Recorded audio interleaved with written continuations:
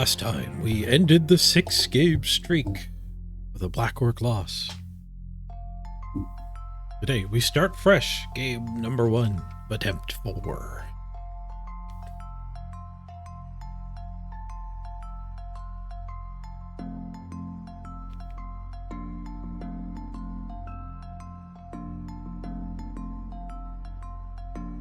Hey, Morgan, too soon. I hadn't pressed the button yet. Should be up now, maybe? Emphasis on the maybe. Takes a random amount of time to actually connect. Hey, it was up.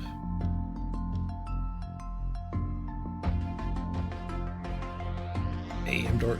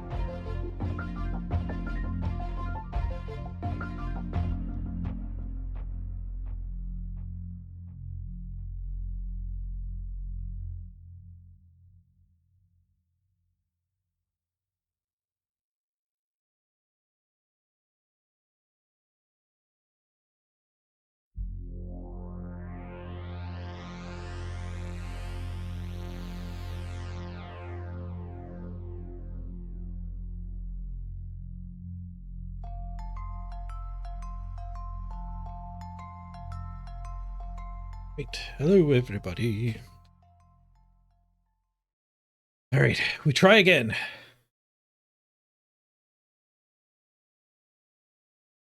What did we roll yesterday at the end of the stream?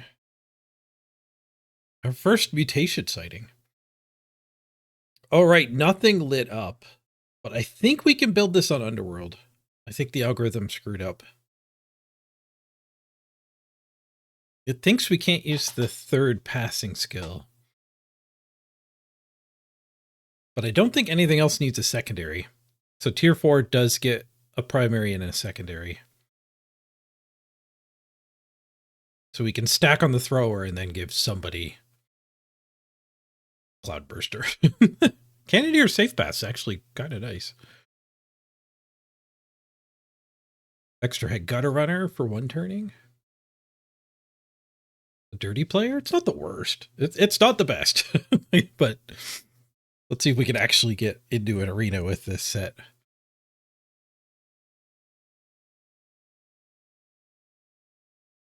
Drop the Blood Bowl.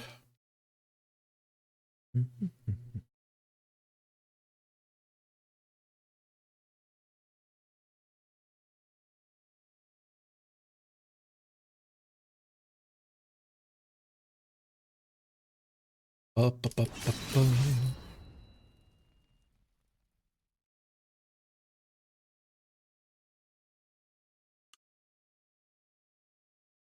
I wonder what I did wrong.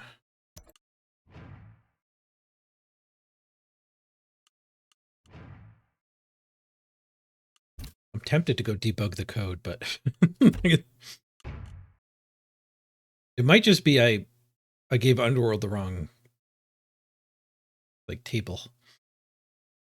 Underworld might be marked as tier 3. No, that can't be it.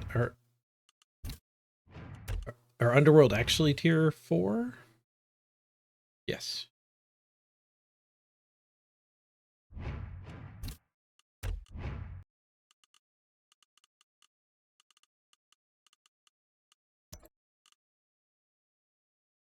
Oh, too quiet. Better.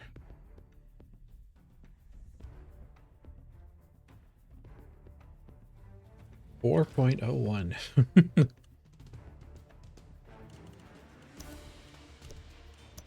Custom team.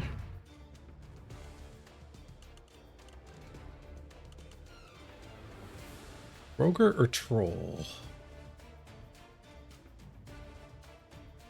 We have Stand Firm and Thick Skull we have to take.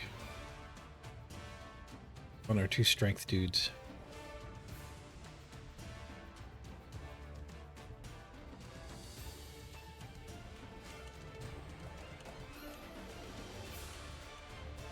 It's probably Rat Ogre then.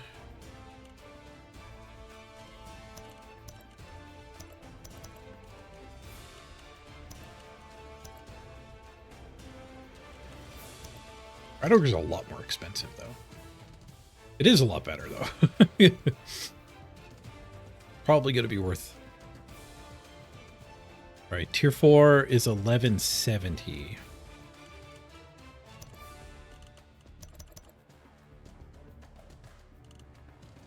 Okay, this team is cheap. Last time we did Underworld, we did get the max bench.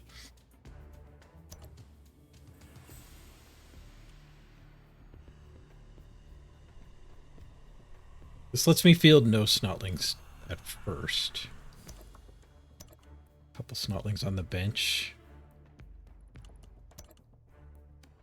This would be 150k. We could spend on inducements.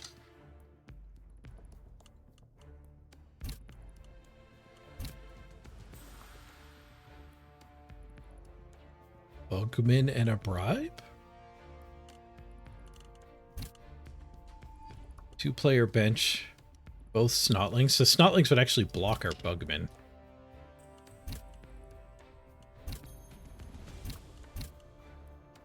Maybe second Apothecary? I haven't considered second Apothecary. Being able to keep like gutter runners. Like there's...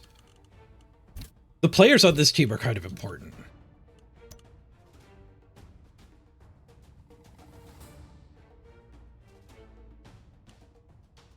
I guess Keg does a similar thing.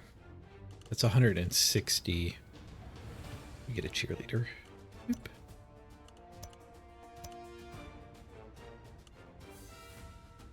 Like instead of the Apothecary, I could fill my bench, but...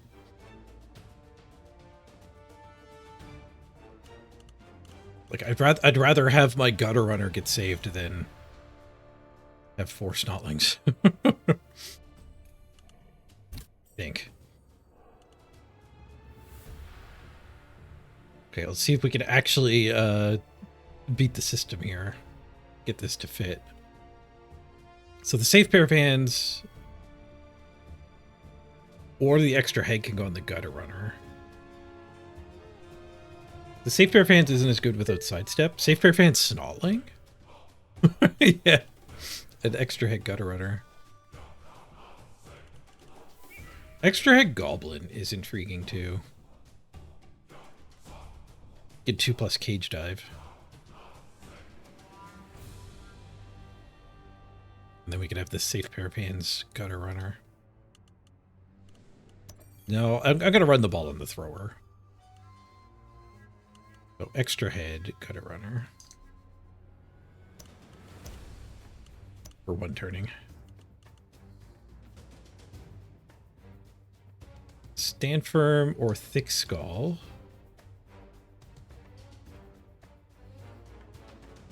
Do stand firm here.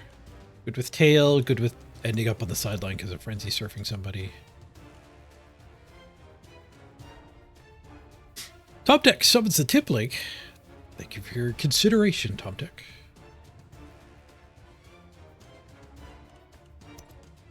You can bribe your way onto the team now. Extra value for your tip. It's a one-game team, so not the strongest incentive to bribe. You know, passing skills. For the rat ogre or any big that you end up with today if that works. And it's Friday. Something $5 Friday smile. $5 Friday! Thanks, Top Deck. I do like that tradition.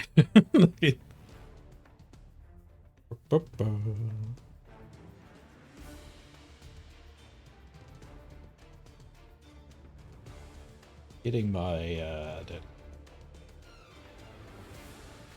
activity feed. For the rat ogre or any big guy that you end up with today. You could definitely get the rat ogre.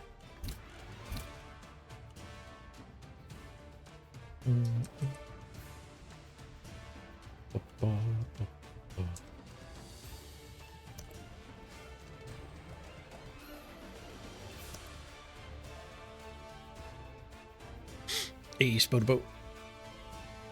Your intro worked. I'm glad the intros are going. That's a bug that just shows up on its own and gets fixed on its own.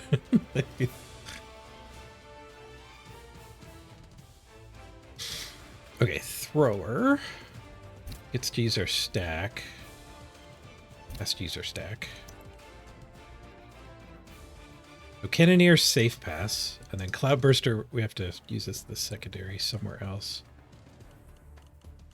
We'll put the two best ones here.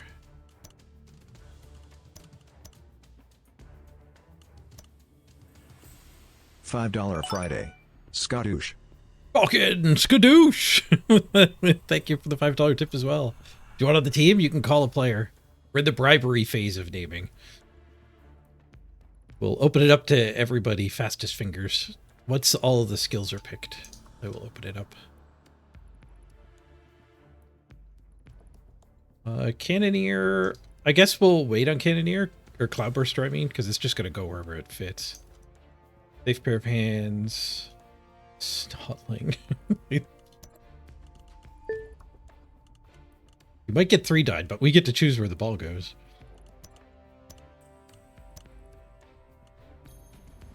Going to be the quarterback. Nice.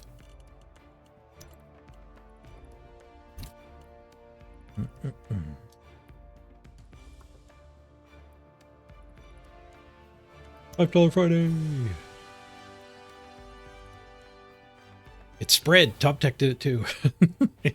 You've been doing it for a long time. Thank you for the constant tips. Persistent tips. Dirty player on this dude.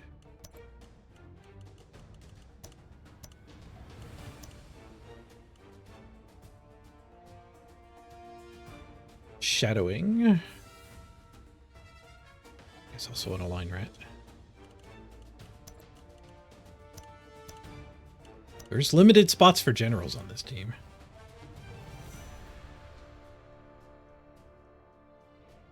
And then we did the thick skull, so it's just the Cloudburster left, so we do have room for it on the line rat. Oh, is this why we're blocked? Nobody has secondary passing?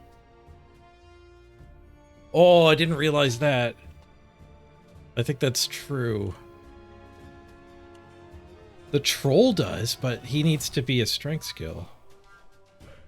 The blitzer does, but he needs to be a strength skill. The gutter runner does.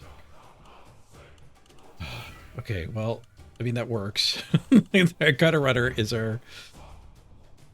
He has to lose his extra head.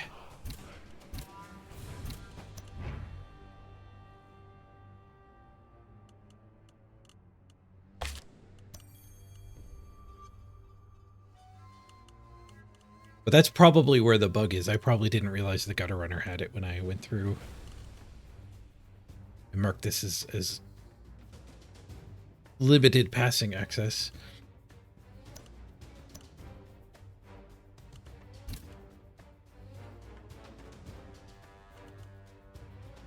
Secondary passing.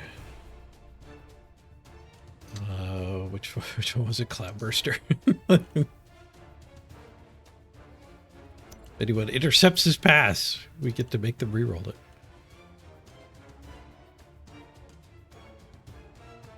Yep.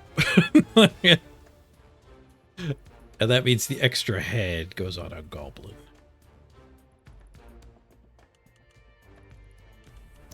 We hope to play against a 2-strength ball carrier. This is a jackass team. This is not the greatest roll, that's for sure. And it had to go on this team. The system doesn't even think it's valid.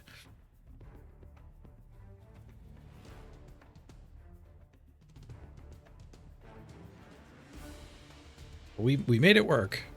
1, 2, 3, 4, 5, 6, 7, 8, 9. 9 skills, yep.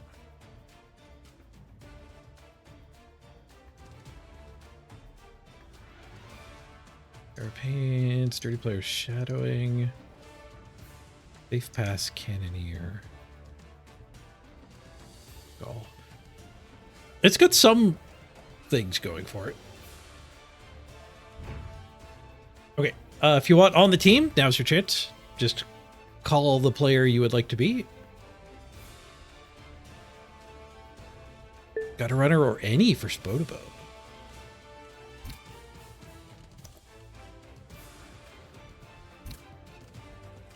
Welcome, Spodabo.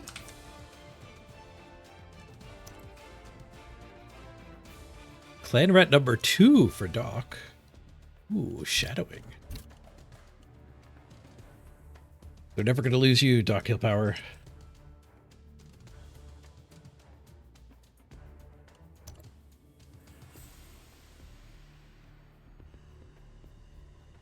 Amtor wanted the gutter runner too. I will default you in top down here. You get to be Thick Skull.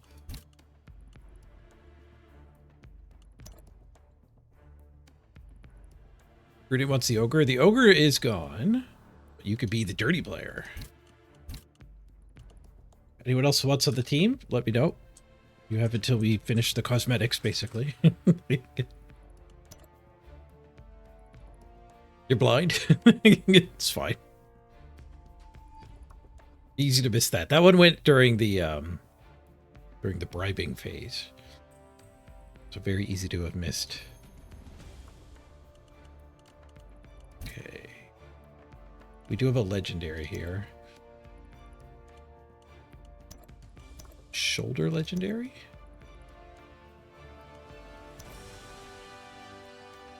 A little leggy. Like, the little guy on the shoulder? Gotta be the best legendary that doesn't glow. I think the rest of them all glow. I think there's a legendary here somewhere.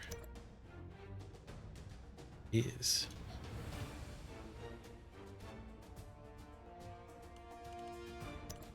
I think this was the first cosmetic I bought.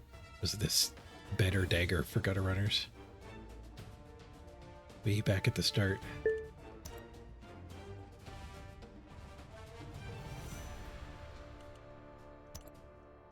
Don't think there's any other legendaries, so we'll just hit random here as we go through. If you just showed up, we are taking ooh. That's a nice cosmetic. It almost looks like the old thrower.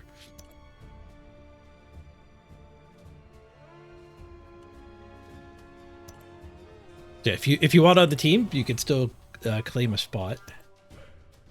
I think most of the positionals are gone, but we can still get you a goblin or a Noblar.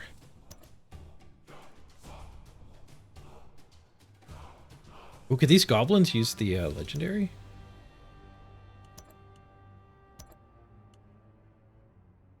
Heck yeah.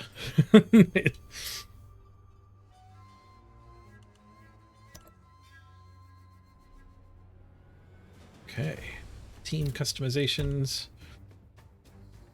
Default's fine. Use red versus blue anyways. It's not worth the time. We have Underworld cheerleaders. We might as well match the team.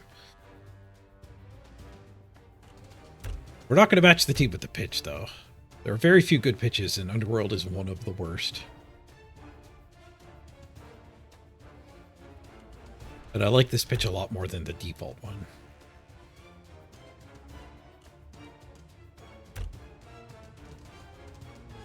We have Underworld. We do have Underworld sideline.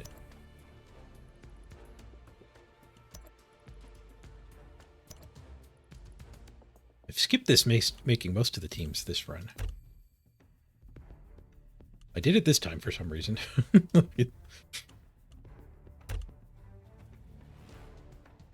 There is a warpstone ball, I think.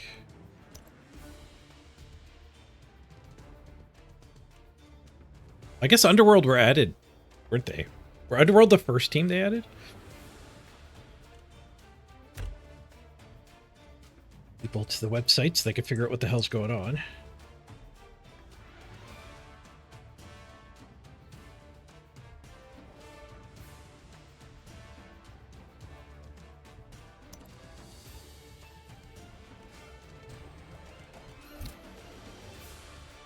All right. Get into the queue. It's time to play Underworld with a good passer and a dirty player. And not a whole lot else going on for it.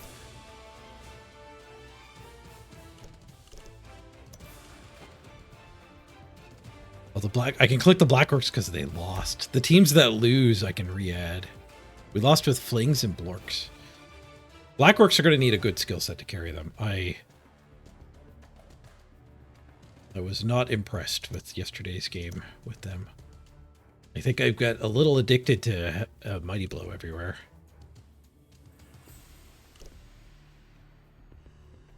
That makes Blackorcs reasonable. But default Blackorcs are... Like, I think in my mind, I was thinking they're okay because of Brawler. So they're like lizards with a little bit of 1 in 9 mitigation, so maybe that's okay, but they're so slow. We spun into Skaven, which is definitely not the worst match for them, but far from the best. And we got heavily based. It, like, didn't kill the line rats.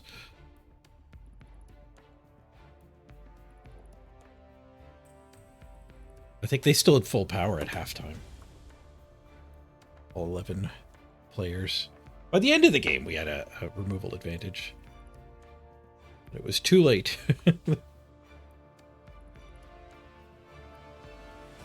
Ooh, let's see if there's anything new in the shop. 2 days till rotation here. 3 days here. There's a missing one, so something changed.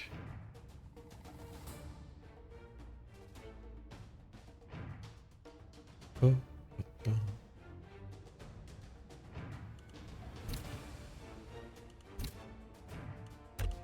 How the ladder's looking.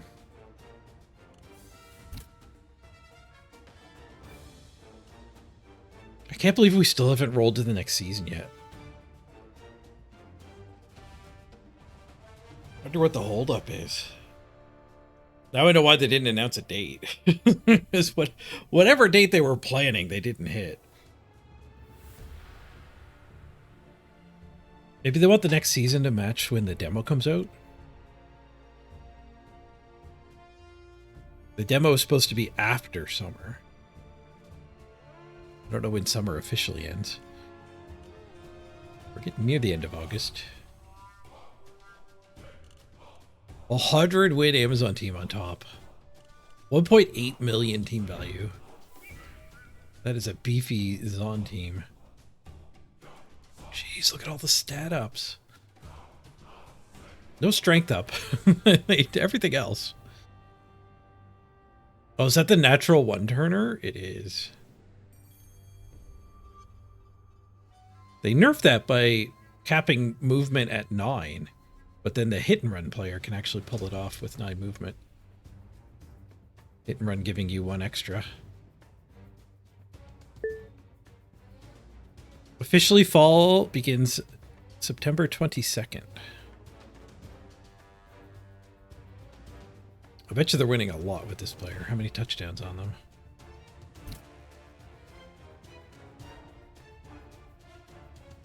$71 touchdowns.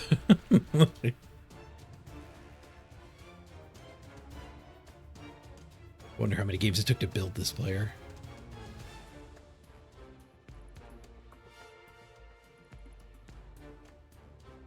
Double armor up, agility up. Blodge, guard, mighty blow. The top 3 are all legends. She's hoarding 101 SPP, so she scored 101 touchdowns worth. Roughly. Minus any unlucky MVPs. Right, we found an opponent, Chaos Chosen. You don't see a lot of chaos in NAF style.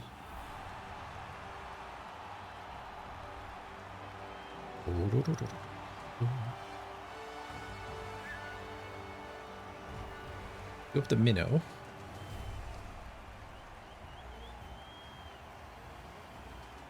We've double apothecary and a bribe. That's good against chaos. Happy to have the double apothecary. Interested to see how much block he's added, or if he's gone with variety pack of skills and ignored block. If he's ignored block, then all of my dodge stunties are a lot more resilient. We could actually consider like base all mans with goblins.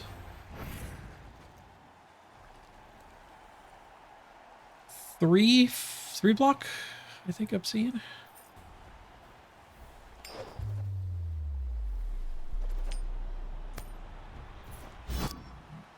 It's not no block. Right, kick them the ball. Focus on murder for the first half. So block, guard, guard, guard, guard block.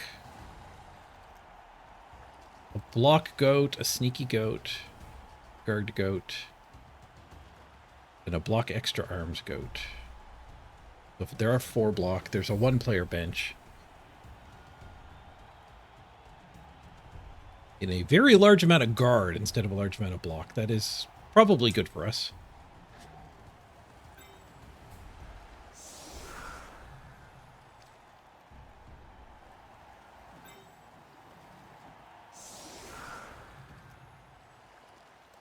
Who do I want to put up front? I guess skillless line rat.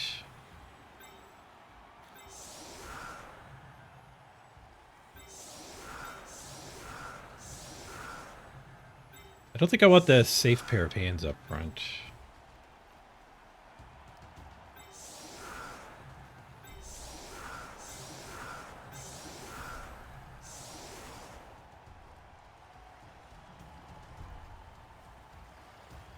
I guess the shadowing's not particularly good. I do like that it's just higher strength. Guess we'll go goblin in for the safe pair of hands. No, safe pair of hands is good at stealing the ball.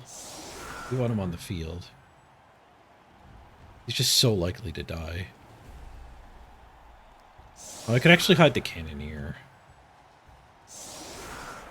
Bench. Yeah.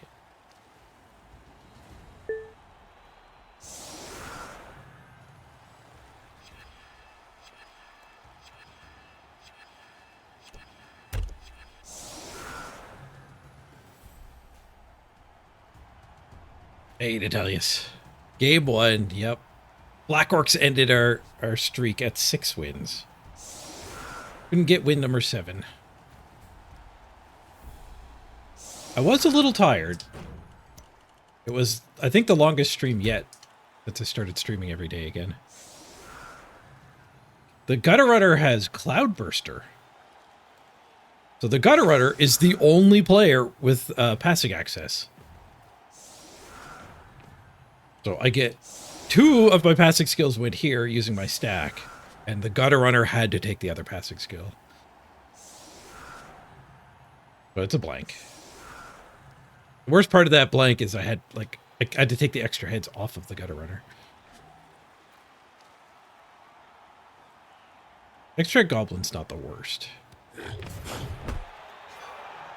Solid defense. Okay, we could get the Roger here. Probably just gets the Rat Ogre blitzed, which I guess is fine.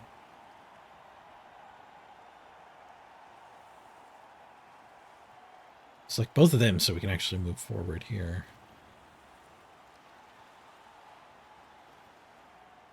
Got a runner like there. So it's not blitzable, but it can make a run.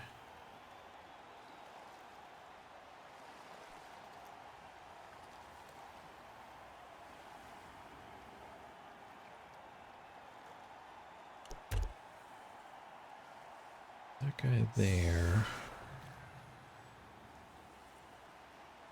There.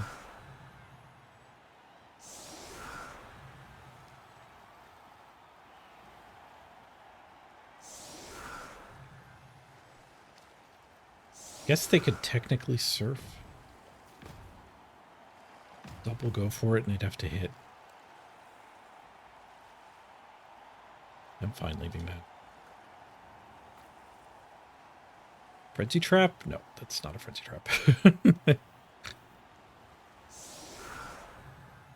We'll put him there just so this square has another person.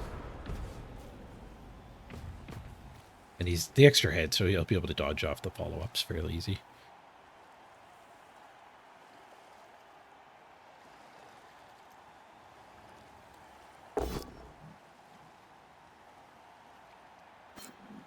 Yeah, Blood Bowl 2 visible mutations was a really nice feature. It did suck to lose that.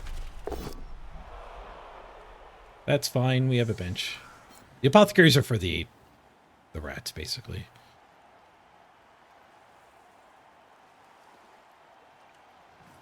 I guess maybe the third goblin that gets marked. Well, Rat Ogre did tank the blitz, but he was always a blitz target.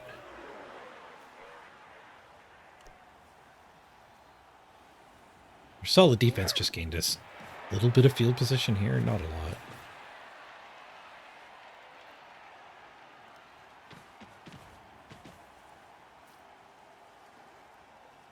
Yeah, we're not going to be able to do much here. Don't think I ever get that hit. Get like one die here. Does one dying there ever get me a surf? The stunty run through, probably. Push to there, then I have to blitz from here. Push to there, and then this guy just does it. We one die here, and then two die here. I guess I shouldn't I shouldn't waste all this brain power. They still get to move a lot of players.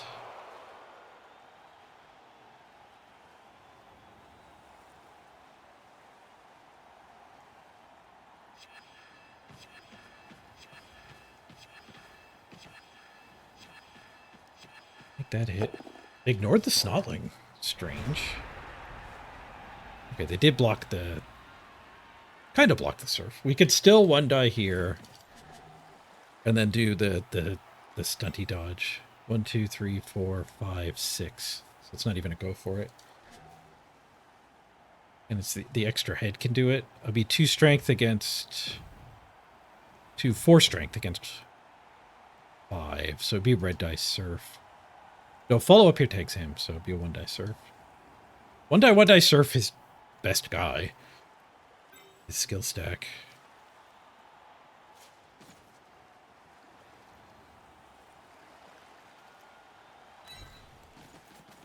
If I try to stand the Rat Ogre, I might beat up my Gutter Runner. So we probably don't want that.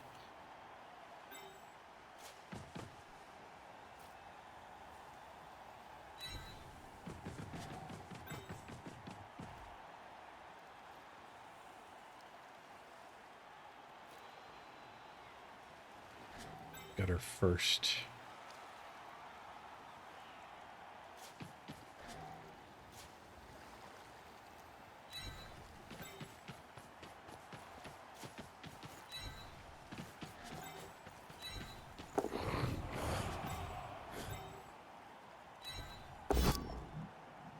I'll spend a reroll on this. Pow. Pow actually lets us hit the ball instead. I only realized that right now.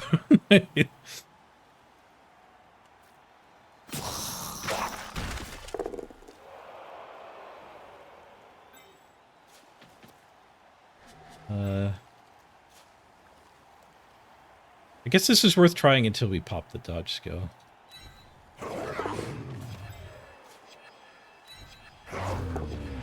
We did pop the dodge skill. I don't care.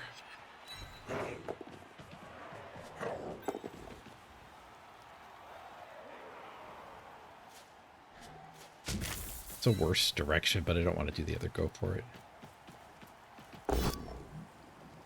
Fail. My recovery does suck.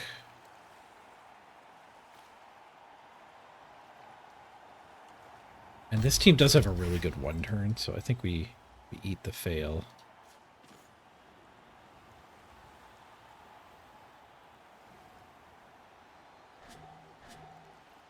Being here would be good. It's not easy to get there.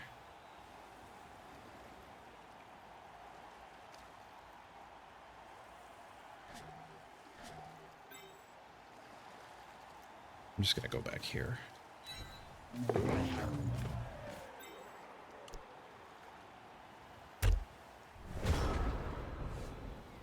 That stun makes this hit tough for him to get. And this surf tough to get after. But he kind of needs to blitz up here.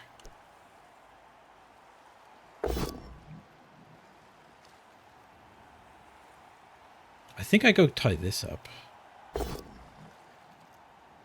6 dice. It's not like stands. Make that guy hit us. Huh. Alright. That's the least earned concede yet. He conceded because his... The Snotling didn't fall to his 6 die? His ball carrier wasn't going to be based. I didn't even steal the ball. It was just like he couldn't cage this turn. You know what he could do instead of caging, though? Kill everything. We were... Maybe he needed to go IRL? Maybe. He did pause first. Conceding shame from the 6 die failing. Yeah,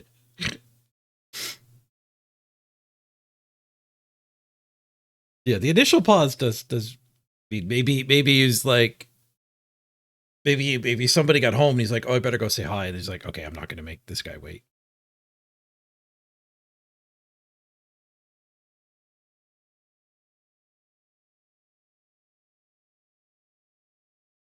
I guess we have to take it. Like I can't just play this team again. Because it's so common on the arena. But that was the least advantaged I was. Arguably, I was still advantaged. Like it was going to be really hard to protect that ball. I don't know if I was going to get more than a 1 die, but I guess we could treat it as a draw, because I can't technically log the win anyway. We have to do a fake skill. Oh, we have to hit reroll anyway. No, I have to decide if I'm actually going to play with this skill set. I think we just have to count it. The challenge is hard enough. Getting a few free wins is fine. But it's just the nature of the arena. People concede early. Like, I did draw the line at not playing any Blood Bowl. One guy disconnected while we were loading in. That one I didn't count. But we did. I think if we play any amount of Blood Bowl, particularly if things go wrong for the opponent, we have to count it.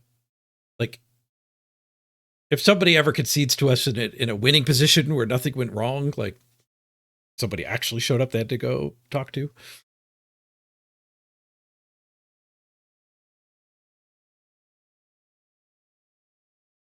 I counted the game where the opponent didn't do anything. The game 0, yeah. Well, the blitz was brutal. I built a cage around the ball with my blitz. And he conceded without taking a single action. Okay, so I'm going to hit reroll and then just log it as Underworld win. I'll have to fix this bug later, if I remember. Okay, yeah, so that skill set doesn't matter. I'm not even looking at it. This skill set matters. This one we're doing. 2 accurates and a pass? That might even have to be Dark Elves. The Dark Elf runners don't start with pass. I guess the Vampire runners probably don't start with pass. I'm not positive on that one. Pass we could also spend as a secondary, I suppose. Right, forget making it fit. Where would this set of skills be good? There is a dodge, there's a diving tackle. There's a safe pair of hands and a leap. So this actually is kind of a good elf build anyway. There's a second safe pair of hands and a kick. So an elf team that can kick. So Elven Union is the only option there. But Elven Union to get access to that kick does seem pretty good. We get a blodge sidestepper. But can we actually do this? There's no strength. So yeah, the secondary can be the pass. We take 2 throwers for accurate. And then tier 4, we get a stack and a secondary. So our secondary is the pass somewhere else. I guess Dark Elves might use this well. Double accurate dump off. One of them's got pass. Just dump the ball back and forth. Dump the ball to the safe pair of hands.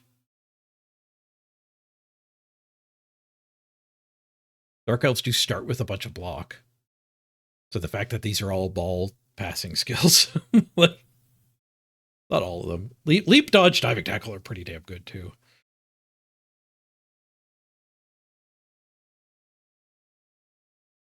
The kick is good though. Stretching down to the kick is actually pretty solid.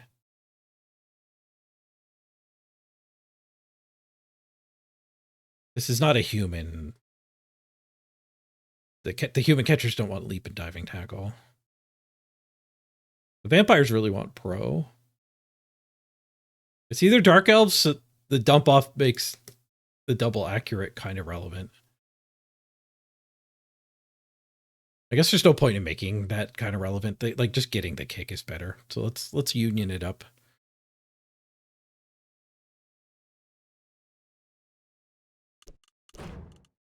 Time to pay our dues.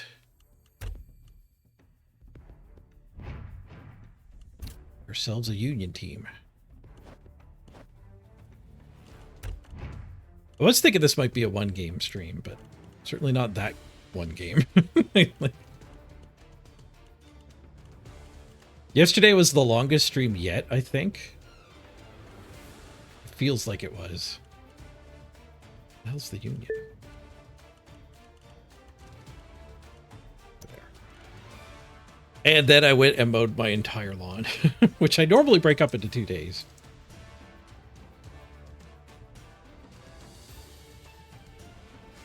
.02.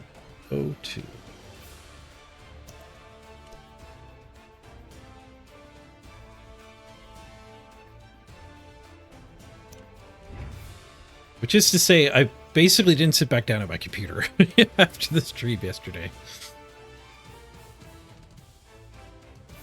The reason why I got the whole thing done is I couldn't do the first half. I had to come in and take a break. This page made me a smoothie. And then when I went back out, like 20 minutes later, I just had the energy to do the whole thing. I just kept going. But there was only like 15 minutes left to do on the first side. So it turns out a 15-minute break actually, surprisingly to me, lets you go a lot farther.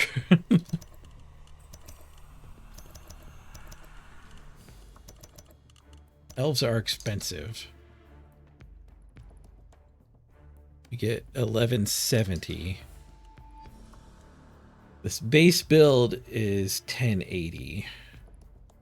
So there's not enough for a catcher. There's enough to upgrade Linos to catchers, which is probably worth it. These guys don't lose a strength.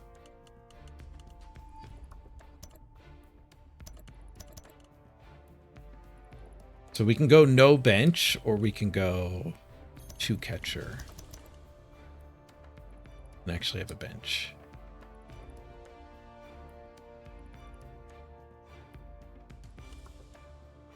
I'd rather the bench or a bunch of catchers. 2 extra movement basically costs the difference, and then you get Nerves of Steel and catch for free. Try a 15-minute break with streaming. That is actually kind of possible with like Twitch themselves. I've done some like training sessions with them, like webinars. They actually recommend you have a main game, I forget what they call that, but you have a recharge game and you have growth games. That seems to be a strategy that works for a lot of people. So 15 minutes of recharge game. Like that Dwarf Idol game we were playing. So it's not like I turned the stream off for 15 minutes, but just playing something that's not mentally draining. But then growth games are like the new hotness or whatever. Trying to get into a new category and just find, you get more viewers that way, like new viewers, new followers. The bench is pretty good though. Like the bench is not bad. We could also drop a reroll. I don't love that. We're so block light with this challenge.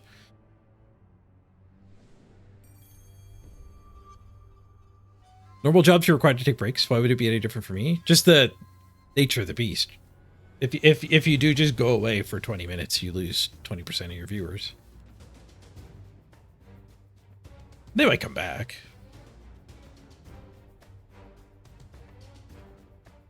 But you gotta do something in that break. I mean, honestly, building teams like this is kind of a break. Hey, Crisp.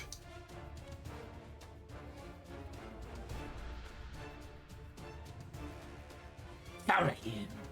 I found him. Ooh. That's why they make words on stream.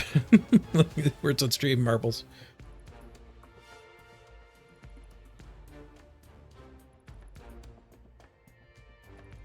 Yep, that could actually be a good recharge game. Games that are played as a group.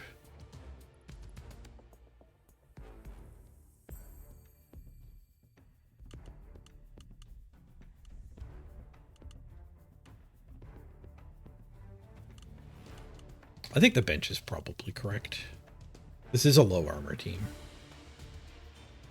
I don't want to drop a reroll. We do have the apothecary as well. 30k to spare is a weird amount. I guess like most people don't take both throwers.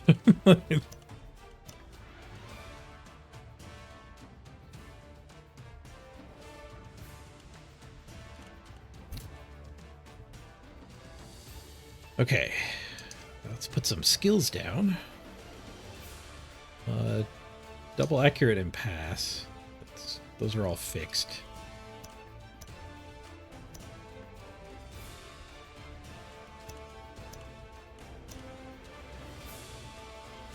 Pass just on a lino. I can't pass a lino. Okay. I can pass a blitzer. Yeah, I have to pass a blitzer. Huh. All right.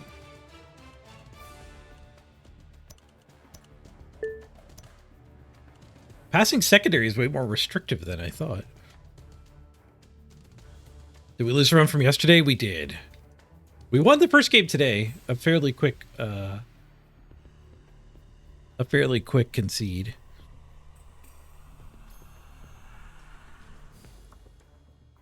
I'll update my overlay there. Blackworks ended the run, though. I overestimated how good Blackworks are. Blackworks are going to need a good skill roll. Like a couple block. Or Mighty Blow. Just because it qualified for Worlds with Blackworks doesn't mean it's a good team with bad skills. Yeah, we rolled into Skaven too, which is not a dream matchup for Blackworks. Our low speed get taken advantage of.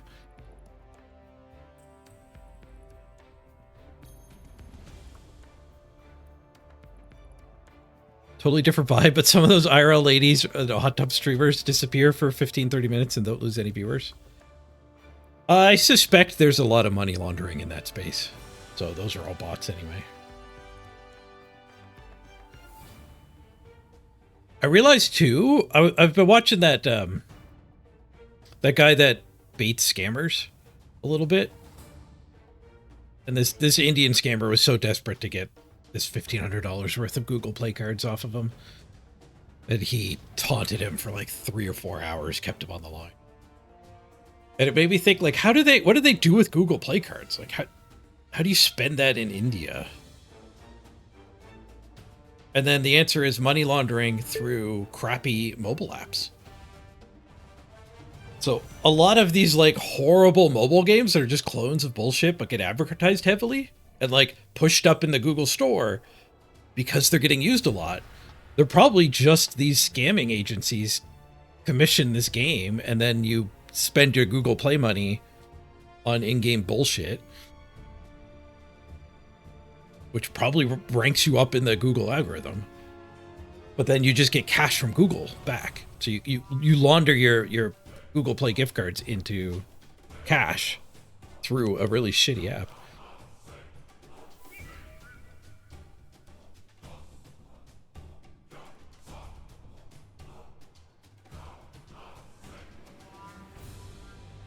So the answer in life with something is like, I wonder why that doesn't match my expectations is often money laundering. Like that restaurant in town that never has any business. Well, they're declaring a lot more business than they have just to clean the money.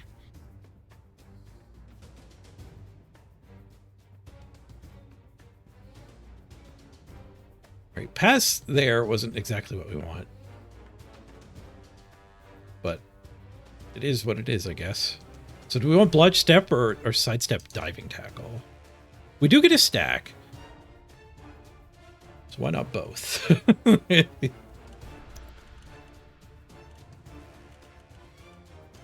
Bludge step diving tackle. This is a hell of a piece. I feel good about this game.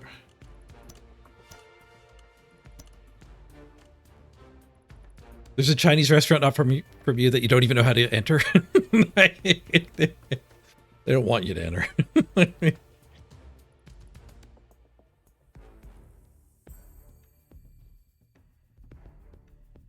Okay, we get a leap as well. I guess a leap catcher kind of makes sense. It's just as good as a lino for cage diving. But the leap might also help us get a touchdown easier. Safe pair of hands can go on the other thrower. We get 2 safe pair of hands. The other catcher, I mean. We get a kick. So you get a safe pair of hands. Lino gets a safe pair of hands, and a lino gets a kick.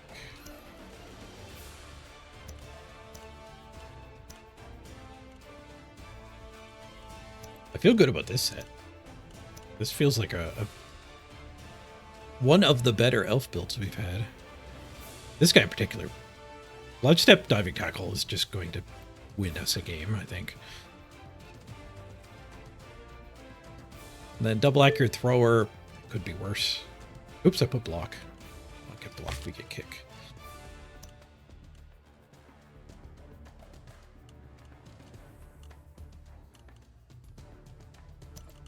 Okay, we'll open things up to calling now.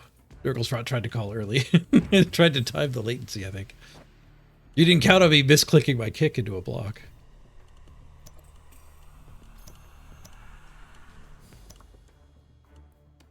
But Nurglesrot, you gotta call again.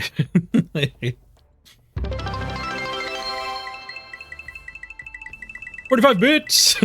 We'll count the first one. You get a blitzer, Nurglesrot.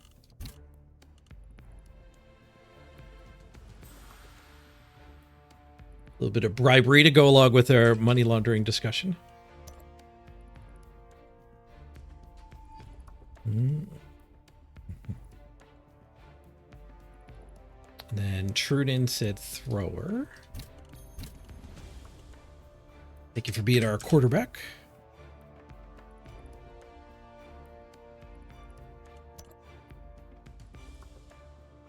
Stung wants any. A catcher.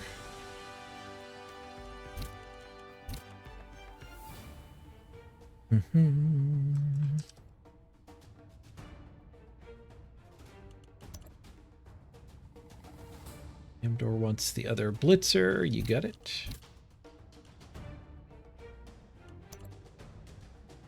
Top Tech wants the other thrower. Sold.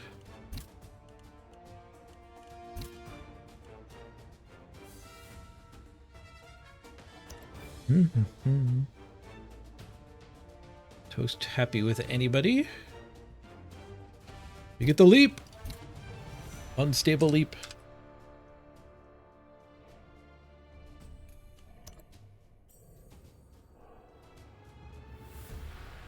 Crisp happy with anybody.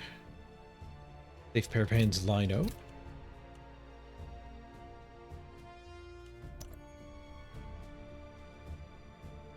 We're down to just Linos now. Should have saved your bribe, Top Tech? True. But you got on this team too. Lipiad, happy with any. There's still a few Linos left. If anyone just showed up, you want to get on the team, just say so. If you what's on, wanted the kicker, but the kicker just left.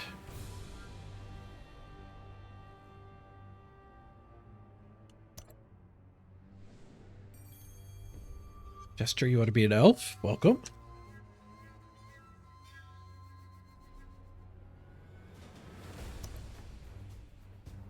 Tombstone. Latest chat. What's on the team?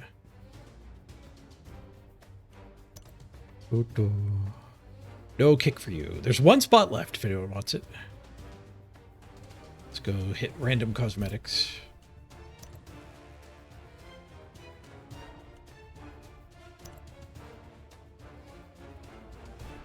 Ooh, we hit flaming boots. I thought that was a blitzer thing, not a catcher thing, but it is a catcher thing. I'm going to double back and make sure I don't have another copy of that. I don't play a lot of Elven Union, so I don't think I would have doubled up the legendary.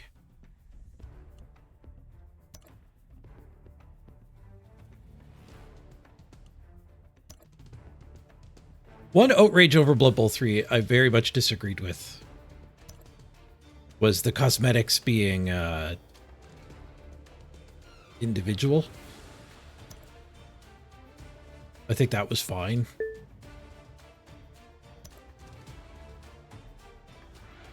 I think it would have been fine for people to be upset about, oh, we do have two of them, the cosmetics in the game being too expensive.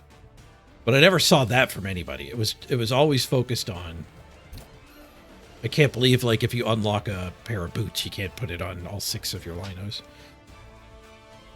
It's like, okay, but if a pair of boots costs a 1/6 of what you think it should, then that's fine.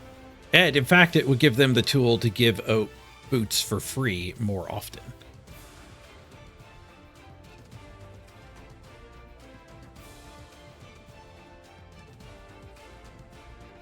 But the community didn't like it, and they did go back on it with everything except for those legendaries. We do have 2. I'm going to use both, but It would also be fine if the catchers were differentiated and they looked different.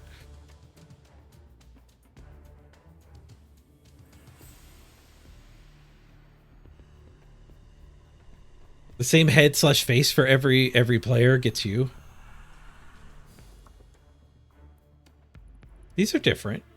One's grinning. Oh, but I guess the hair changing also changes. So that your head selection changes the face model too.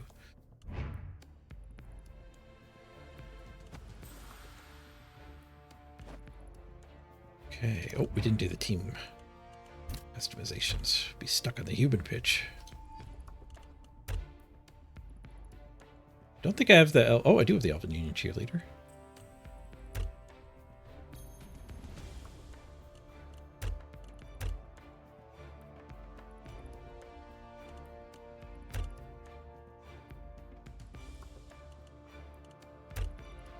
The Canyon. It'd be nice if you could mark favorites. And like your...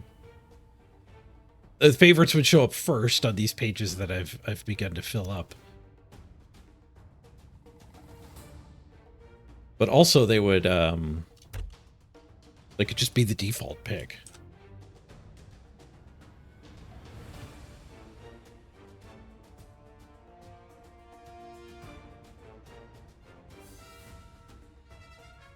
Mm-hmm.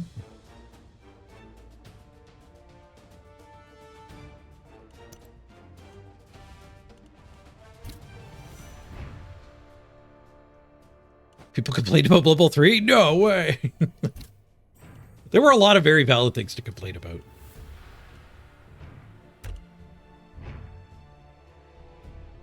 But I think it became very fashionable to just gripe about Blood Bowl 3. I remember there was a big variety streamer who streamed some Blood Bowl 3 when it launched and just complained. It seemed like that was his whole thing, was just complaining about the games he plays. And then his community spread that through the Discord and like the Steam reviews.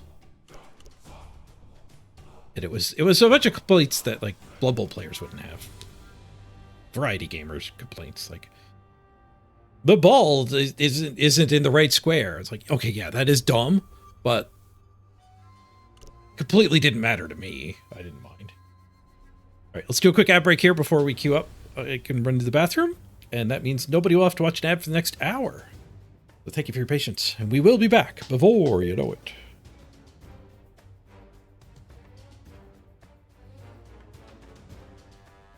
Yeah, that's what I mean, Spot about. There was lots of valid things to complain about. Complaining about individual cosmetics and the ball not animating perfectly. I think he had a cheerleader-based complaint, too. There were bigger issues.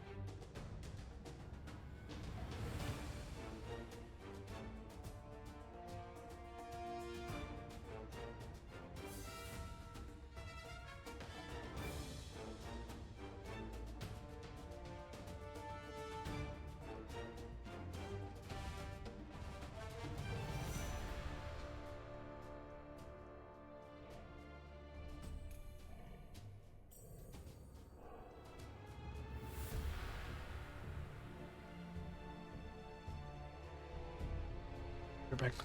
Just gotta fill my drink.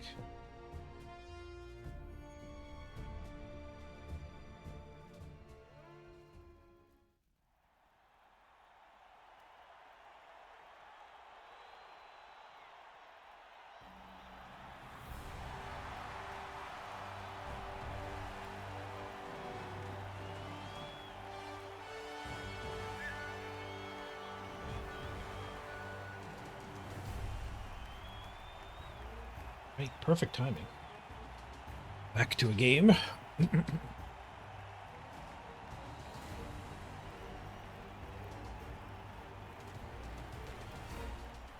You enjoyed watching and playing Blood Bowl 2 more? Yeah, the Blood Bowl 2 playoff system was a lot better. It was much better experience for viewers. Including me when I was viewing other people. Like the last week when people would be scouting out which team to play for one last-ditch effort to qualify, and like being a part of that too, like qualifying Bretonians, because no one else had a good Bretonian run yet.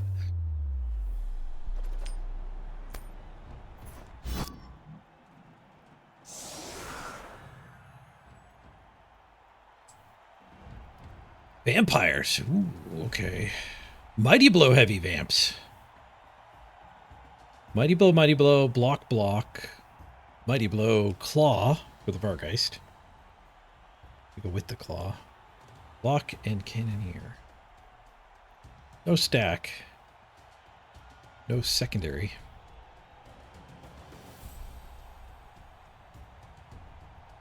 We're missing one vampire.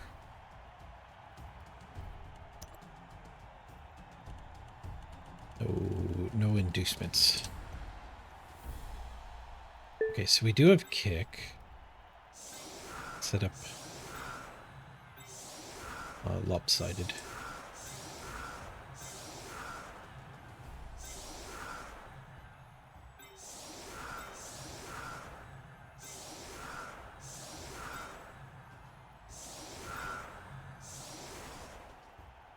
Do I want to hide one of my throwers?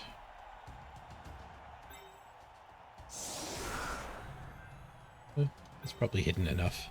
We have two.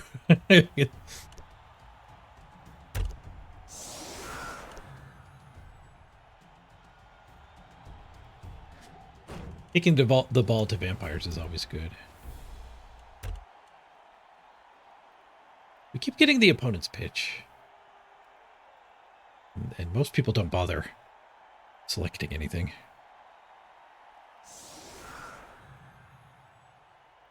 Bubble 3 has grown on you, but 2 was peak. Bubble 3, an immediate improvement I noticed was the quality of matches once you actually started climbing the ladder. Like, we would get games against Crystal Hunter and lots of other good players. The Crystal Hunter games stand out to me. But we would get those games a lot more often than we ever did in Blood Bowl 2. Half of that might be a lot of the better Blood Bowl 2 players used to abuse the matchmaker and avoid other good players / teams. People wouldn't avoid me because of my skill, but they would avoid the piling on that tended to be on my teams.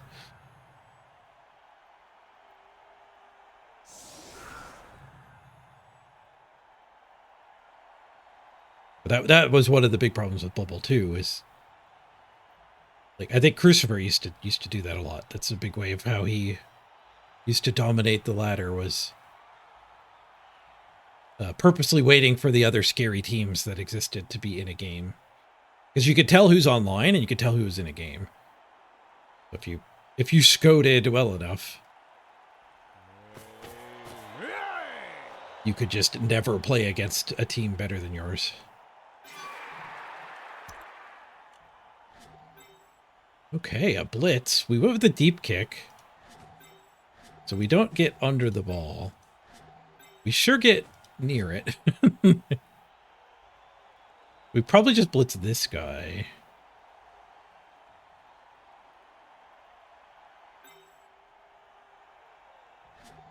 Just so this one can get a little farther back. Wait, this guy can get under the ball. How do I make that plausible with my blitz? He'd have to blitz through that. I guess he's just going to gauntlet run. So we get to move 4 others before that.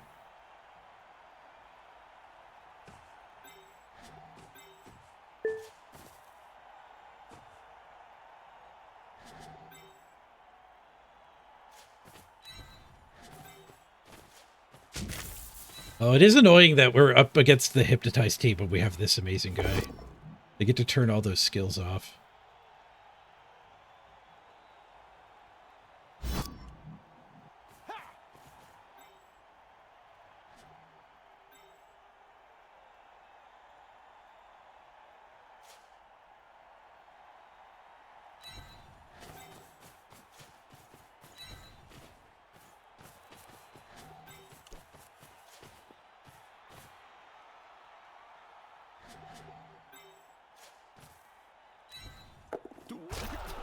Ah, couldn't even pull off the 2+. Didn't get to run the gauntlet. No reroll does suck for those.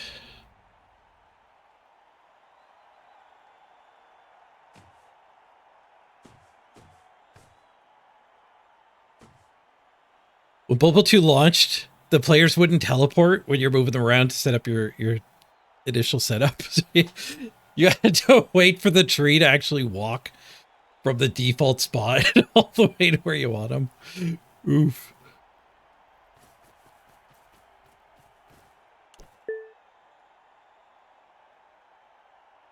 I started playing online Blood Bowl right before the final pack of teams came out for Blood Bowl 2. So I missed a lot of that fun. They fixed that one pretty fast. Nice.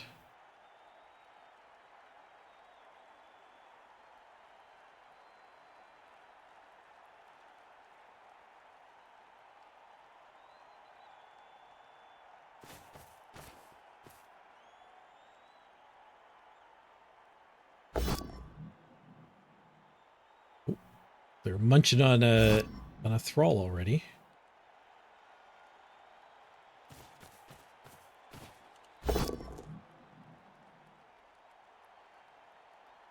Ooh. This could end their turn. He has to dodge off of diving tackle. Oh no, we can eat this one. Shoot. In my mind, he was going to bite that one at the start of his turn, but there's one right here.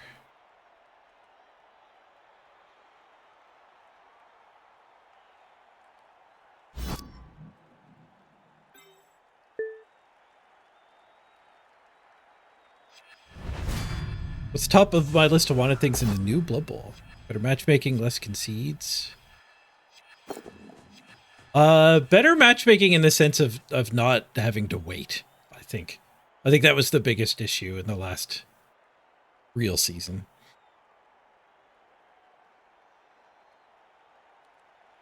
Your team's being able to get stranded.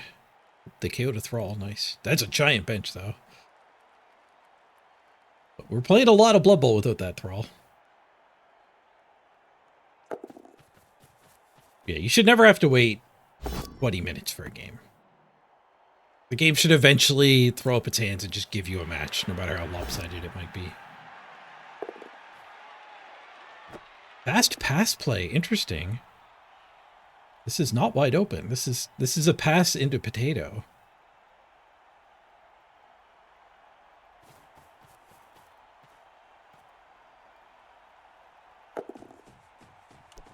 No, it's a pass just to go back over to there. I guess they didn't want to leave the ball deep. They could have moved her first. Maybe they were planning to go forward. Thought better of it.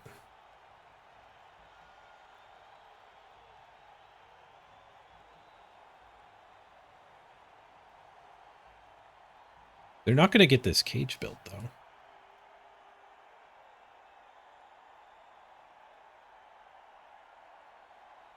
That Vargeist, if it attacks, could end up wandering far too far away, and then nobody can help the Thrall.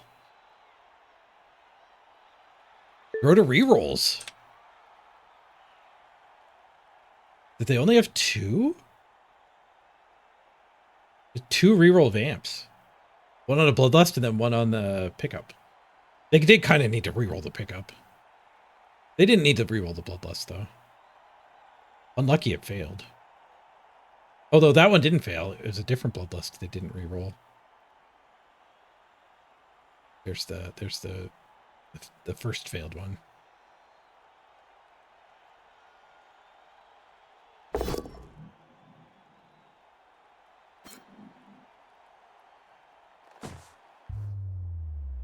All right, that way actually might get the cage fine. We have a bench. We don't need to do a 50-50 apothecary.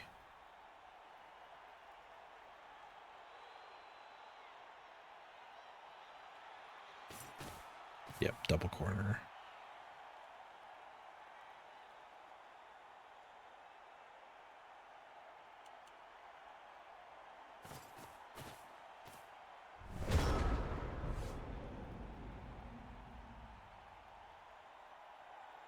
Three, 4, 5, 6. We do have to mark him. We can just make him be our blitz target afterwards. Blitzing this guy would let this guy escape a little better.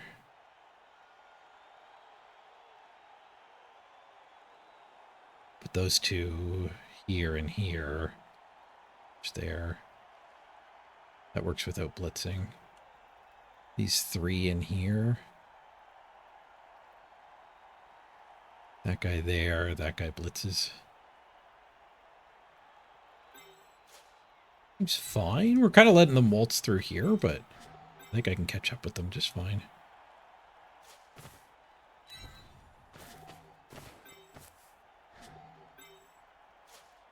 I want the block sidestep to actually be down here in the play, though.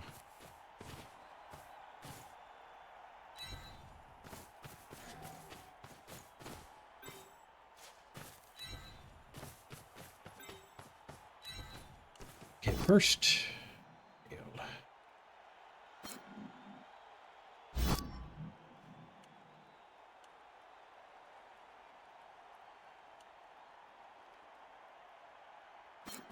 Let's give that guy a way out, though.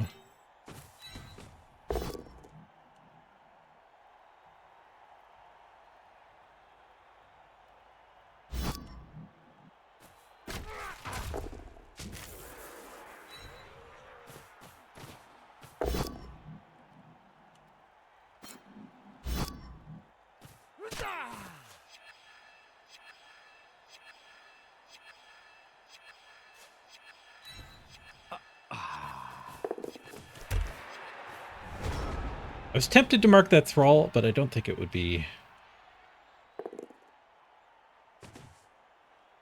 Well, it might have made them completely unable to cage. But like one of these helps this, one of these would have helped that hit. This guy also needed help, though.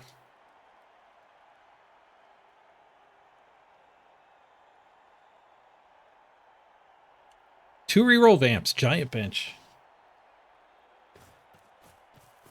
You don't see that often. Fails the first action. That was probably an unintentional go for it. The game probably showed it as not having the go for it overlay. Because it is just like, well, if you got the corner, it's not a go for it. It's like, yeah, thanks, game.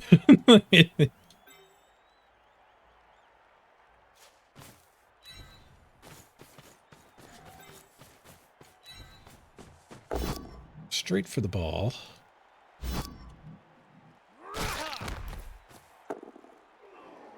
Okay, blitz this one.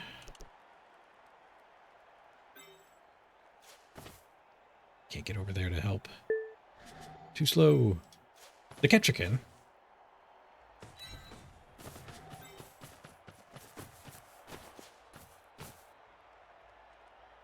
Trying to get the block guy free to do the blitz. We could just blitz this one, I guess.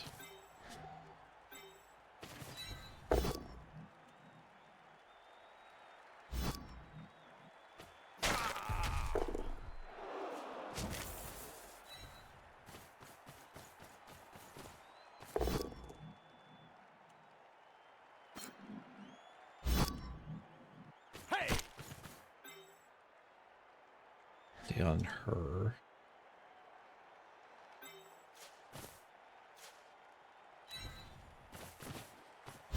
Fail to pick up.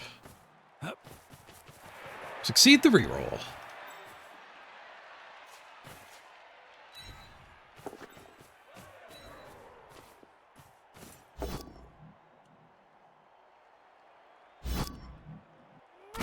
Double check that's fine.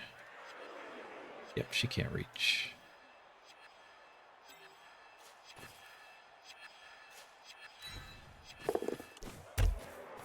Yoink! And notably, they didn't concede. We might actually get to play a game of Blip Ball.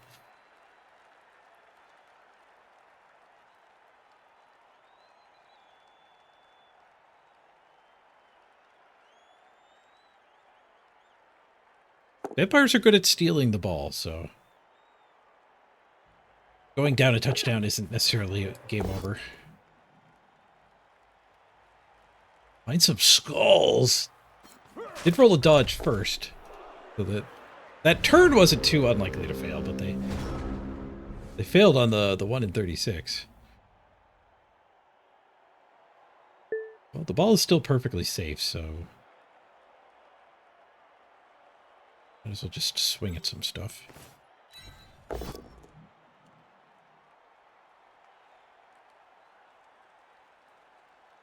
Oh, and there's the concede. The skulls was enough. It was a delayed concede.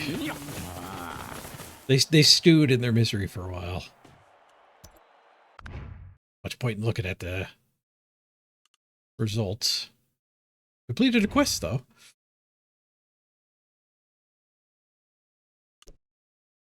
Win with Skaven, Halfling, Union, or Wood Elves. Check. Need to do 2 more dodges and play with OWA, Goblins, Renegades, or Underworld. I'm not going to go out of my way to get that. All right, well, that's a win for the Union. Double accurate again. Leap double accurate again. There's a block at skill 8. Dirty player, diving catch, fend. We can't go too deep, though. OWA, get to the diving catch? I guess that doesn't matter. We do probably want to get to the dirty player. Norse could dirty player. Bring the music back here.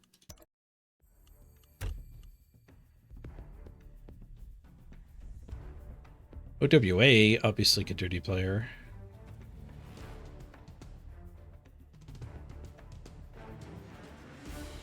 There's kick again. Oh, Skaven can get to the block, if not the dirty player. Most teams can get to the block.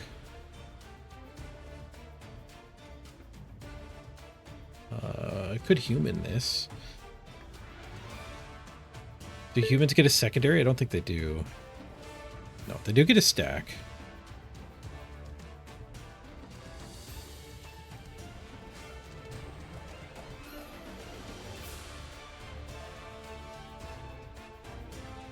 You'd say it looks Skaven-y? If it wasn't for the lockout? We could Skaven. They're not locked. Skaven don't get to the dirty player. Like, dirty player is nice.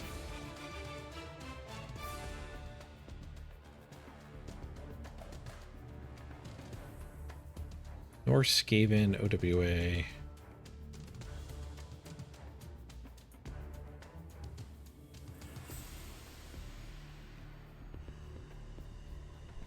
We never do non-block. Orcs only really care about the block here. The kick isn't that useful for orcs. Yeah, definitely not orcs. The agility skills. I mean, we have to take goblins.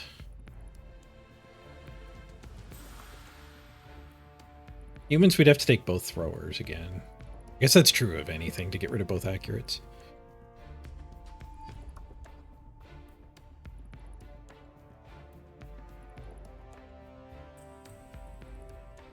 Oh, you just meant Skaven are going to be able to win with pretty much anything.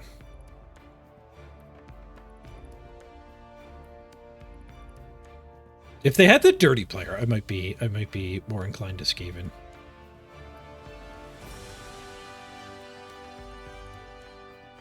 Because fast teams are good at fouling.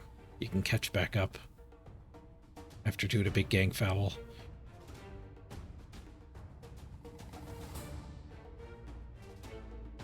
Could be a nobility. We could secondary, like tier 5. It gets us one of each. Can we secondary the block onto the ogre? Stack gets rid of the passing problem. There's too many agility skills. We just have 2 agility guys. We could do it with nobility, we just wouldn't be able to secondary the ogre with block. We could secondary the ogre with leap. Norse, I guess, have the problem of agility and passing are only in the Valks. So it can't be a Norse.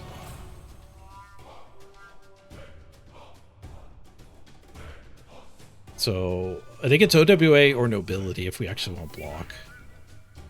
Or the human could take block.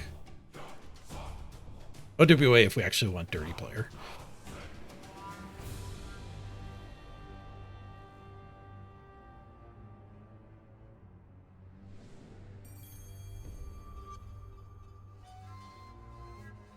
Human definitely used like the accurate Nerves of Steel better. Can't Nerves of Steel the catchers though.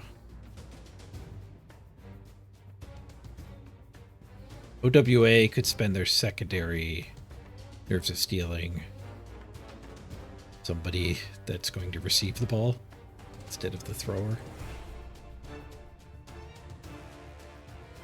Who's got agility on OWA?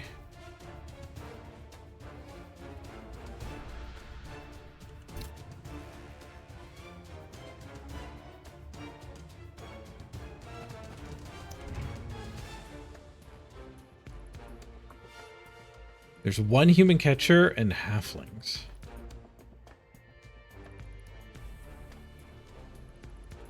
The diving catch getting unlocked is actually kind of bad. I guess that's 3 agility skills, so the catcher and both halflings have to get taken. The halflings just get leap and diving catch.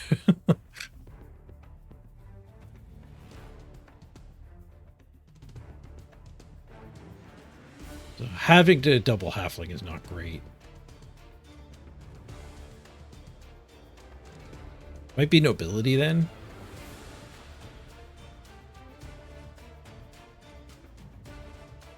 And our ogre just goes skillless. We could actually do sidestep ogre. It's kind of funny.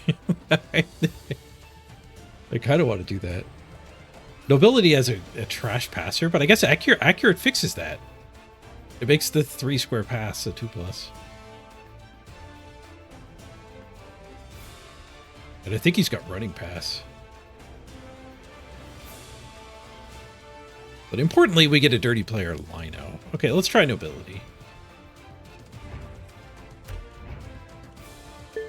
We've done a lot of nobility. Like OWA. We keep winning with them though.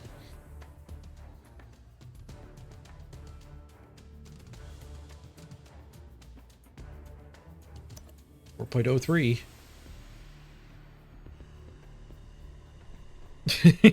Jolly freaking annoying with the sidestep ogre.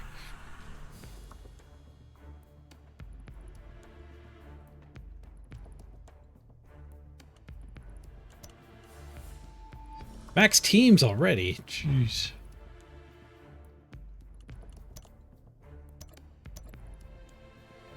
Let's go delete some low team value teams. Under 1 million? Oh, okay, that's not actually under 1 million. I don't know. They're all going to get wiped, I think, when we transition anyway. That was my world's team.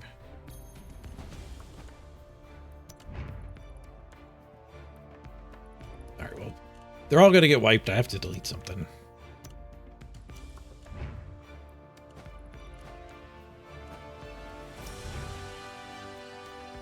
Time for a purge.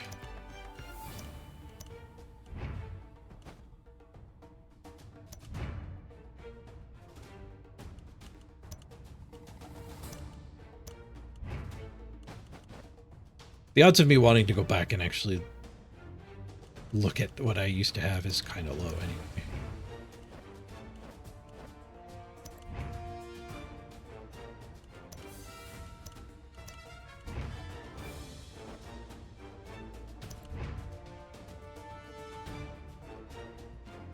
Well, that's a heck of a team. That one too.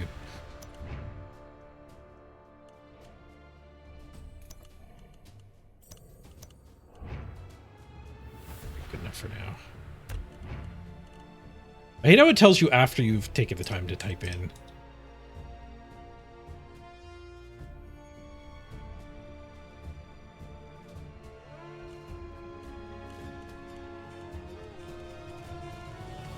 When you click create a team is when it should give you the error.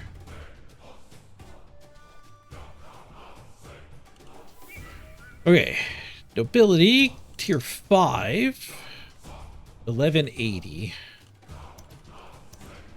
You need both throwers.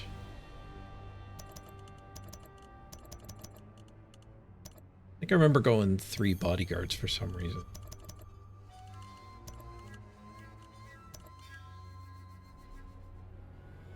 This is a tough team to get a bench on. Bodyguards are a lot more than the Linos. Having to take both throwers makes it pretty expensive. We have 20k to spare. We save 45. So yeah, we get the apothecary if we put the bench back. That's worth it, I think.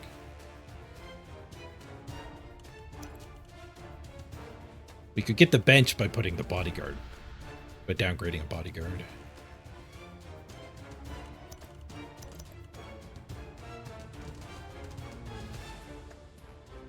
Oh, that's not even with a bench. Okay. I was already no bench. There was no putting the bench back. So do we want the apothecary or just another bodyguard?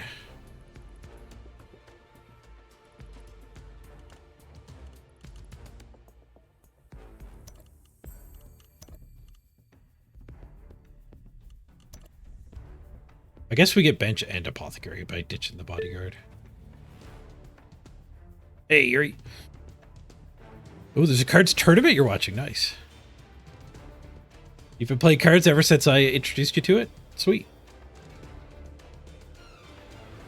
I have thought of maybe streaming that during Purgatory season.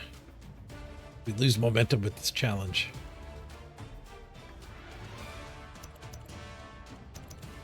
The card streams did go well. A lot of cards viewers.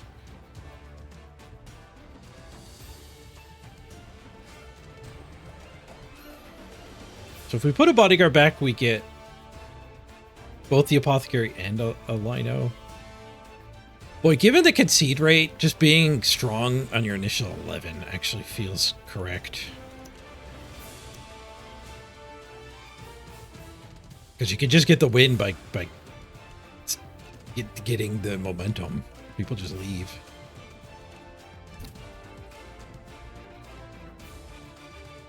There are a few cards viewers left? Oh, really? Maybe there's just not enough card streamers.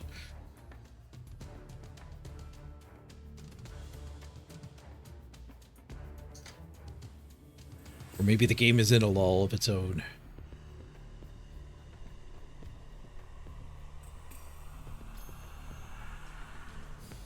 Okay. So must assigns accurate nerves of steel. We do get a secondary. Do I have to spend it? I have to spend a secondary plus an agility to clear the 3 passing and the 3 agility. I only have 2 agility, 2 passing, so. Right, sidestep ogre is what we were thinking. It's not the worst. Dive and catch is kind of fine on the catcher, blitzer, whatever you want to call them. Leap is kind of fine here. Sidestep's the best of them by far. Sidestep ogre's kind of funny.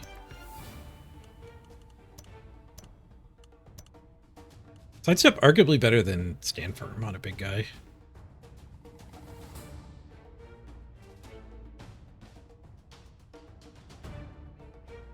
And then we need to stack away our passing skills.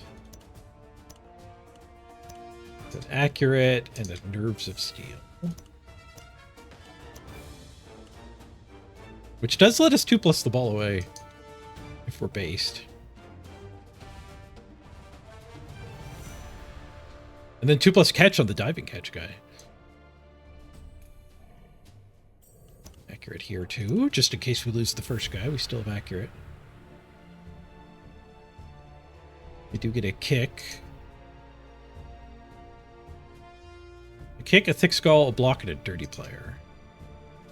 So dirty player's certainly on a line out. Oh, I put leap in the wrong spot. Shoot. I clicked the wrong arrow.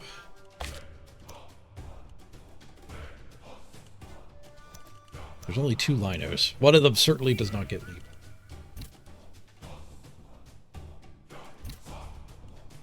This guy gets leap.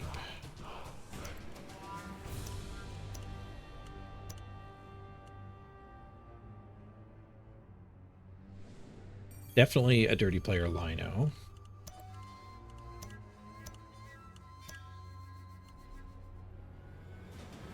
Do we want to kick lino or probably not?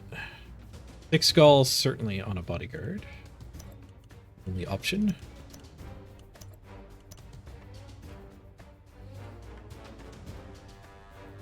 I guess block lino. We don't want block wrestle guy. That means kick goes on a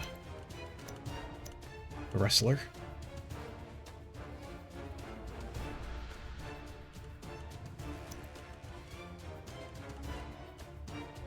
Volunteering for not the front line. Took me way too long to find kick there. Okay, I think that's everything. 1, 2, 3, 4, 5, 6, 7, 8, 9, 10. Should be 10. All right, you can now call your players. You could also just say you want to be on the team. If you want to be on the team, I'll go top down for any indetermined positions. Or if you're called one, is it taken already? Truden calls the ogre right away. Leap.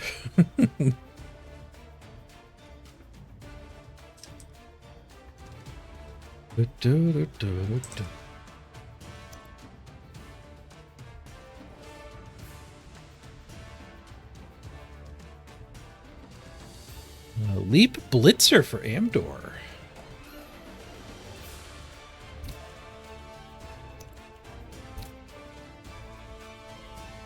Oh, you got the legendary hat. Spodobo Annie? You get to be the nerves of steel.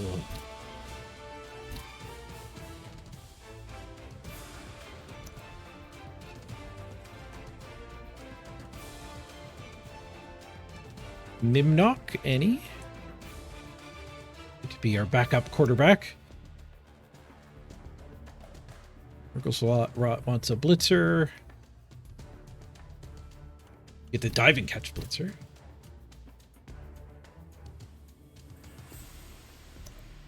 The agility of Nurgle. Tombstone calls a bodyguard. Thick skull Tombstone. Thick as a tombstone.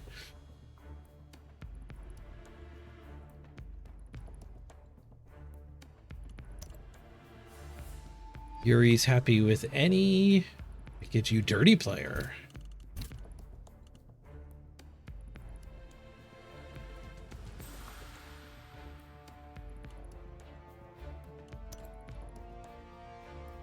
Oh, Grim tried to call the dirty player.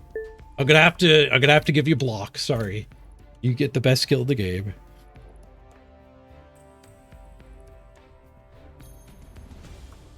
whether you like it or not. Okay, we're all caught up. There are a couple left. If you held back to let somebody else have a spot, you could speak up now, because there is still some more room.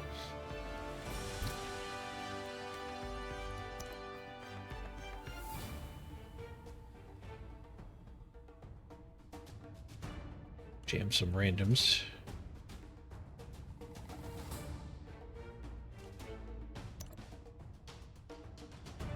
All random cosmetic challenge. Oh, you already got the legendary.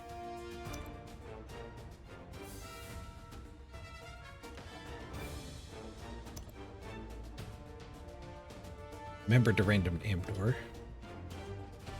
First time around.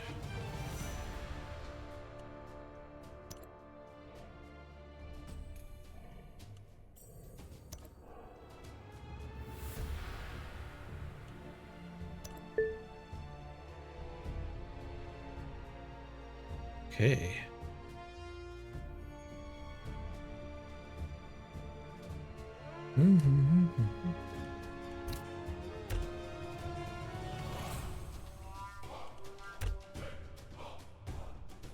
Is there nobility cheerleaders? There are, I don't have them. They're those trumpeting guys. Use the Chorfs instead.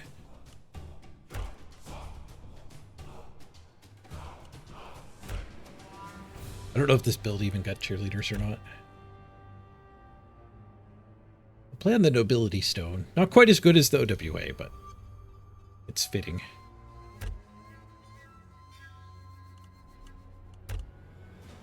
So we'll use the team stadium if it's not awful.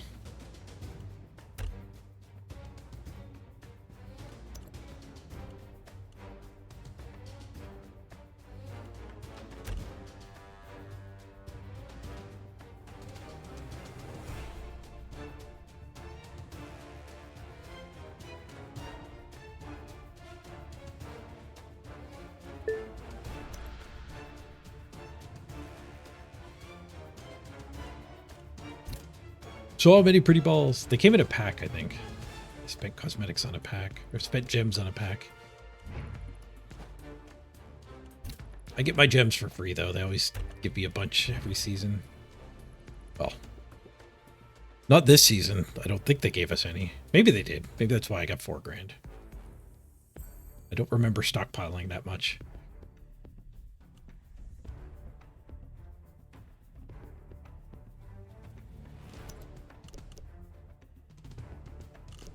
Team.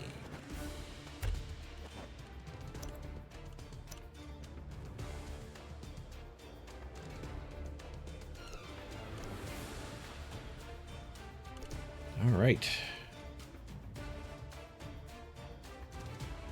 Hit the overlay.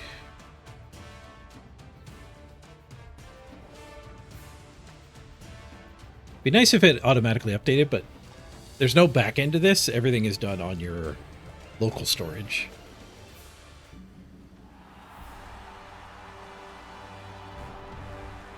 There would have to be some back end.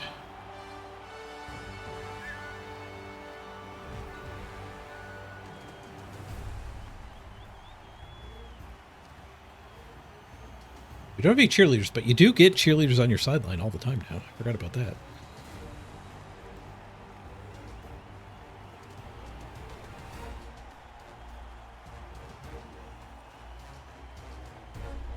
We only have 20 minutes of pre-roll immunity left, so...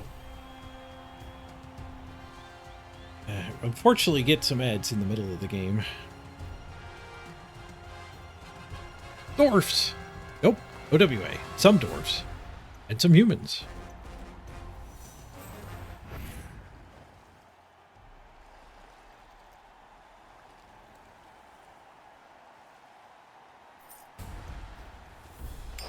Right, this might end up being the last game today.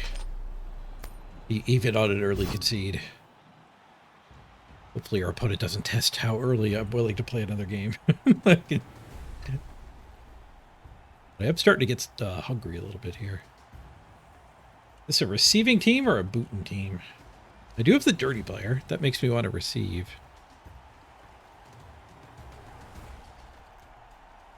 They have 3 Mighty Blow. That makes me want to receive. They have a giant bench. That makes me not want to receive.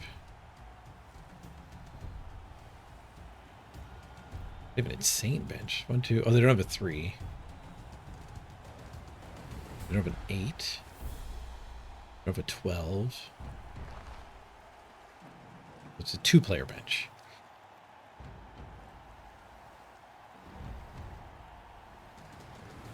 We even hit the guard line if he puts the guard line up front. I'm just gonna kick.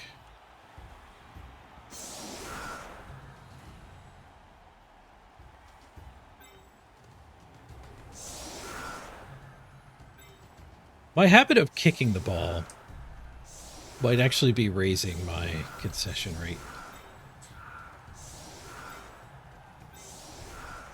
Because like your opponent scoring on their own drive is kind of what you expect.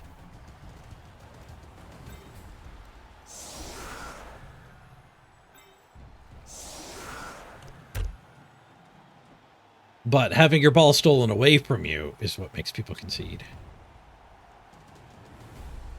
So if you receive the ball, I guess you need a bunch of removals for your opponent to be afraid and concede.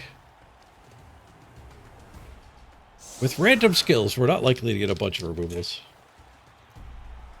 Although we do have Dirty Player, and we got the Mighty Blow Ogre. We got the potential to get lucky.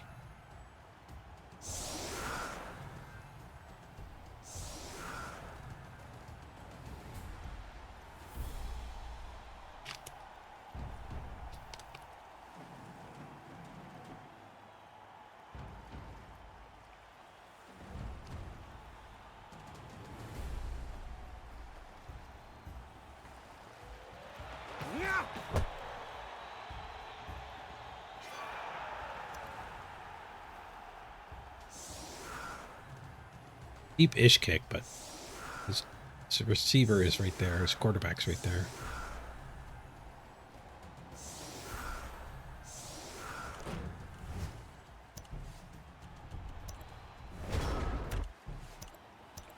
We got home field advantage.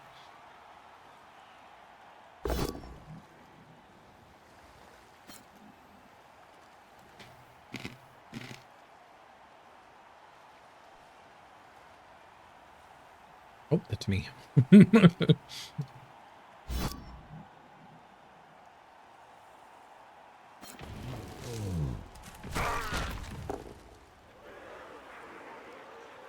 How much time is Sidestep Ogre going to waste this game? Ah, wrestle him down. Nice.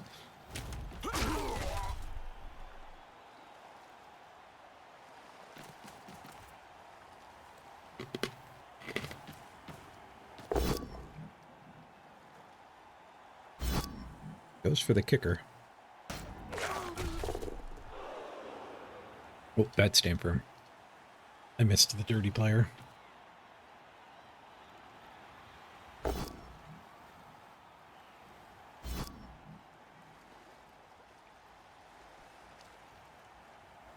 Bring him in to get ogred.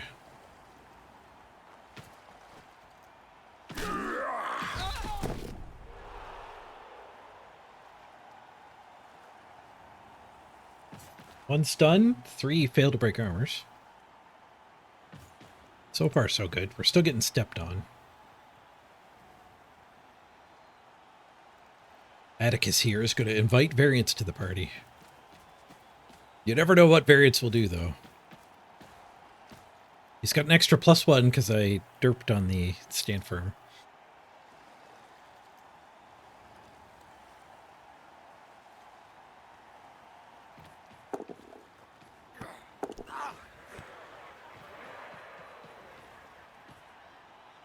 Shurians gets him his ball.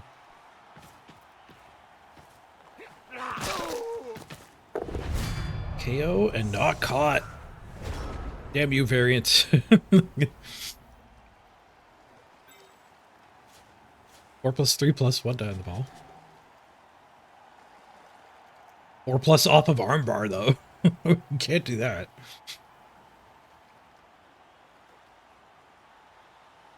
I was hoping to 3-die this guy. The foul is awful there. What do I have for good foul? This guy, I guess? Assist here, stand here. Don't mind stomping on a guard.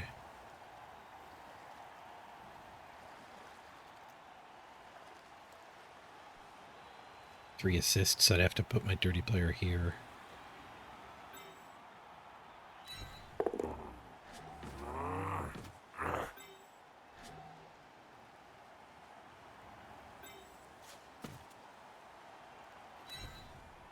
Does have retry as well. Skulls. Those suck. They are edible. Getting punished for not moving these guys first. I had that thought too. Was like this is the fatigue setting in. Well, I ate those candies to try to give me some brain power, but not bothering to think what these things want to do first is hurting us here.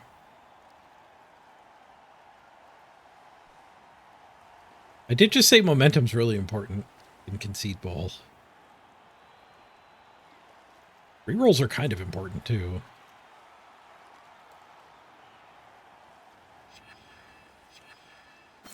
I think I'm gonna play conservative and eat that.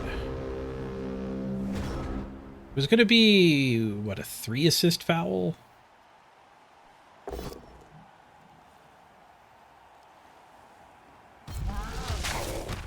least our opponent's playing quick too. They're not rolling skulls. They snap attack with the tree in seconds of their turn starting.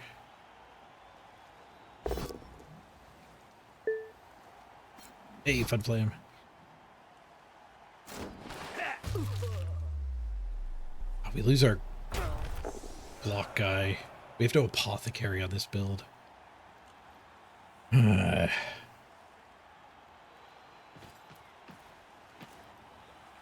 this wrestler should have been the assist, not that guy.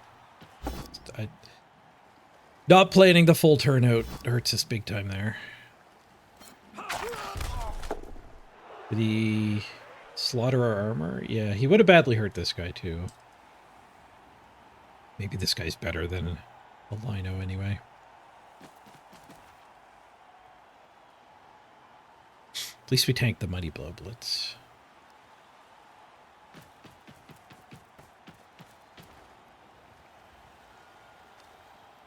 We can ogre this guy. We could ogre the tree. That's fairly awful, though. Hope that actually keeps us from getting anybody back there.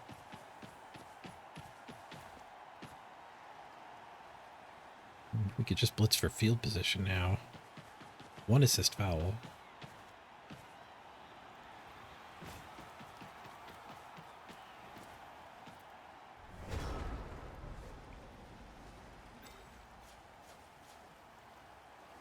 Get red dice on the ball.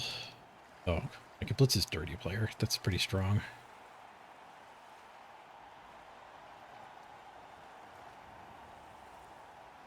I do fear we're playing against one of the better opponents we've faced so far.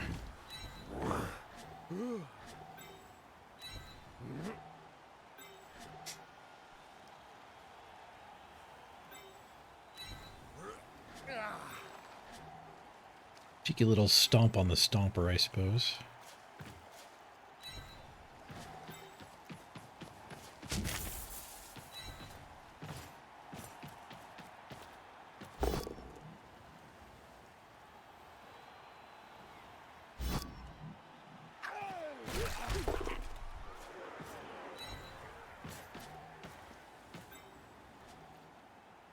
I stood him up thinking I was going to 1-die here. But that does weaken the foul as well. Guess I'll stick with it.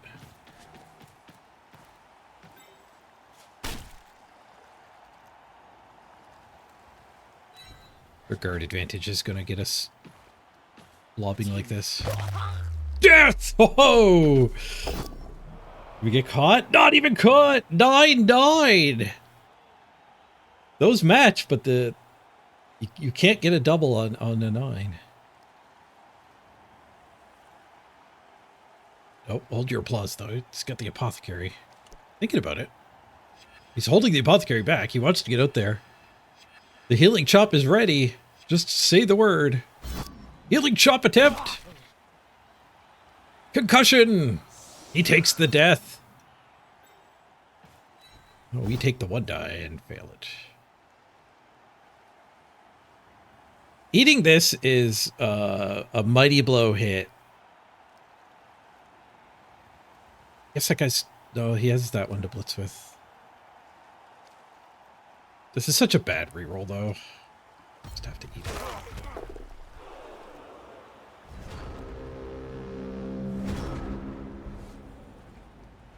He does have to spend some resources to actually get those hits, and he needs to cage, so...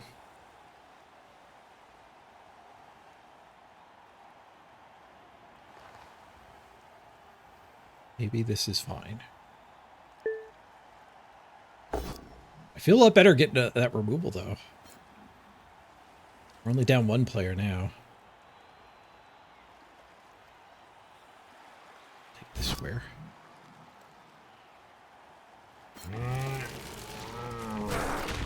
I assume this guard's not all going to be here anyway. Moving the ogre onto 3 guard wouldn't be great, but I don't think that's what we did. I think we're going to be needed elsewhere. But I did take this square from... Nobody can stand here on that side. This guy can come around. Take that. Unlock that.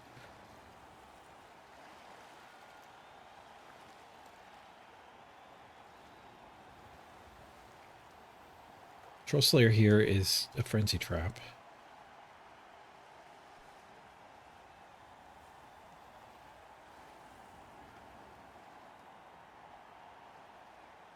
We've given him a hard puzzle back.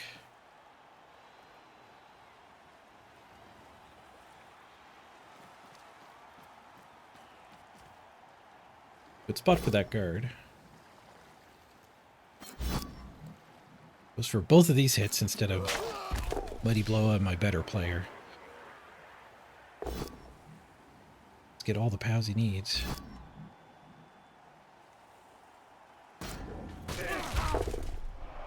Tanking it, though. Tanking it.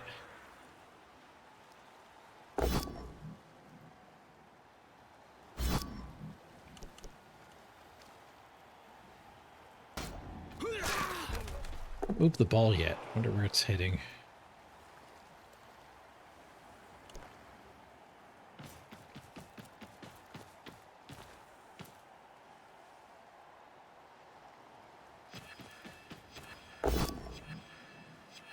Sort of the frenzy trap that way.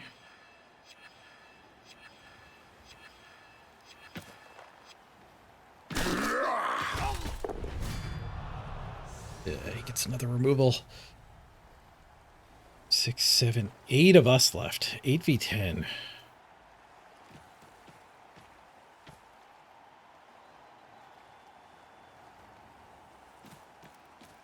Yeah, that guy taking off does mean we can ogre his killer.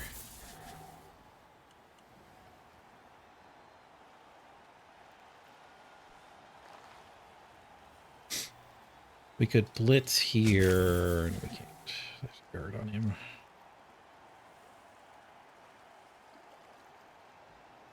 That KO is pretty good. Standing him would have given us this hit.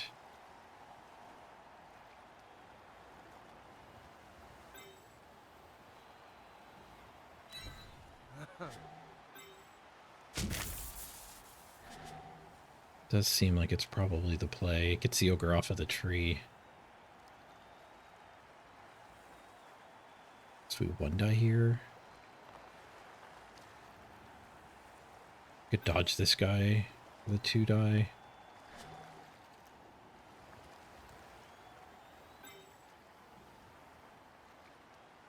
I don't think I want to stand here until we know we're not getting hit by Mighty Blow. No, we don't want to stand here. Dodging a guy to here does give us the T shape which is pretty strong. Nice.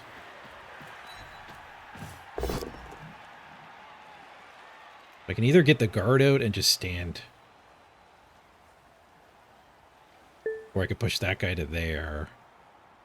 4, 5, 6, 7. Go for it. 2 to the Troll Slayer. What happened to the Elven Union game? They conceded. We stole their ball. So a stolen touchdown, concede.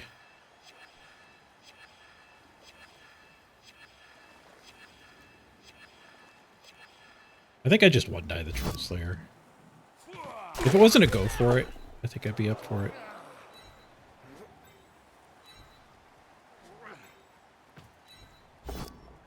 Hey, one-die connects. Follow up here? He still has 3 rerolls. Making him hit a player is not a good plan.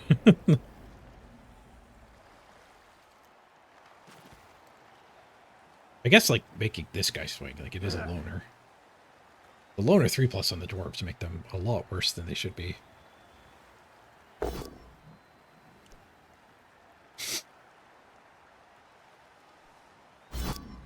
So we get to hold that guy back.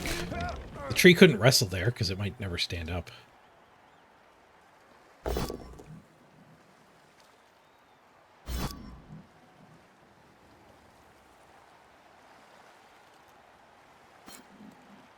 Separate from the tree. Seems good. Does make him a lot farther away from attacking the back corner, though. Assuming the dwarf falls.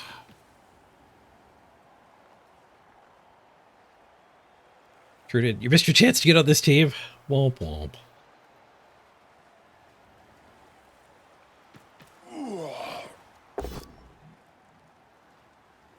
Just a push. Frenzy goes again, though. No, it doesn't! Stay back, you fiend! We fended off the Slayer. Let's go. Fury power. Ooh, I lagged there for a second. Didn't drop any frames. It was just Blood Bowl hiccuped.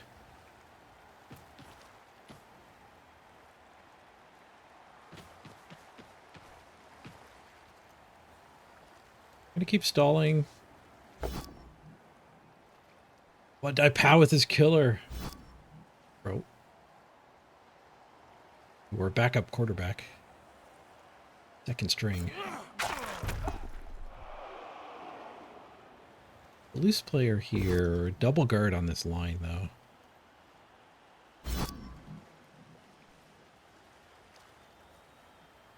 Fallback here is good. If he follows in, we gain this assist and just punch him. Punch here?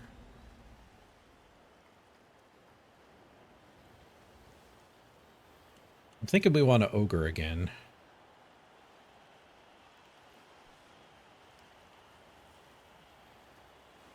We might want to blitz there with the wrestler. Get on the ball.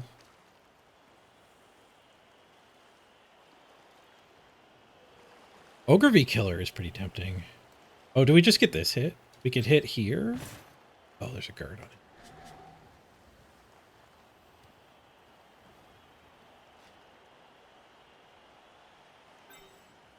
We could stand that and hit here. And then go try to pow the catcher. I only really like that play if we ever get this thing tagged somehow. Like if all of this junk is tagged. That's maybe fine.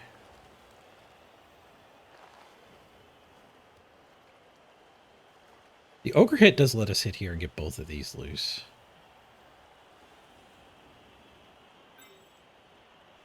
I think we just ogre hit. Got to bonehead again. Not bonehead. Push.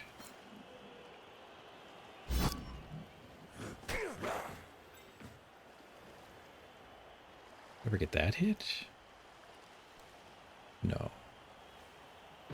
We'll just get both of them loose to go harass the ball.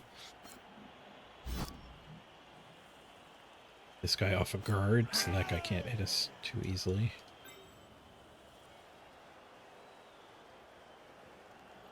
Somebody here lets us 1 die into 2 die. I don't want to dodge the peasant.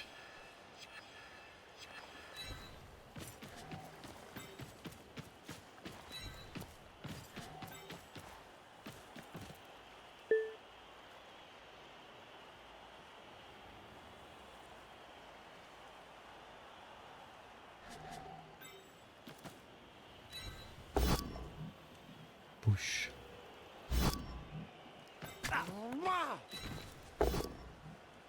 Okay, so we went with Operation Disengage instead of Operation Tag Everything. Oh, and this guy's dodgeable. Put some pressure on from behind.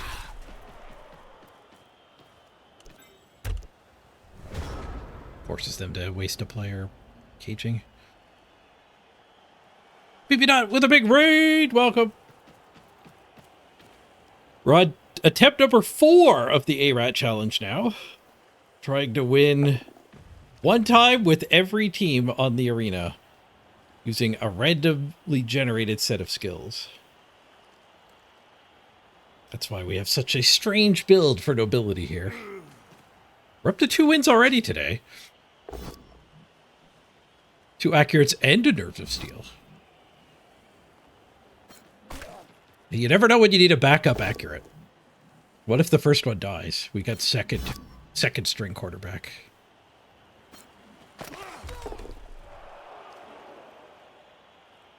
Also, I'll draw your attention to my ogre, who has sidestep.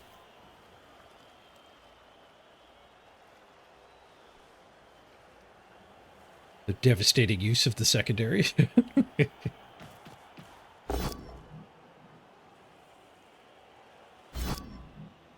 You feel like this challenge has been a fun one? I've been having a blast with it.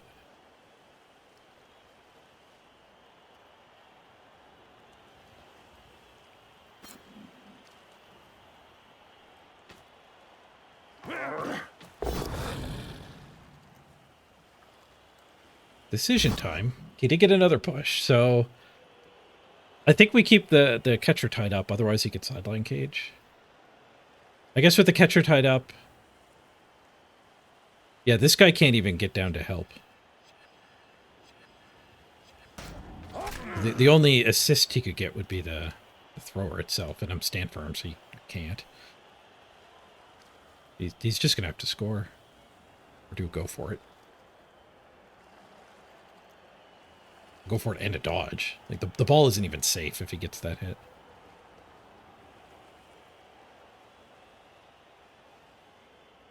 You are on this team, Truden? Nice. You're the ogre.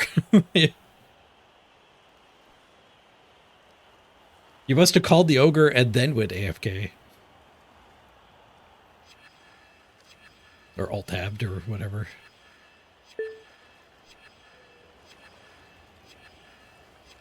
Yeah, anyone who showed up in the raid and not sure about the ARAT challenge, I've got a website I made here. You guys could play along if you want. But it gives you a random set of 11 skills. And then, like, if you pick Amazon's, it'll highlight, you only get the first 7. But if you go deeper, then you get access to the extra skills. And it automatically highlights and fades out the... Well, that's unexpected. He really wanted to stall. Sorry to interrupt my explanation here, but we have to decide to stand firm or not. We got pushed again. If we stand firm this, a guy standing here tags them both. Then we can 1 die here and open that. 1, 2, 3. I guess we just stand firm. That seems better.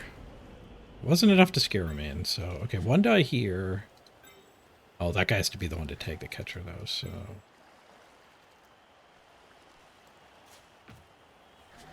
We're not getting around that side. Ogre gets to womp him again. You could pull the trigger on Leap Man. Oh my god, excuse me, that came out of nowhere. Holy crap. Sorry about that.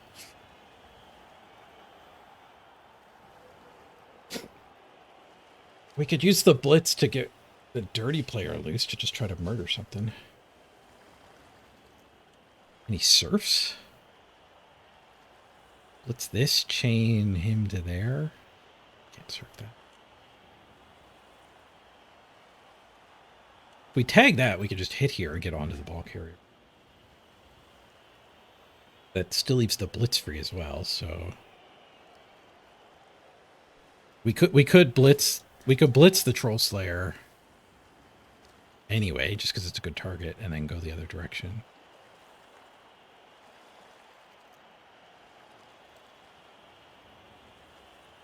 Go with the other plan, I mean.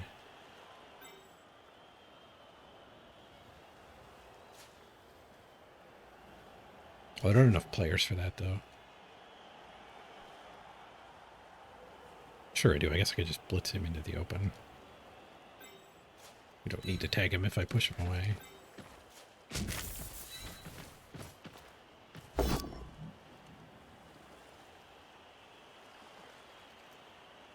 Could push my guy to here. 4+ around. Let's not do that.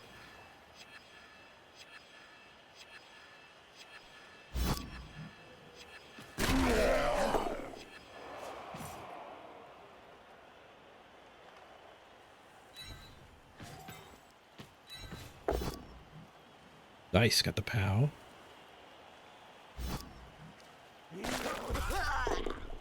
Dodge foul? Just tying this guard up is reasonably good. I guess this guy could pivot to that. Just get him on his feet. He should have been standing a lot earlier. Ogre gets a push, gets off the tree.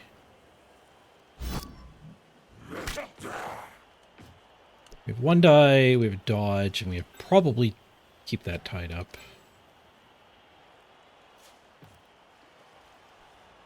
Dodge double, go for it. We probably just want to keep that tied up too.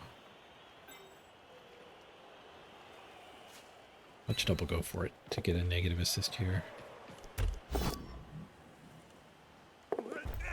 No, snake the go for it and KO ourselves? Brutal.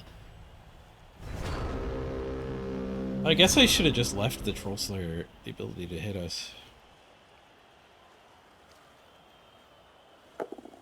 Just dodged for movement. That tree keeps following my ogre around.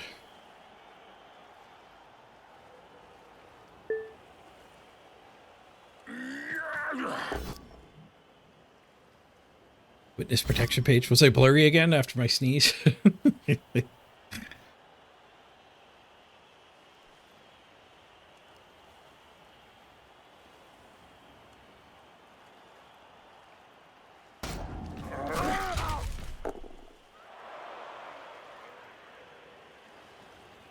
Yep, sidestep ogre. We had no particularly great use for our secondary. It had to be an agility skill. Or a passing skill. Decided for sidestep ogre.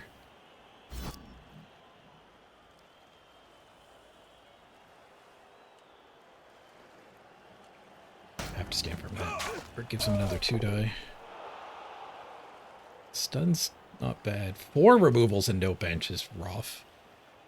It's 3 KOs at least. We have hope. That failed KO lost us our backup quarterback. I hope we don't lose our other accurate now. Should have done leap ogre. The ogre leap of intimidation. The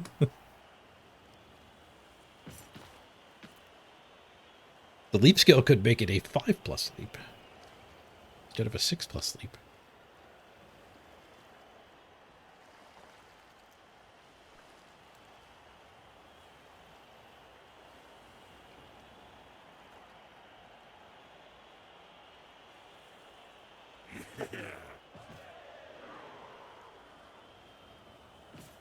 Bet it wasn't diving tackle. Our diving tackle, our opponent for our diving tackle build conceded really early.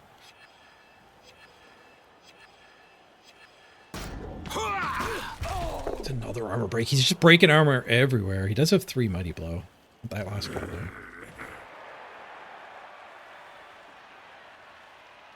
Was that thick skull? No, it was a 4. That one's got thick skull. Keeps doing these risky stalls. Bend.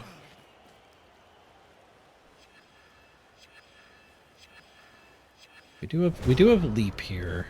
This is kind of breezy. I have 4+ leap to get through.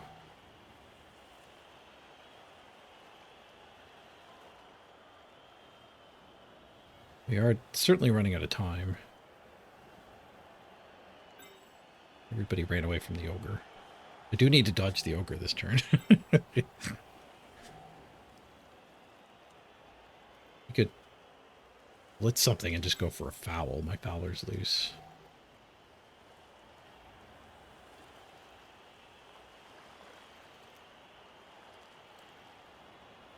I guess the something is this lino. Is their bench. Killing a lino would just make them have to play their halfling, which I guess is good. I think we're probably just supposed to leap here, though. I guess I could blitz this dwarf onto the ogre.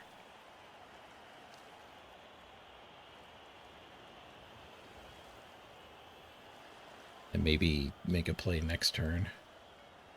Like, stealing his ball right now isn't even good. Like, it never translates to me scoring.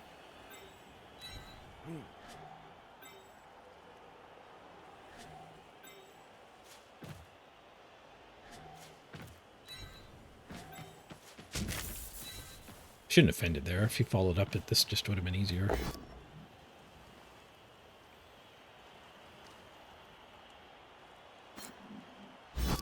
Gives us a stompable.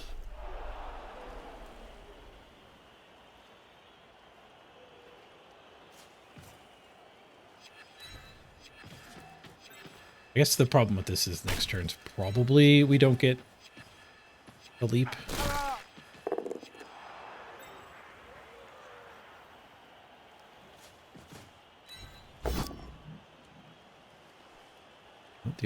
The ogre boneheaded. he did not want to dodge. Can't say I blame him. Actually, I am sidestep ogre. But you should have just let the tree hit us and sidestepped onto that guy.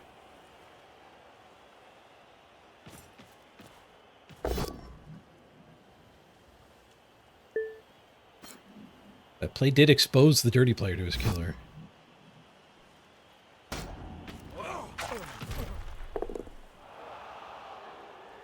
It's my second or third bonehead, and he's still without pants. We need the KOs back. That's what this is going to come down to.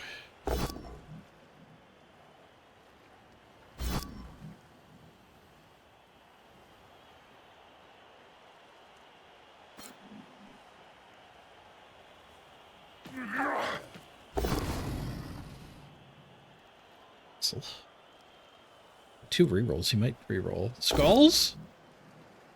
Oh, push.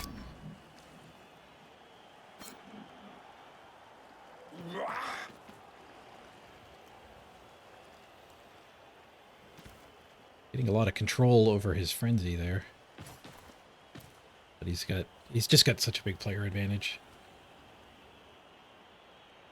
Got the numbers on us.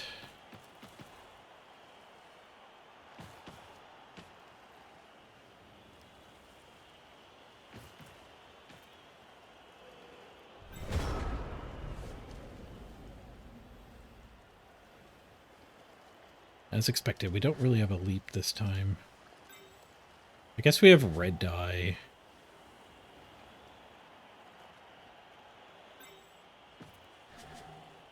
Well, we have 1 die here. To 2 die here. And then go leap to here and die him. It's only one die if we keep going through. Roll a bunch of 6s with the ogre. It could happen. I'm going to do it through the form of beating this dwarf up, though, if the ogre's got some 6s in the queue.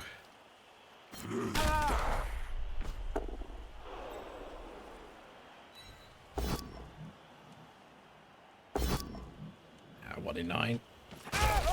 A duel, at least. A pair of 2s for us, pair of 1s for him. A pitiful duel. They both held back. It was like a hockey fight.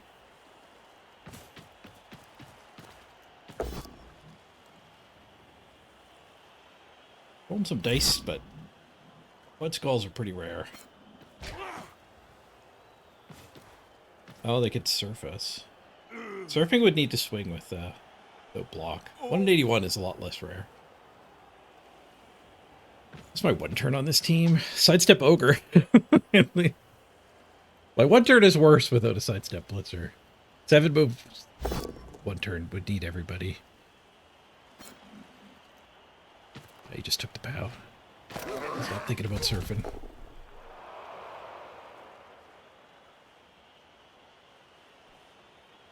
I guess 3 dying also turned the surf off. Tree swing? That would be risky. 1 in 36 for skulls and then loner fail. It is not tree.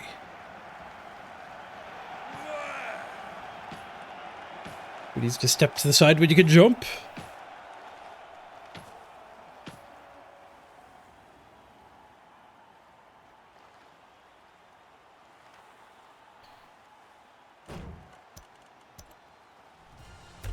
They have a cheerleader. That's why we're losing.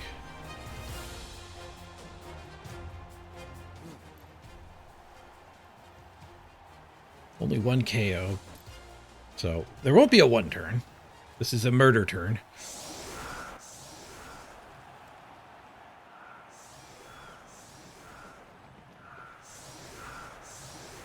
Big dirty foul on the tree.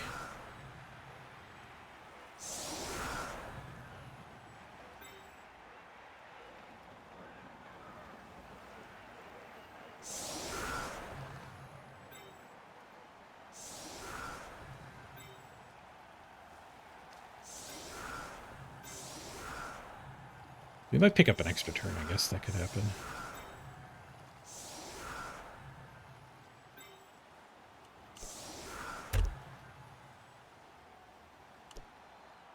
We're gonna go for Ogre 3 die, and then hope there's just enough to knock the tree over and foul it. Gust of Wind is not an extra turn.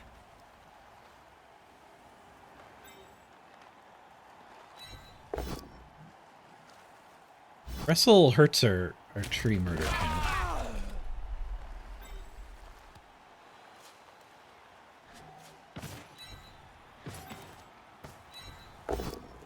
You blow into this dude, though. This dude. 3, 4, 5, 6, 7.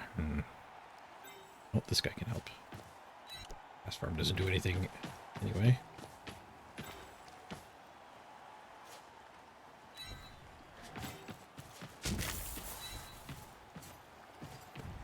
We're gonna get Bretonians when Warhammer Blood Bowl comes out. Actually get Dauntless back. Timber!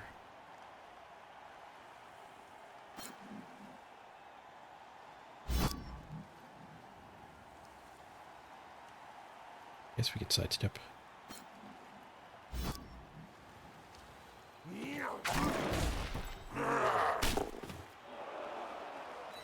Three the first time. The foul gets through! Seriously injure the tree. Okay, we got something. Can we get the KOs back? There's a Blitzer KO'd over there.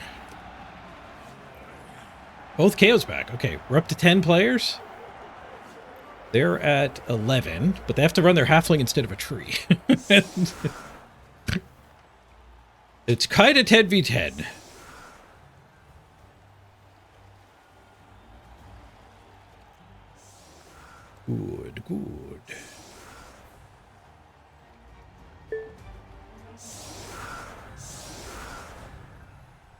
The halfling, a half tree. I don't think that's the half that they're talking about.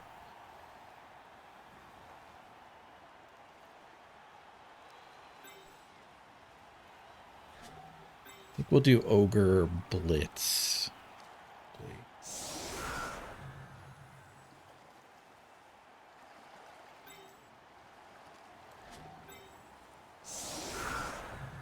I have to bring an assist in. Punch. And the follow-up gets us punch. If we have to, we can bring an assist in there too.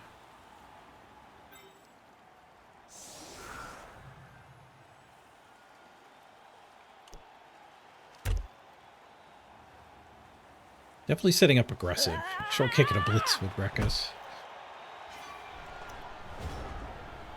Vicious ref takes our dude down. Fortunate.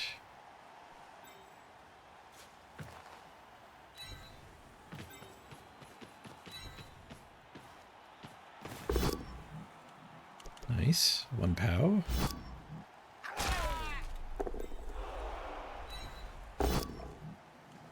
Two POW.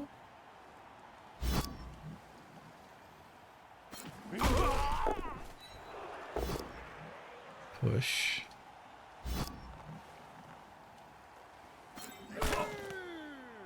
Three die. POW. Decent foul count here. +4. But we don't 3 die with the ogre.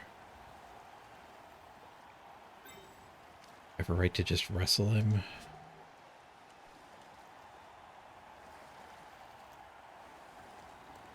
We kind of need some variance. Escaping this game with a draw is probably acceptable, though. If we're ogre blitzing, I do kind of want to go pick the ball up first. I'd hate for the turn to end here. It didn't. Nice.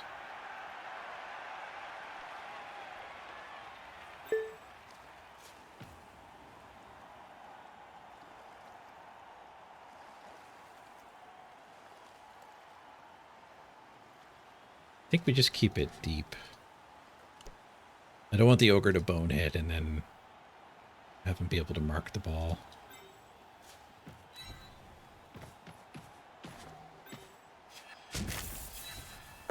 Does the ogre want to base the killer? I don't think so. He is low on guard. The ogre could base this with that guy here. Would be a very big commitment of resources to get that hit.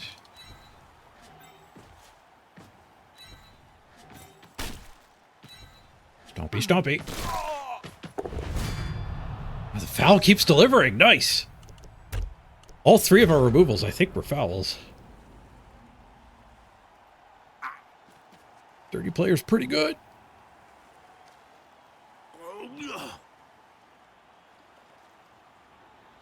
It's game 1, go for the win. It's game 3. We have 2 wins already today. It was game 1 at the start. The stream title hasn't been updated. Need some more water. I'm going to be right back. I also need some food. That'll have to wait for after this game.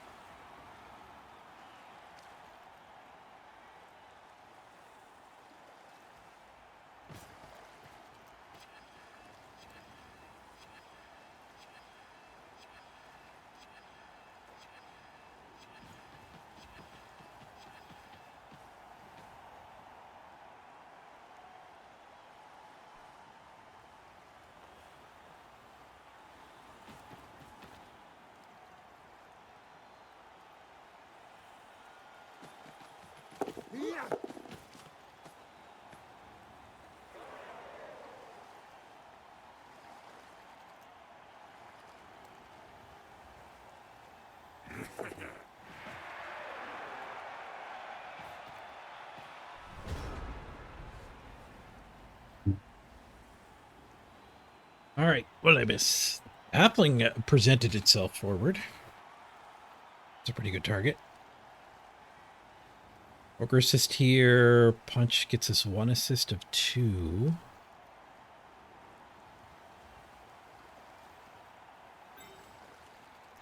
I don't know if we're going to be able to 3-die the fling.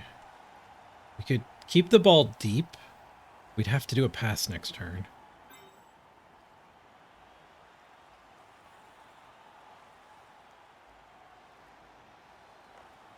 I think we're going to try to cage here. I don't see the cage in my mind's eye yet. So, good luck us. I don't think there's ever a foul this turn.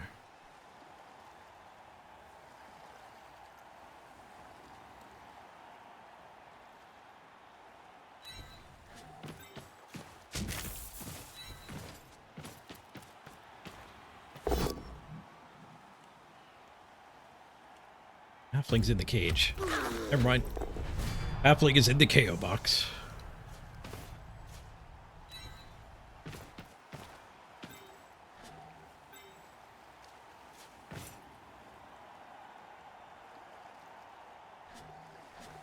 So if this works and we go there, does that sequence ever end with a loose player to actually cage? I guess we don't need to cage. Like, that guy can make it all the way around. But that guy's a problem anyway. All right. Anyway.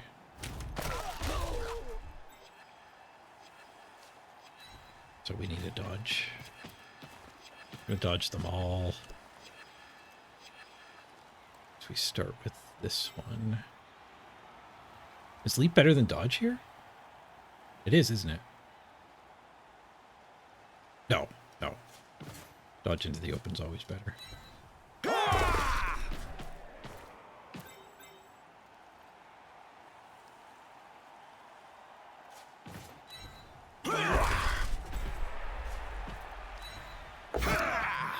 Yeah, 2 out of 3 ain't bad. Not dead! Not even dead. Ugh.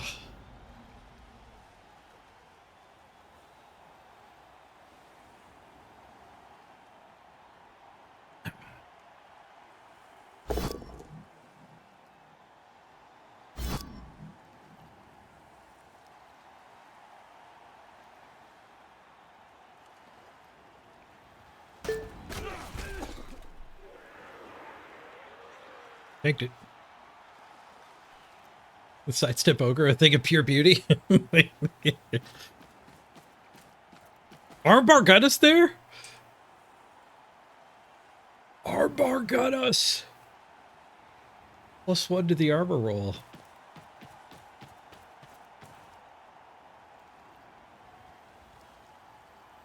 There's a first time for everything.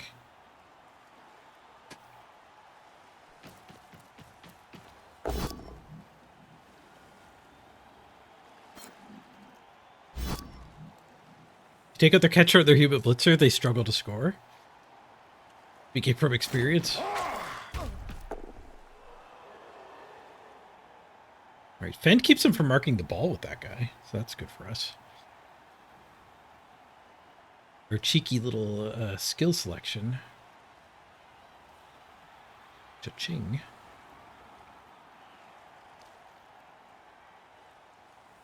What are we doing player count-wise now? At 10. In V9, we actually have a numbers advantage. You get marked from this side, though.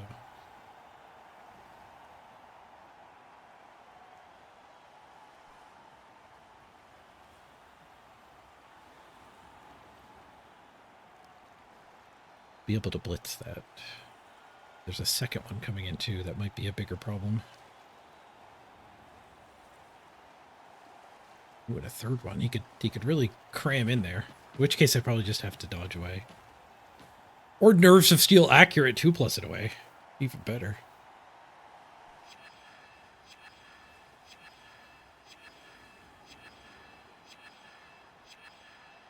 Blitzing, if he only marks us once, though, is certainly the right way to get away.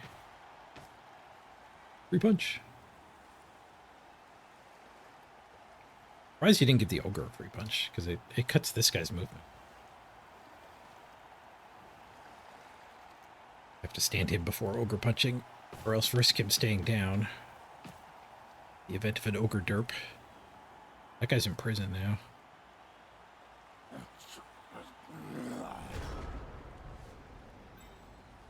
He did stand it eventually. Guess he tagged us here too, though.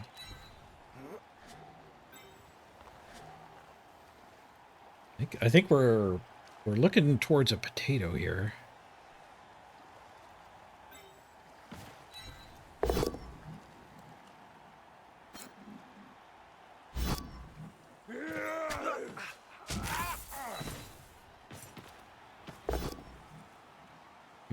Maybe there's some amount of protection waiting for us in the ogre's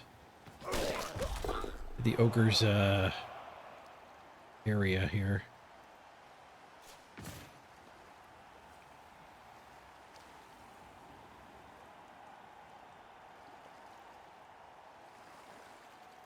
And go ball to there. Find this guy here. I could go ball to here. Find that guy here. Then we need the dodge to protect from behind. Well, maybe not. Maybe these are all slow. 1, 2, 3, 4, 5. Go for it. Go for it. Okay, so maybe ball here is fine.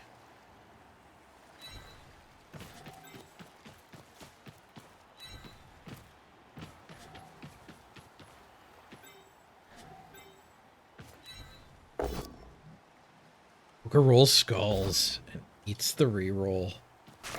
Triple 1 from the ogre. It is not fine.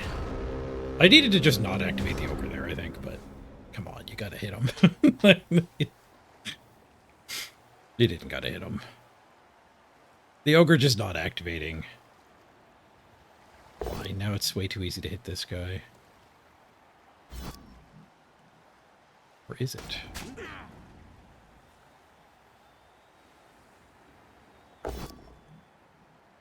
It is. He found a bow. Infirm keeps this from getting a buddy.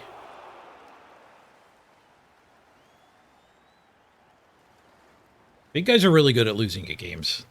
Skulls. I mean, even a duel there. Skulls eat the reroll. Like, if we duel that, it's a lot harder for him to get in. I guess it's not infinitely harder, though. Ooh, saved by the stand firm? He does get the retry here. That's why this was the play he had if the ogre had a dueled. But he still has that hit.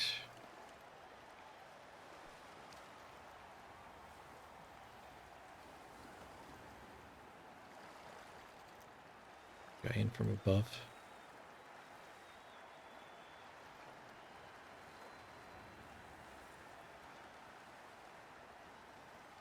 Might be looking at this hit to come in from this side.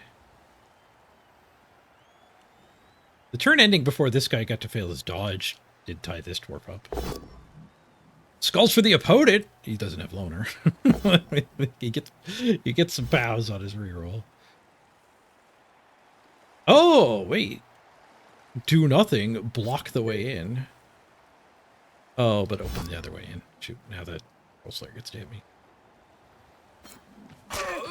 That's actually good, though, because the Troll Slayer's a frenzy trap.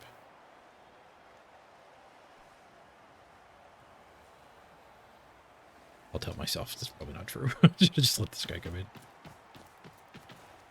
Oh, they both come in at 2-diming. That's a lot worse. Derp. Fancy play syndrome. More skulls. More rerolls. Reroll works again. Do drop the ball. Got limited recoverability, though. He blocked his square to dodge into. We can get that tagged and that tagged. We have a 2-die here. I guess he's got to dodge some of these to go help. Dodge is a safety first. Doesn't help this turn.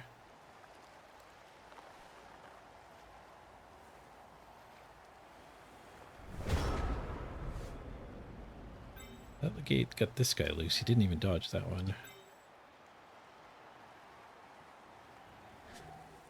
So this guy could just go follow that. This guy get in there? No. But I can't tag him. We're going to have to stand this guy.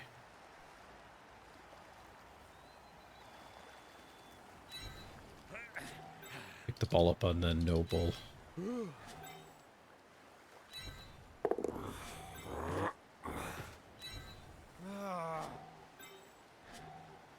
If we push, we have to go there to get the blitz retry. Hopefully the bouncing ball doesn't burn us if that's where we're at. And then I guess we end up with the ball here. Give him a harder dodge. If we pow this and don't need the blitz, then I can actually blitz up top with the ball, but we didn't.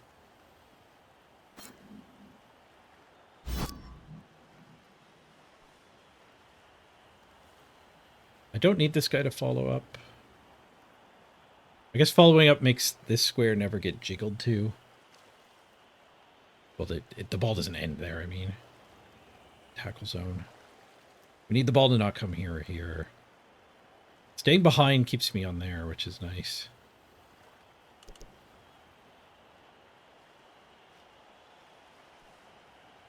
I think we have to stay behind and just hope it doesn't go there.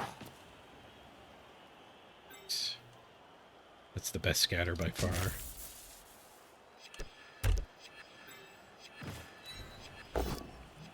Nice.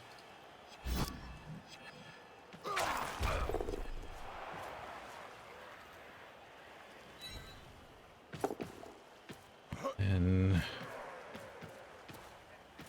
I go farther up if this guy's 3+ isn't the best play.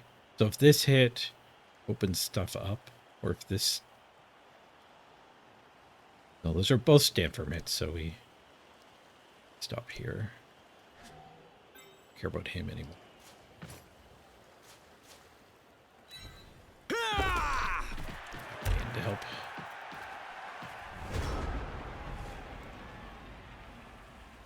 That 3+1 die was his best play.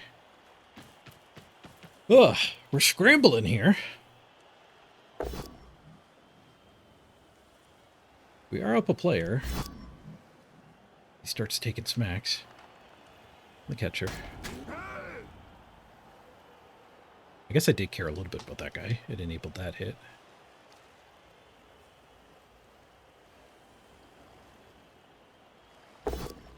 Our flesh golem technology is working. Damn verb's a pretty good skill.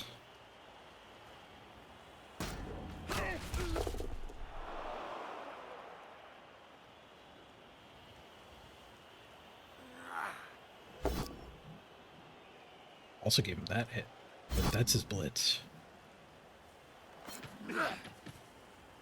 He didn't do the 4+1 die.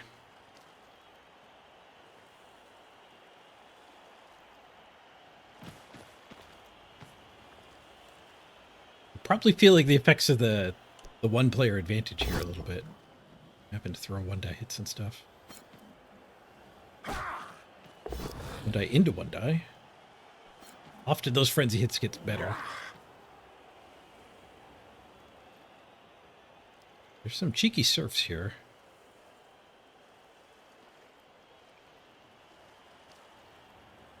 There's also just a touchdown and go for the win. Like, player advantage is fleeting, though. 2 KOs. Nice little wrestle. That makes stalling a tad easier.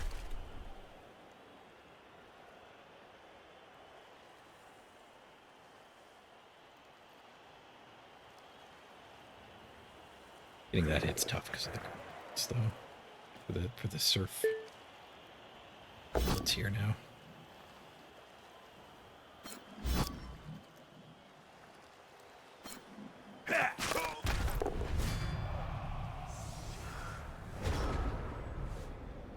Do get one die pow KO'd, so there goes our player advantage.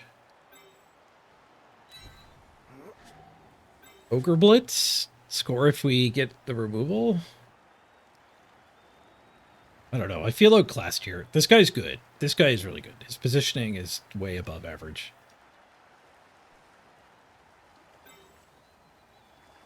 We should probably be satisfied with a draw.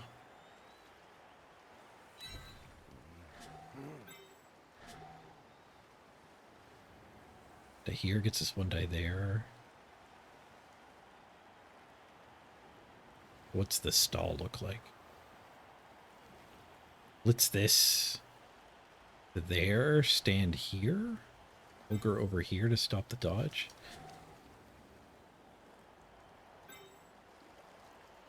Knocking him this way.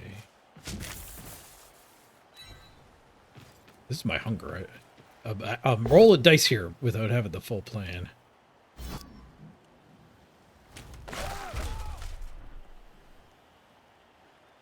This guy does reach all the way back. So double dodge to smack us is pretty gross. I can't test the ogre first. Yes, I can. Ogre here, I guess, is adequate. We keep stalling.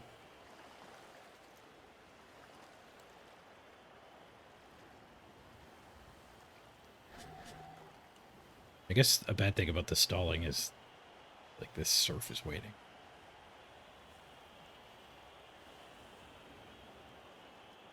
I have the reroll advantage. Oh, we have to test the ogre first. It does move. I'm gonna stall. I don't know what to do now, though. One die to try to get out of the surf.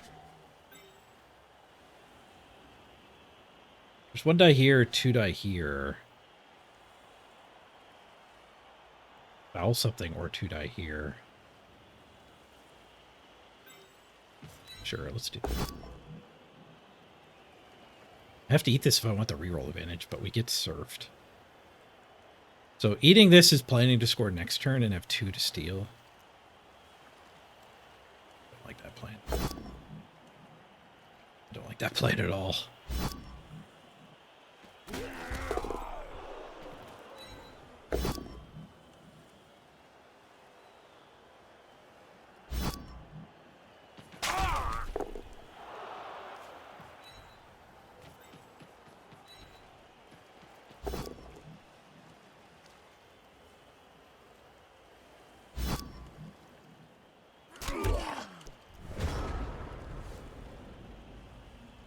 If he was no rerolls, I'd feel a lot better about scoring. They don't have any sure hands, eh? Yes, they got this here. I'll get their thrower.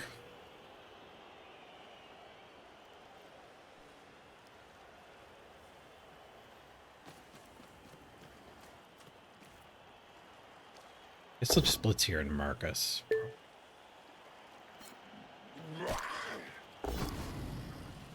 Hey, evil bear.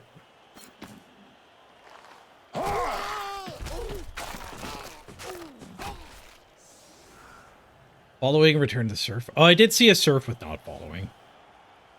He had punched this guy to make the backdrop and then hit here. But that would have used this guy and been a 1 die. That's as deep as my thought process went. Did he surf me if I stay? Yes, that'll follow. Yeah, that was easier. Maybe it leaves a counter surf? Depends what they do with everything else. You get to double tag us. Possibly triple tag us.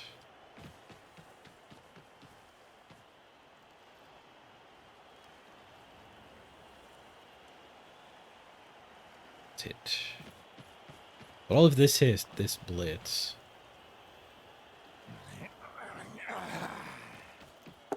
Oh, that's annoying. This guy can't go help now. This guy can, he's not tagged.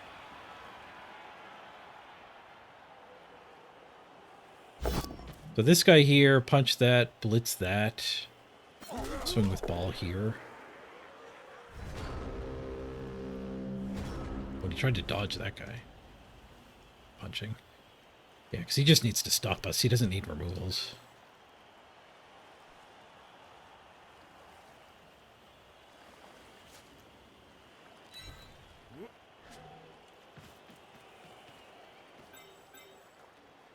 I could swing here and get both of these up here for 3 die. That's probably better. It sucks to leave the surf, but I mean, it's the end of the game. The surf is a lot less meaningful.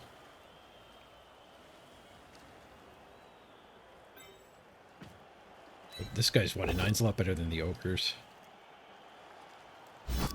Stay on the troll star. Getting these two back up into this neighborhood is decent too. We're continuing the stall.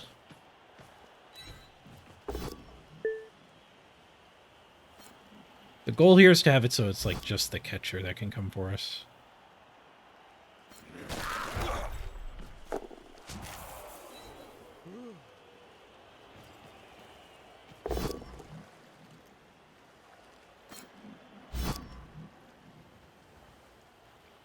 How much movement did I use? 1, 2, 3. Yeah. Throw it on the ground.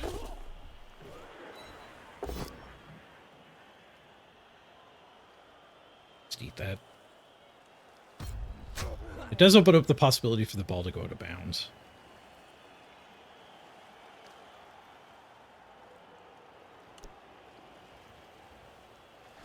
We just keep this guy tied up. That guy gets up to tag these two. Those two are getting tagged anyway.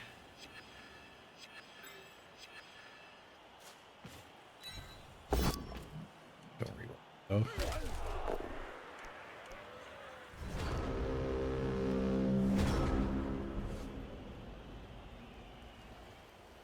Did he use the blitz to still surf? I mean, yeah, but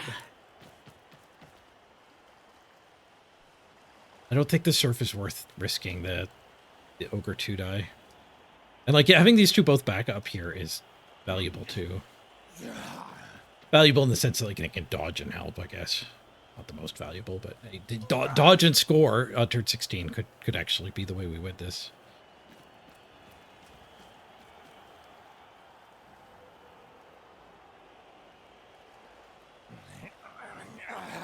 No dodge 1 die. It was probably his best play to strip the ball.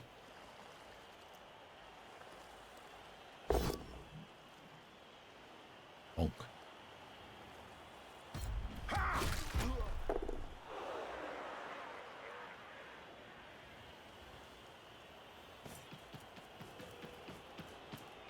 Is he blitzing here?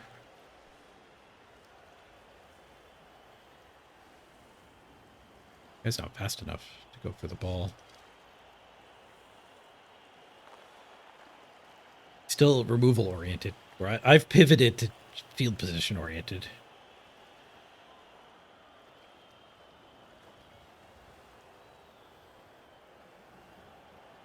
This guy will be able to get the party started here. Oh, he is blitzing up top somehow. Eats that stun. That's a big stun. He's missing half the remaining turns. Actually, he's missing the only relevant remaining turn. He'll be back for turn 16 after I've scored already.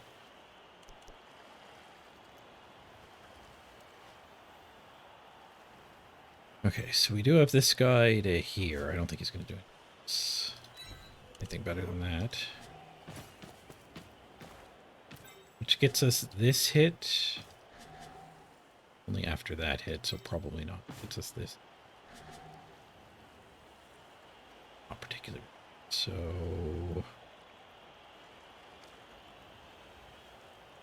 the ogre's the only one that can start here.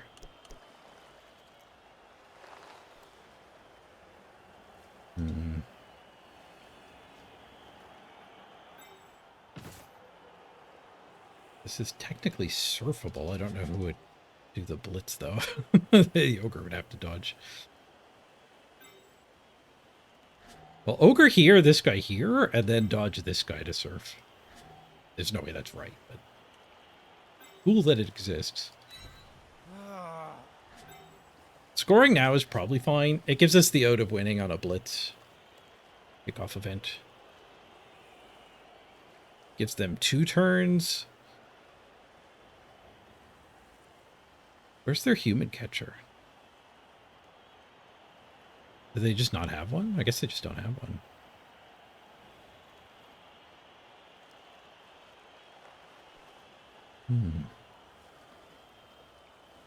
Their dwarf blitzer. Oh, their human linos are their best receivers.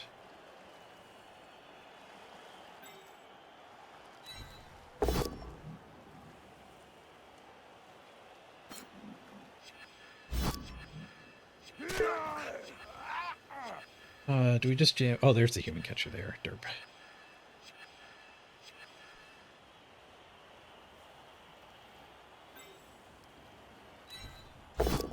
For scoring, we want...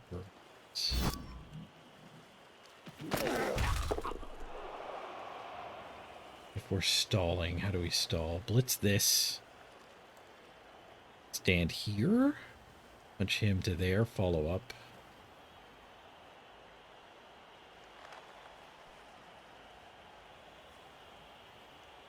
We're vulnerable to that guy's dodge attack. That guy's dodge attack is probably better than the 2-turn. Let's just blitz this guy and score.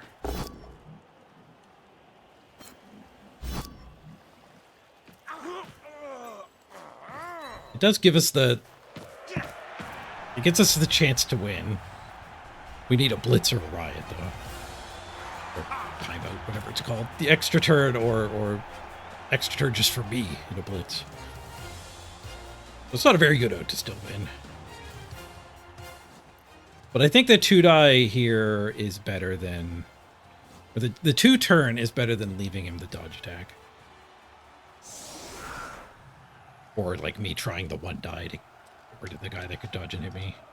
Also wouldn't necessarily be very good.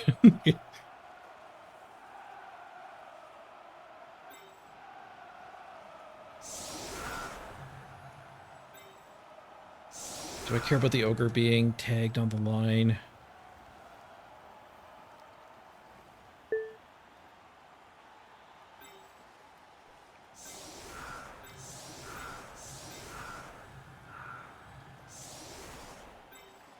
Oh, we have kick too, that helps a lot.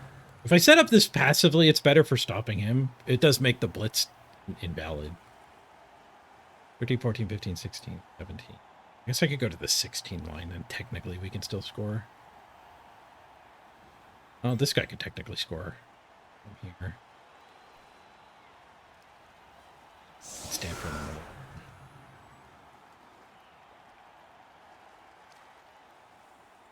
The KOs both stayed out. Nice. Oh, so did mine. I didn't realize we had KOs.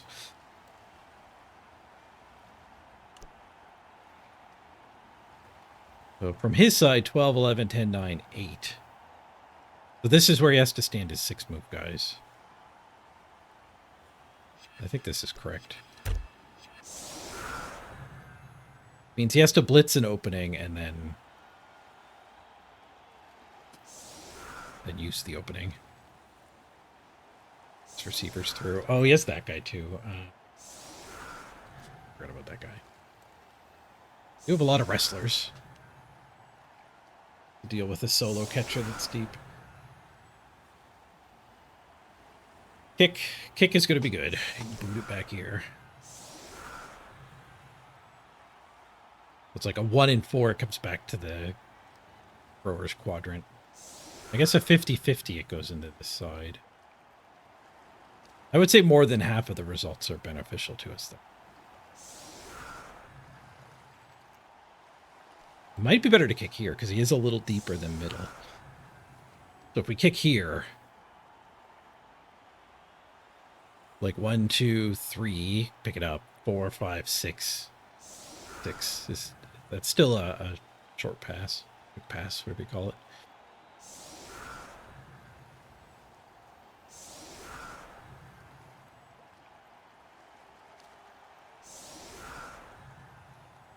That would be a single scatter. So if we're there and single scatter, I guess that's better. That's better. He did completely vacate here except for the Troll Slayer, though. No, this is worse, because, like, here is pretty far from his thrower, but it's near this guy. You can just grab it and do the miracle.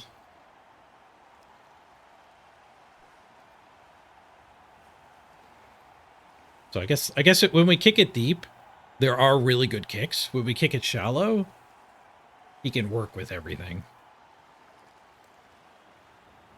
I guess this is a decision point, too. Do we risk the touchback? We roll a 6 on the distance.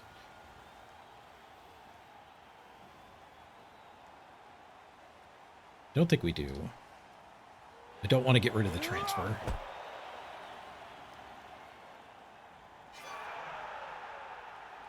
Brilliant coaching for them. Yeah, we rolled a 2. They rolled a 5.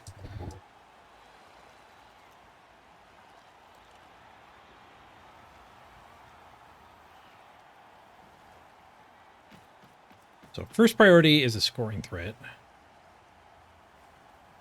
That's how I normally play these 2-turn drives.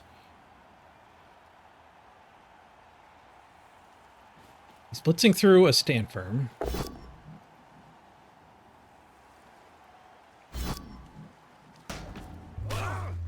Let's get through. Does he ever?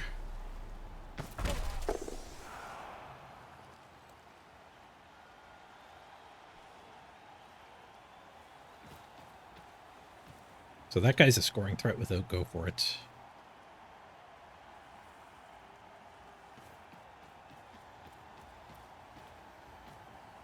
That guy's a scoring threat.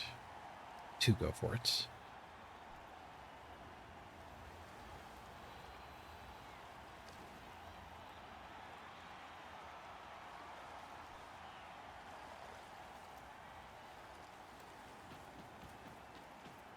This is bad. We need him to fail. We need his ball handling to fail. If he succeeds his ball handling, then we're looking at having to do dodges or leaps or something. Oh, he's not even trying this turn. Unless he biffs it to this guy. But the catcher ran forward without the ball. I would have punted to the catcher, I think. Because you already have scoring threats. Like, this guy could come stand here or here. And then you could get the ball to the catcher and put him there. He is going to give it to the lineup. Try to, anyways. Last re-roll on that one. Snaked it. That's unfortunate. Derek, with our big old raid. I missed the raid. 288. Thank you very much, Derek. Welcome, everybody. We are playing Blood Bowl, which is... It's like NFL football, but it's played by Warhammer fantasy characters. Also, it's on a grid and kind of like chess. And then there's dice and horrible luck mixed in, too. But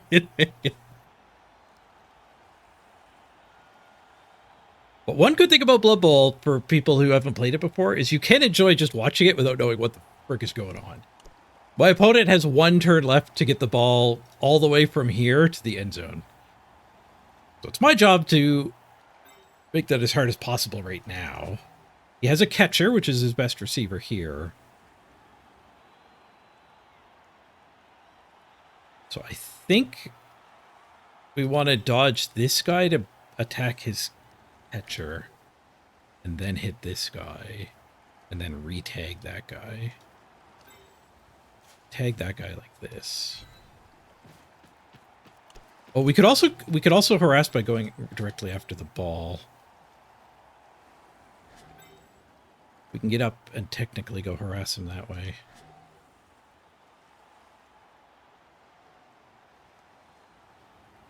Our win streak is at risk here. We could just blitz this guy and then tag him.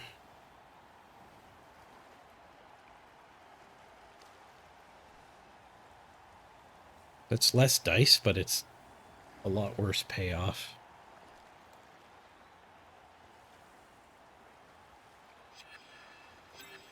I think we do plan A.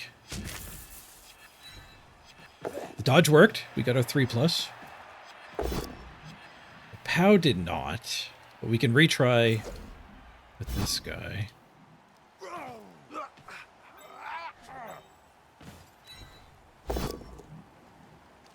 Wrestle's good. This is his new scoring threat now, though. This is his new best scoring threat.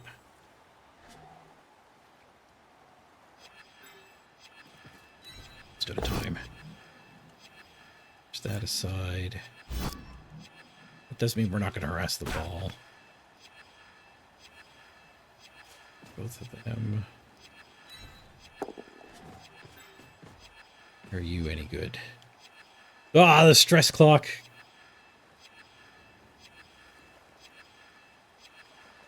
I guess you tag him.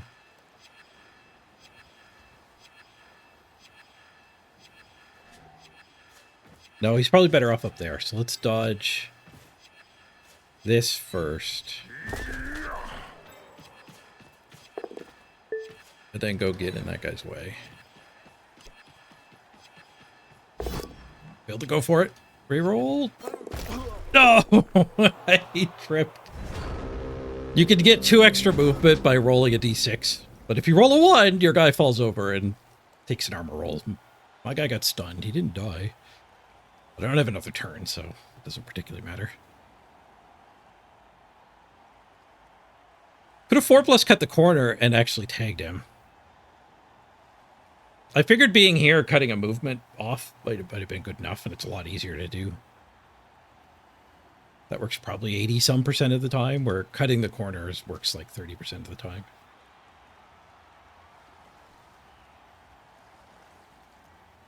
I guess that head math was ignoring the rerolls, though. The catcher could technically stand in the end zone and be a receiver, but I don't think he can throw the ball that far. One die skull! The reroll fixed it.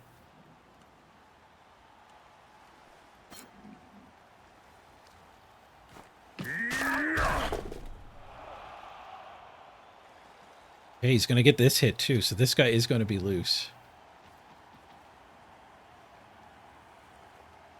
That Fend guy did need to be on this human. Sidestep Ogre, let's go! It's Sidestep Ogre! Loader eats the reroll. The Ogre stays right in front of that receiver. We get an intercept with our Ogre if he throws the ball at him. This guy throwing it to the end zone might be the right play now. You get 1 handoff and 1 pass in each turn. He is going to hand off here. No, he's passing here. Rolled a 1 on his pass. Built-in reroll. Snake the pass! It's a draw! The win streak doesn't end. Oh, thank God. Whew. Keep the win streak alive. I was way too hungry to start that game. I was brain farting there.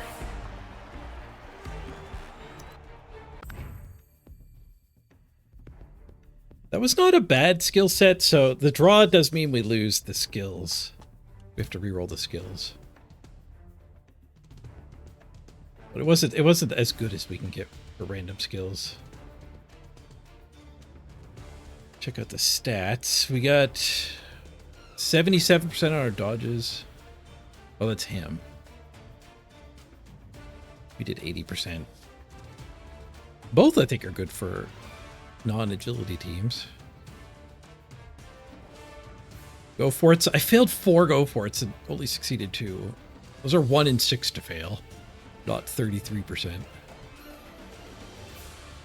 You only failed 1. Close to appropriate amount.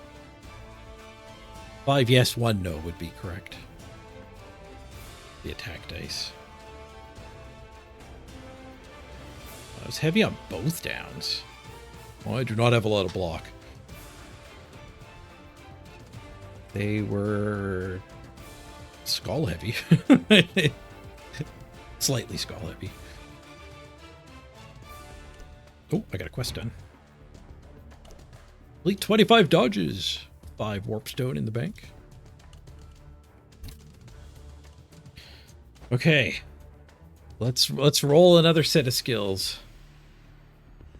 See what we'll have to play with tomorrow.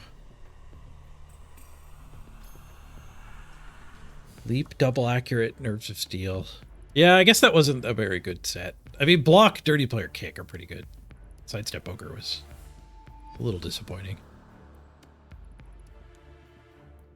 What do we get this time around? Tackle, sure hands, dodge. Okay. Pro. Okay. Safe pair of hands. Mighty blow. Okay. Holy crap. That's a good set of skills. Did it change having to win to draw better? No, that doesn't count as a win. It just doesn't count as a loss. It doesn't end the challenge, but we don't get to mark nobility as done. I'm on kind of an insane challenge, which would be hard for all the raiders to understand, but I'm trying to win with every team in a row, draws not counting. And I get random skills to pick. So it's a pretty big handicap, but we're in a purgatory season with Blood Bowl 3. There's a new version that was supposed to be out now, and they've delayed it all the way to December. So we're having to find our own fun. And I have found a lot of fun with this new game mode. Although it is hard. This is not a bad vampire set. Tackle, sure hands, dodge. Like the pro is screams vampires. The mighty blow is not bad for vamps. Vamps don't have any built-in 1-in-9 mitigation though, and neither does this. But I'm looking at Blackworks. Just because Blackworks lost us our last streak at 6 wins. And with such a good set, like a mighty blow, a tackle, 2 sure hands if we go all the way to skill 10. Vampires do start with claw. That's true. We can have claw mighty blow. That's also true on Norse. But this no block roll could go on Norse and get a mighty blow claw yeti.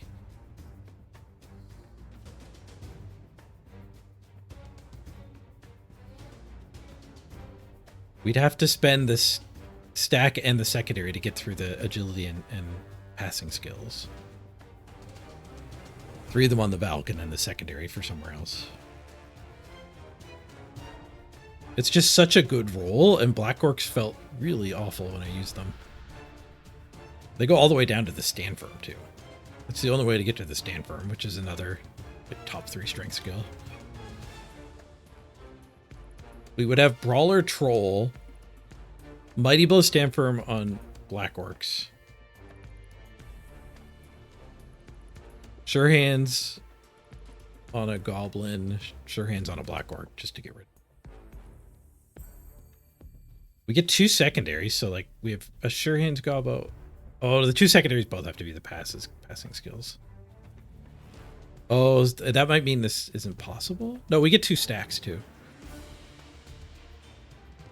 So the Blackworks can use up the general and strength skills.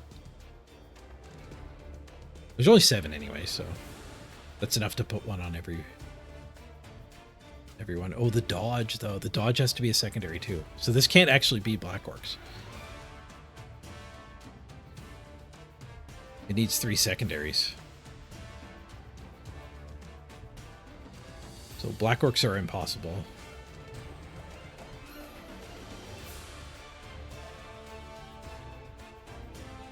So now I'm looking back at Norse.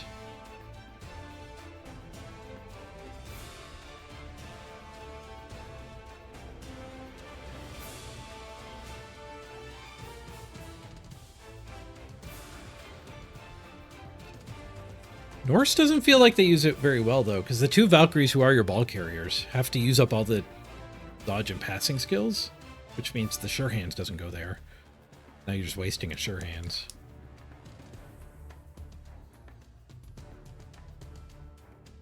So maybe this is a vampire pick? I don't know. I don't know. That's a tough call.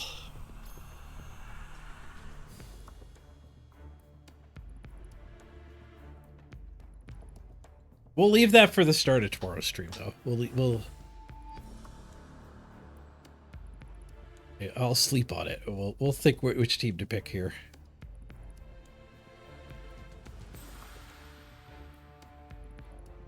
Whew. All right, we still got a whole bunch of raiders with us, so I'm not going to end the stream just yet. I'm going to show off. No, not drop dot. Not that one. It's launching. That was last month, though. I'm gonna do some.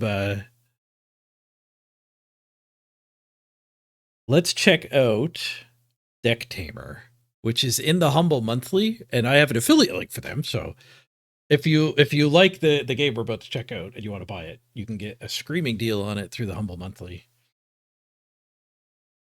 And if you use my affiliate link, then I get a tip. It's like gifted a couple subs. Let's do a category swap.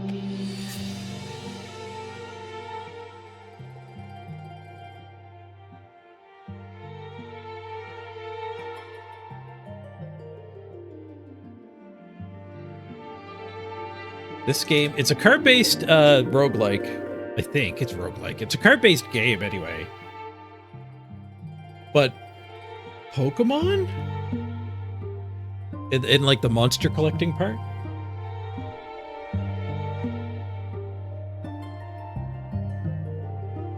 I realize Pokemon is also a card game.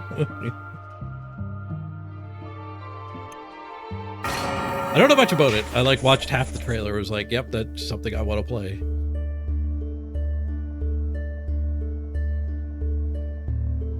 Today I decided to trade at the outskirts of the Abyss. I need to learn how to fight if I want to survive my upcoming expedition. Well, I guess I just have to. Fight. This is your hand. It shows you the cards you can place on your turn. So we got 2 Hell Rats. They're 4/3s with Bite to attack.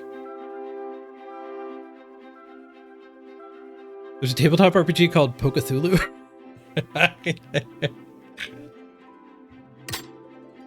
Select a card from your hand and put it on the board. That guy's got Scratch. 1 attack for 1. Okay, so maybe we're looking at health cost and then the attacks are listed on the cards.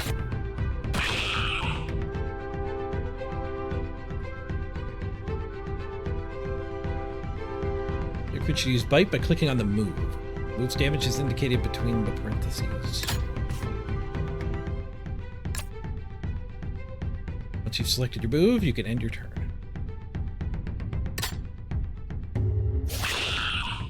Scratch that father mole. No, he's the one that scratches. Bite the father mole. Scratches back.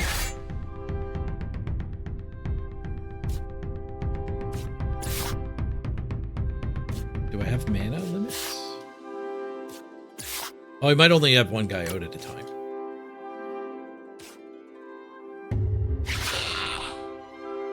Tutorial is holding back some of the mechanics from us, I think.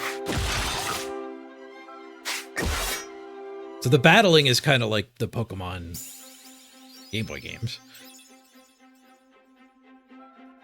It's not just the collecting monsters part.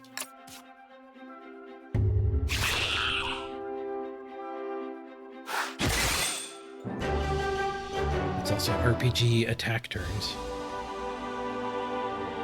No new tames. We didn't get the Father Mole.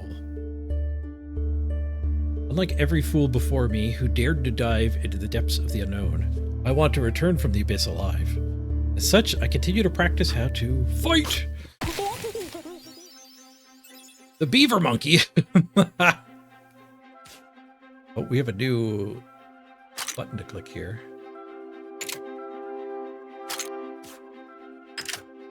You can look at a hell rat. What do we got here? Walrus fish.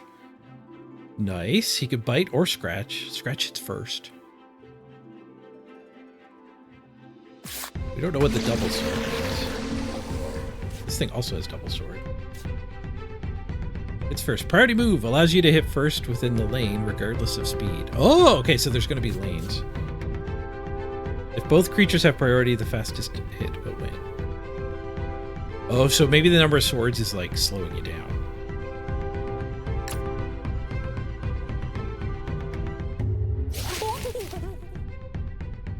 Beaver monkey went first.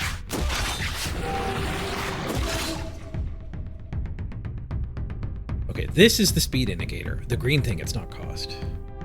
Slower creature can die before it has had a chance to attack.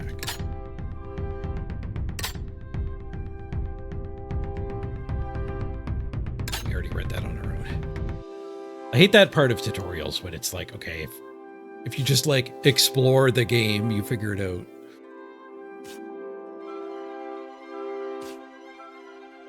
Okay, so he is going to kill us here. So we're going to get our first KO'd player. We'll swift scratch. We still don't know what the double sword means. Oh, he didn't have enough health to live. Nice. Oh, that was the enemies remaining. Okay. But Hellrat is our opponent. Identical speed. Attack at the same time, not 50-50. Okay, so we can bite him then. Double combo.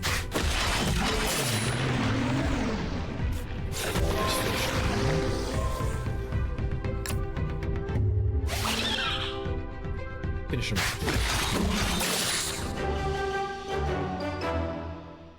No new teams.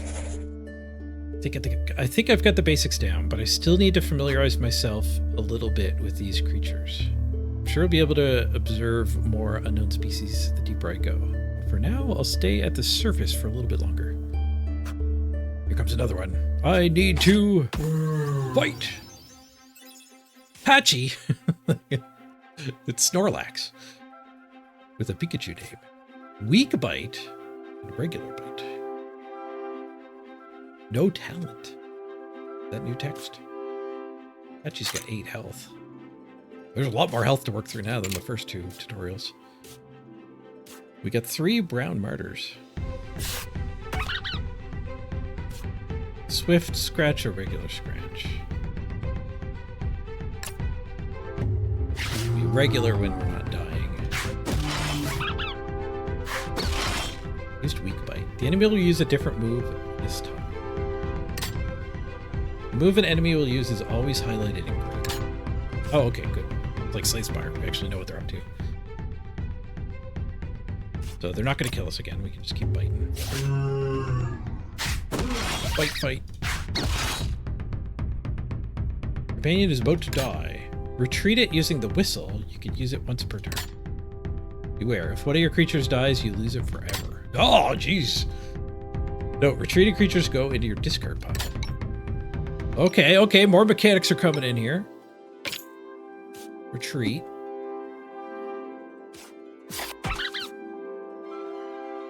Don't lose our brown martyr forever.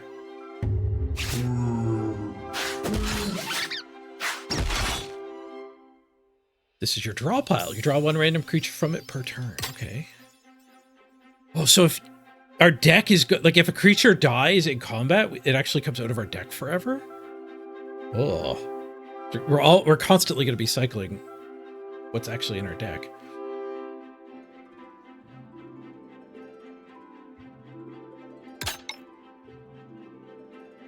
Okay, he's just weak biting.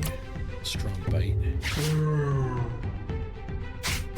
Once we get the lanes, the complexity of this game is going to start snowballing.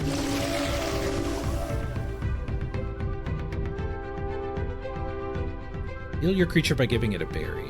This is my favorite part of card games, by the way. Like, discovering how the games work and, like, how they're similar to the card games you already know, but like how they've innovated and what's different. To me, is the best part of like picking up a new card game, which is part of why I dislike the way Magic the Gathering is going so much.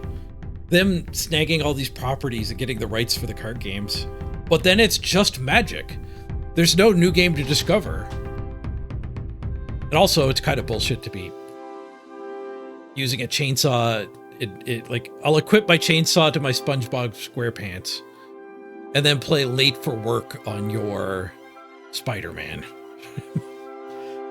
It's a sentence that could be said at the table of a Magic game now. That is also a problem. But I hate that they're using up all the IP rights. Like, there's a Star Trek set coming out. I would way rather be playing a new Star Trek game. Heal by giving berries. How many berries do I got? Items are stored in your backpack at the bottom. You can use as many items as you want in a turn, but only on the creatures that are on the board. Ooh, tames wild creatures, heals allied creatures. Effective on carnivores. Effective on herbivores, or effective on piscivores.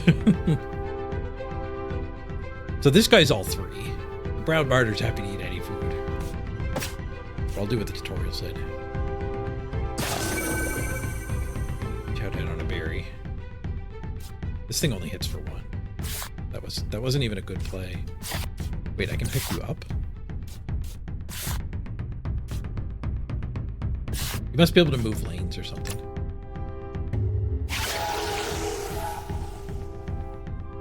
Wait, this isn't Blood Bowl 3? Yeah, we finished up the Blood Bowl 3 for the day, but Derek rated me with like 200 viewers, so I didn't want to end the stream. We're checking out this new card game that I just picked up in the Humble monthly bundle.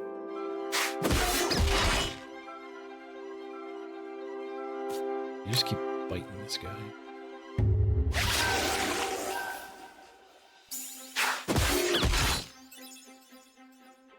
The enemy is weak. Time to tame it. You need to tame enemy creatures in order to add new cards to your deck.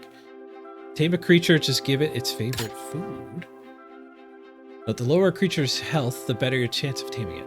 If it has 1 health left, its favorite food will always guarantee to tame it. Join your party at the end of the battle. You must want fish. I have prime fish.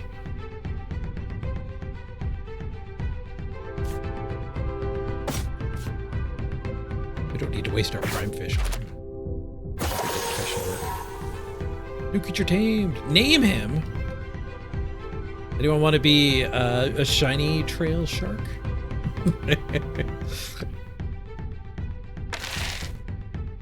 Surely a Twitch chatter's name is better than Heisenberg. Agrelius, welcome to the team.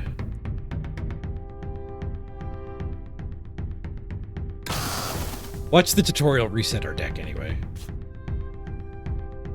Swordbird. It's for 4? I guess I let the brown martyr die.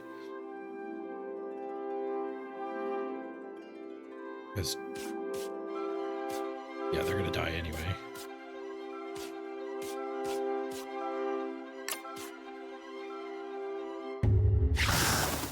Sky Strike. Oh, the enemy was faster. Did I have quick attack? I did. I derped it.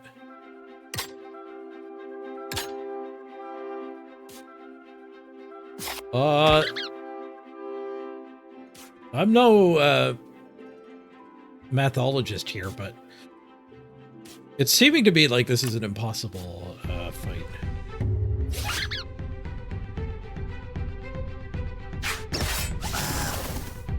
Maybe we're supposed to lose all of our brown martyrs and only have that Agrelius that we just caught. Oh, he only has 2 health. I thought he had 8 health. Okay. I really am not. I was hungry an hour ago when I started the last game of Blood Bowl. Oh, I forgot to tame it. Yeah, I'm derping. I'm derping here. Training day 4 of 5. I swear I'm not doing the thing those stupid mobile game ads do, where they just play the game poorly to make you want to go play it.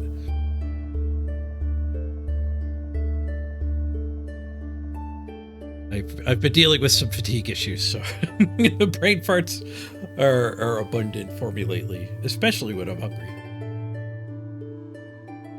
Training day. For the next training session, I'll go to an open field and see how I do against multiple creatures at once.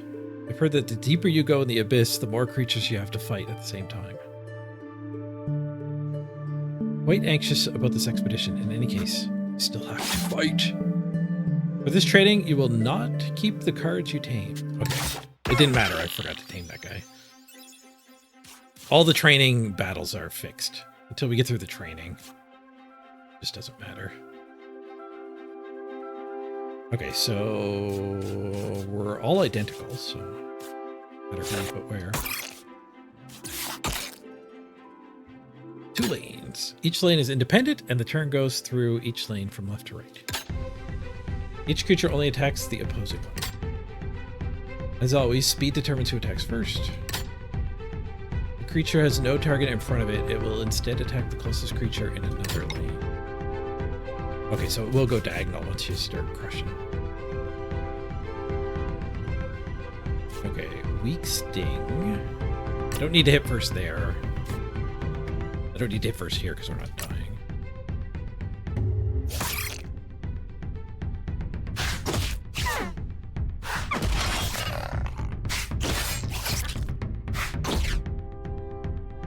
You can move your creatures into different lanes by dragging and dropping. You can do this as much as you want in a turn. Nice. Okay, so he can tank the 2.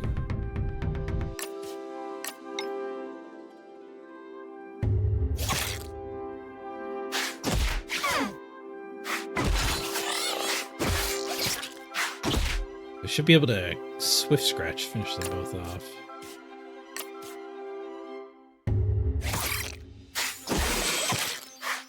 Left.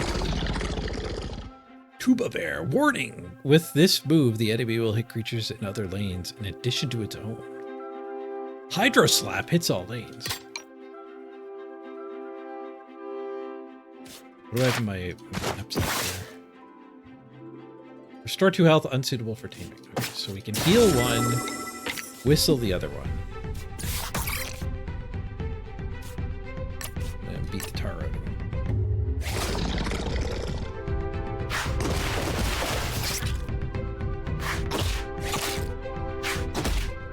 My Magic and Hearthstone mind wants to look at this as attack. It's always attack on the left, health on the right. So if I was in charge of this game, I would have flipped these. Just so health was where I'm used to health being. Like every game does it that way. A double Swift for the win.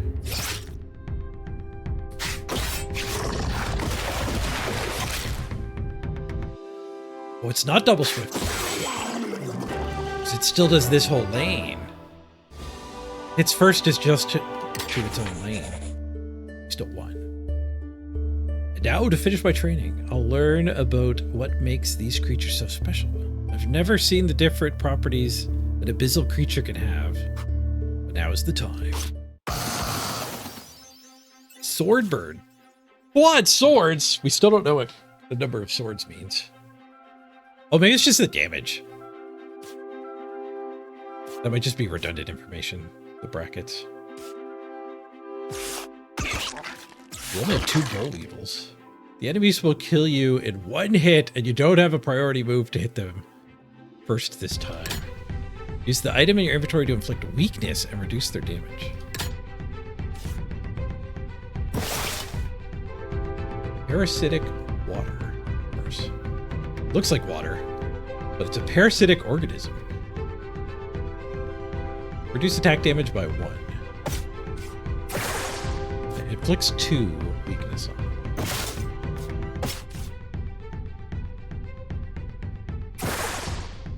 You can see which effect a creature has by looking at it. You can tell its status by how it is. By hovering over the card, you can read each of its effect descriptions. Note, effects are removed from a creature when it is retreated.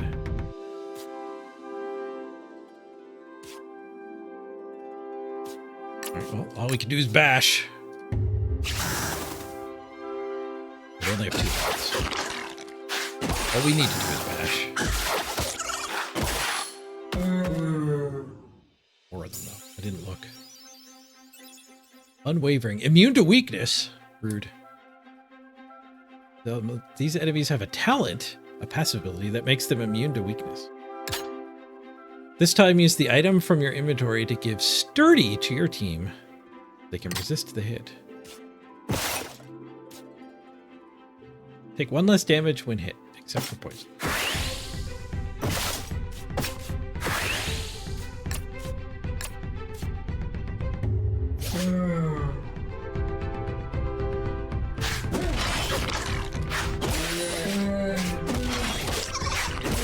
We're down to 1 health with this last one.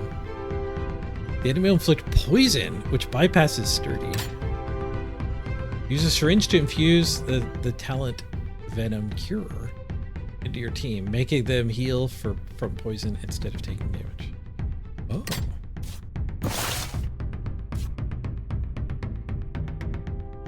Poison heals this creature instead of inflicting damage.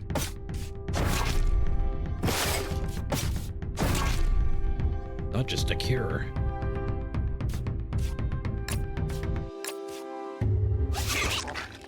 Knock him to 1. Jelly Mim.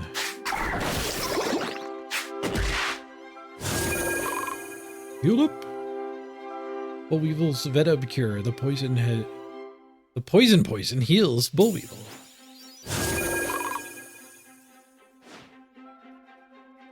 Enemy's move has a limit of 1.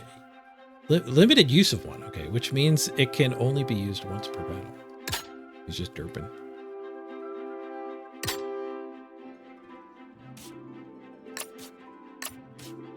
Finish him by food.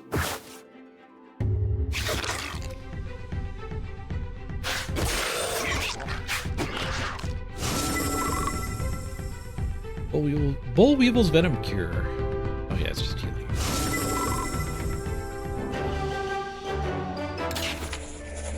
I suppose my training is complete. As I stand at the edge of the enormous crater, there's only one thing to keep asking myself. Will I die? Proceed. Information. Good job. The training is now complete. You'll be given a new deck of cards. Begin your descent.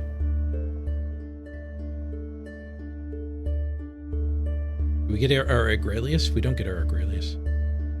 Oh, creatures ahead. It's now time for you to choose which path you'll take. Take a look at the enemies you'll fight. If you win the fight, you'll earn these item cards. In addition to the items, this event will happen. Leftovers. Restore 1 health to one of your creatures 5 times. Now let's check the other option by using the arrow at the bottom.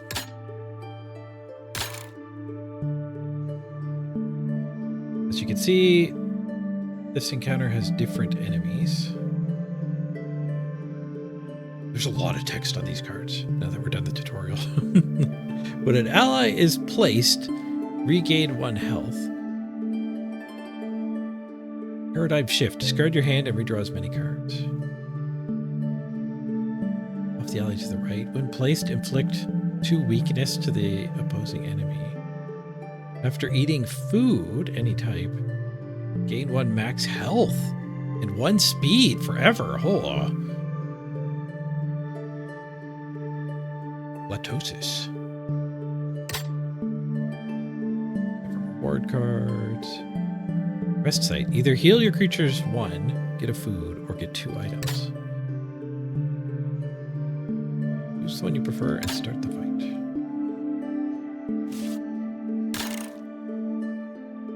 What's my deck? Jahel rats and a lantern dog? It's all lanes. AoE. Let's go. The opposing enemy has Vulnerable. Take 1 additional damage when hit. Oh, AoE and vulnerable? Lantern Dog is sick. When placed, gain 3 speed for 1 turns. 1 turns?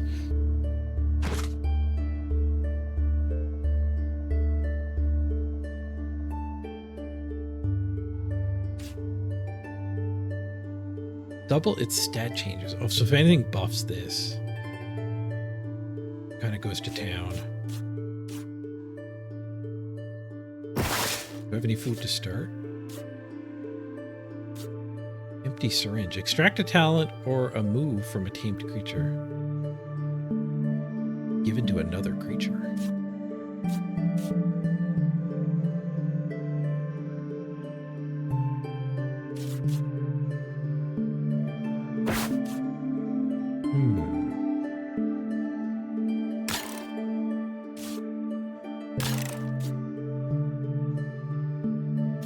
It looked like we already had a bunch of syringes. Let's go for the rest site one.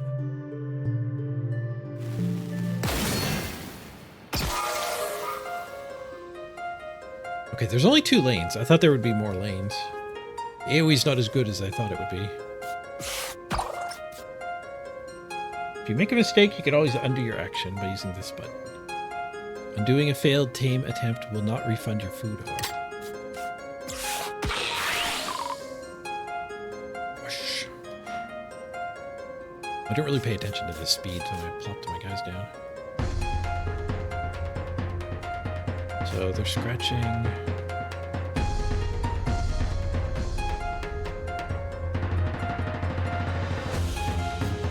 Actually, like this guy can go first. Do we want to tame this thing? When placed, inflict 2 weak the opposing enemy for a turn. Well, I kind of want the chomplicker. How do I get the chomplicker? We don't want to AoE. Let's do double Hellrat.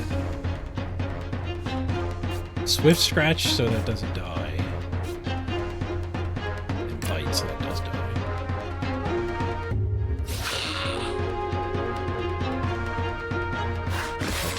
Chompler will be ours. Chompler. Food. Meat. Chompy Man.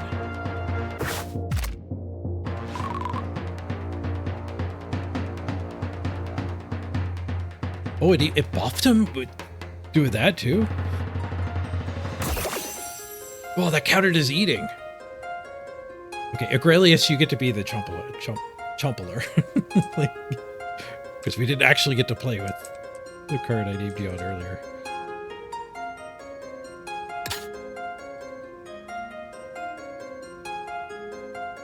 We want to tame this one too. When an ally is placed, gain a health. Paradigm shift. Discard your hand and redraw as many. It's really slow. Tanky. Double growth does seem good.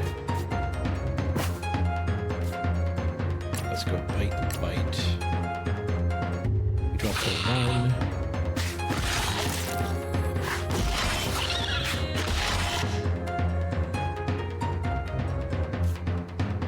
Go for the tame? I don't know what the odds are when it's not perfect. Okay, I do. It's 70.8%. I like the odds. Got him! Anyone want to be the Psychatina?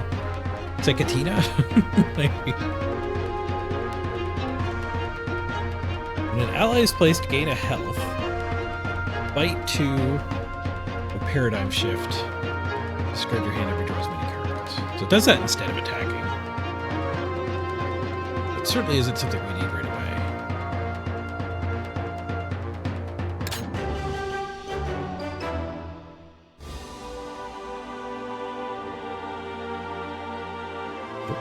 We added Psychatina to the bestiary.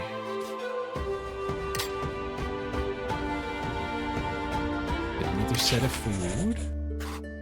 found a magnificent rest site. My creatures were really happy in the safety of this cozy little place. After setting up camp, I was finally able to... Oh, you don't heal between fights. Explore for 2 random items. Milk, remove the target's negative effects. And Wind Feather, give Swift for 1 turn. All moves have priority and hit first.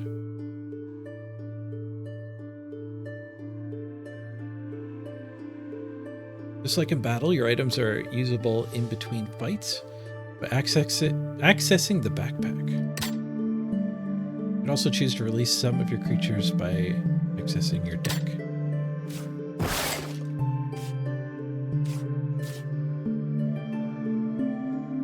Okay, so like we keep that damage.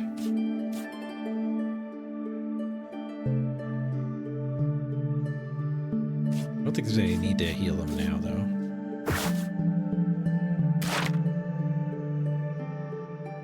Are these both shinies? Are they always shiny when you catch them?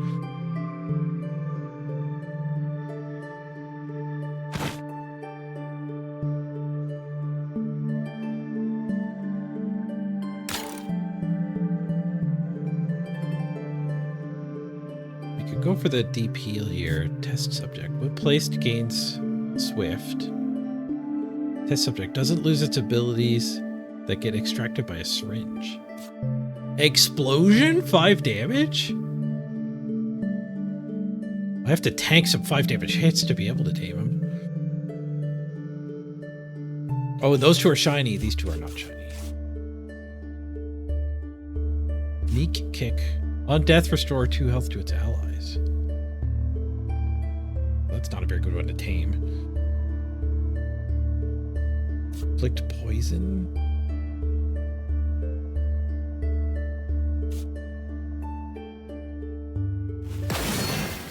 I want to catch that big guy. I could Lantern Dog and do some AoE.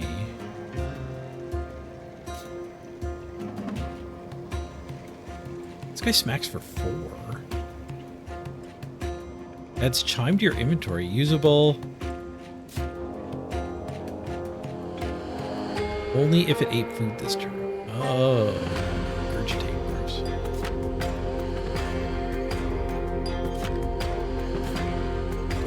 Let's do this one.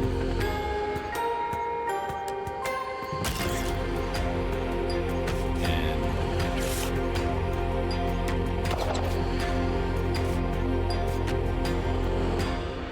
did I gain one? I don't know if I gained one. All lanes.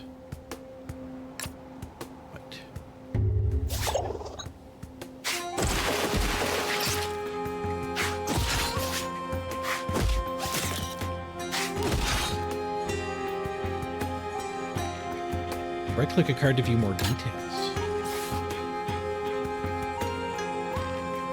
Mutations, +1 health.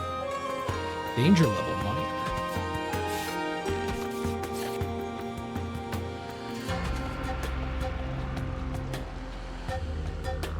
Okay, so Slap will actually wipe them. Kill both. Do I want to shuffle up? Guess I'll use it. Just to see what music looks like.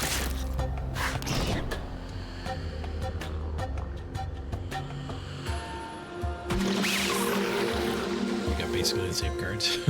Bubblefish. Bubblefish will hit first this turn as Agile triggered. He's going to do 2 damage. Lantern Dog would die. When placed, add Leaf Whistle to your inventory once per battle. When an ally retreats, increase this move's damage by 1. Okay, so I think we want to Dog Whistle the Lantern Dog. And then we'll get another placement for this one. This guy can eat 2 damage, and then we can give him food to buff him. Yes, now we gain. Oh, it's not max, it's heal. Regains, not gains. This is gain 1 max, this is regains. Yeah, Spiritol, you figured it out before I did.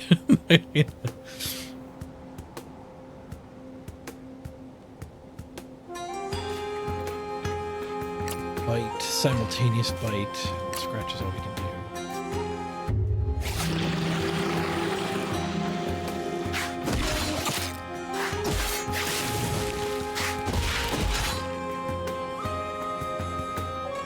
Explosion deals 2 damage to itself.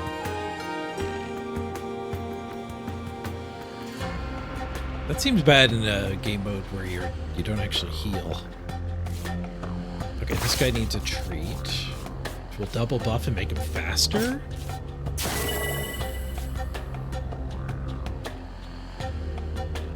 No, undo. Okay, it has to be a type of a real food, which means it makes it harder to tame. Instead of taming a whole new creature, you're buffing your Agrelius. Caterpillar.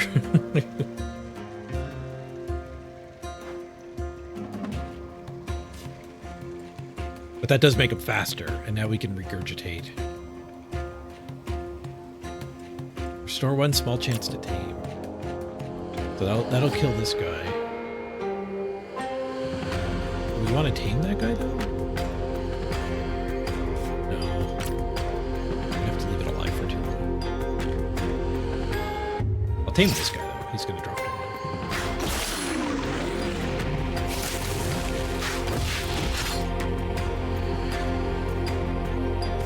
What type of food would he like? Apples? I have berries. Is berries apples? Yes.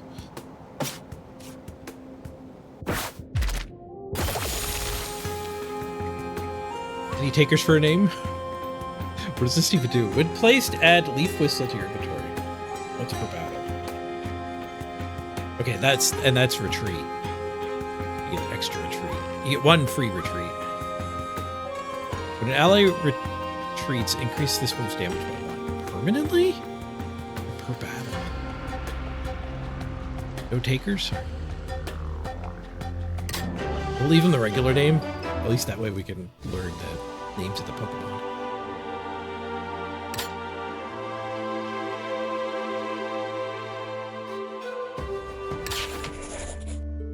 After eating and taking some rest, I noticed I had some leftovers. It probably would have been wiser to save the extra food for later, but I felt like giving my creatures a treat. And so I gave them some treats. Restore 1 HP to a creature 5 times.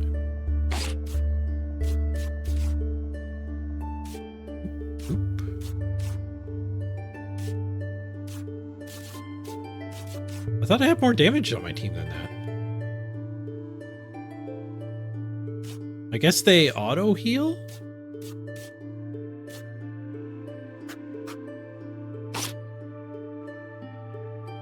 There must be like an automatic 1 health restore after each fight.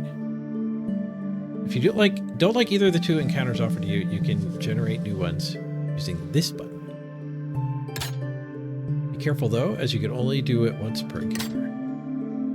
Once you reroll the encounters, you can't go back to the previous choices.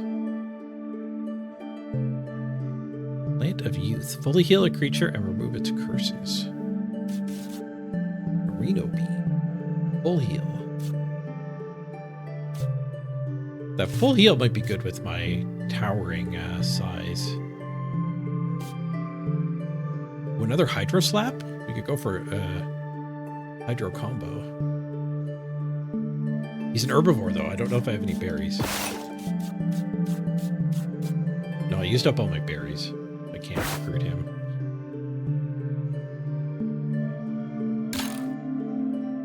Phantom Matter. Teach a move that deals 9 damage to all enemies, but kills your creature. Teach a move that deals 9 damage to all enemies, but kills your creature. These are both horrible. I guess you can capture the 9?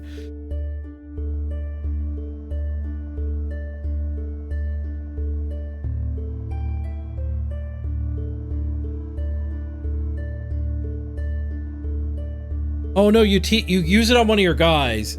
He dies, but gets this skill. So you need some sort of dude that resurrects. Or it's the ability to bring somebody back. So that it's like, it seems super strong, so it's got to be really hard to actually get that to that combo. Hey, Screw. I have been doing well. You played a little bit of this game. Nice. The fridge is a really cool part. Yeah, you get to like build your own cards.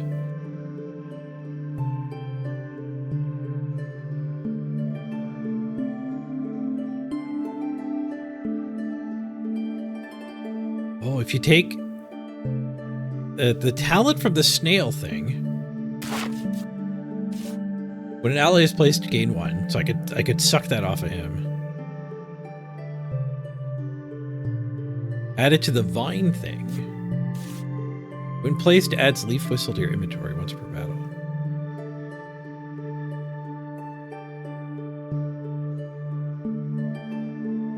When you retreat a creature and play another, the vine's damage goes up and it heals. Oh, because when an ally retreats, increases move's damage. So basically, you have the vine guy down and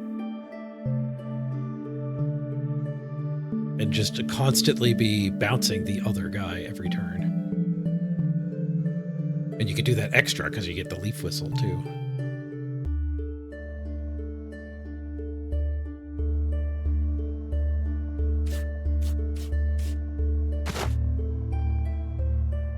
Worth getting the ally that kicks people off the board. Is that up here somewhere? When about to take 4 to 6 damage at once, reduce it to 3. The kite is nice. I assume you can only have 1 talent on a dude.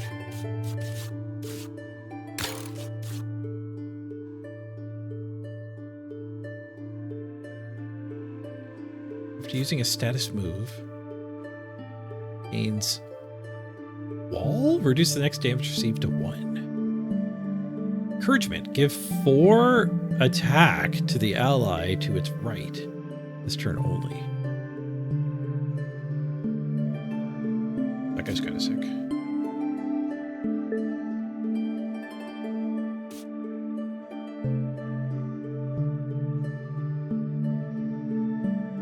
Can you have 2 abilities? Well, let's find out. I could probably do that right now. Empty syringe.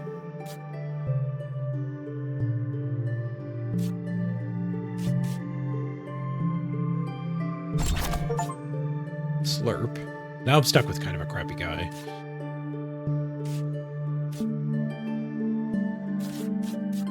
I got an achievement for that.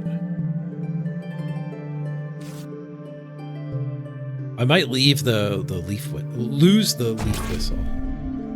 No, they both work. You just get a big scroll box. So apparently you can just make a monster. There's a limit of like 10 or something.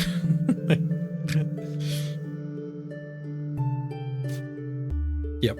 The card did only have space. We haven't seen the scroll bar until now.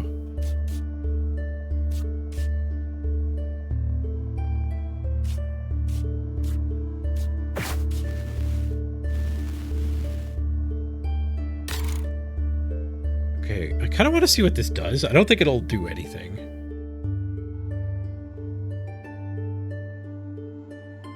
But maybe there's a way to resurrect a creature later.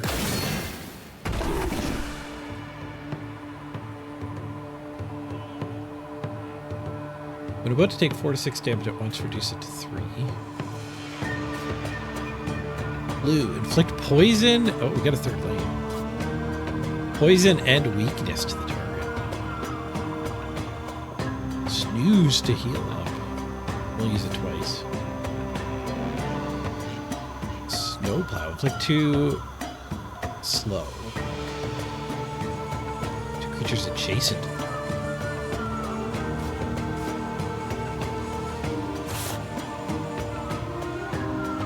Okay, so this guy is slow as balls. Might as well put him against their fast guy.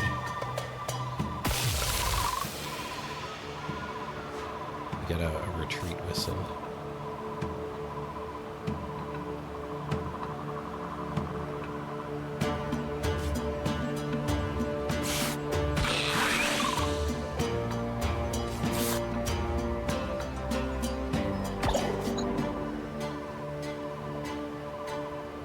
slap, bite. Can I immediately retreat? I guess I don't want to do that.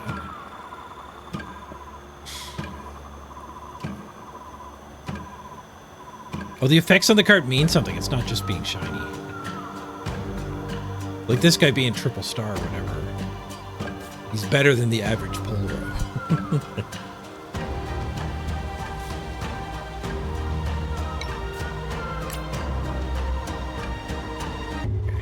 Combat away.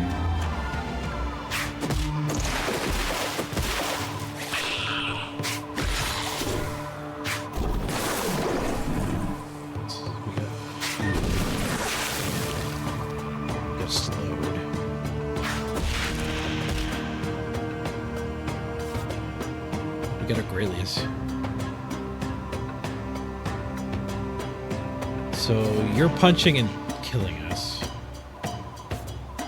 This guy's healing and not killing us. This guy's snow plowing again. Which will kill here too. So we're gonna have to chomp on some food and retreat that one, I think. Although another AoE does kill this. Maybe I want to tame that. Pushing weight is pretty good.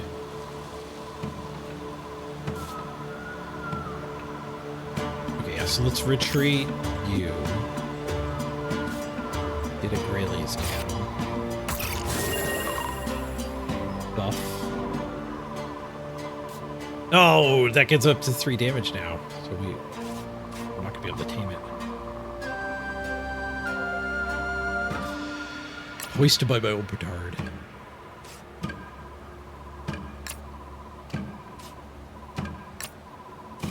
Barely doing any damage. Isn't great.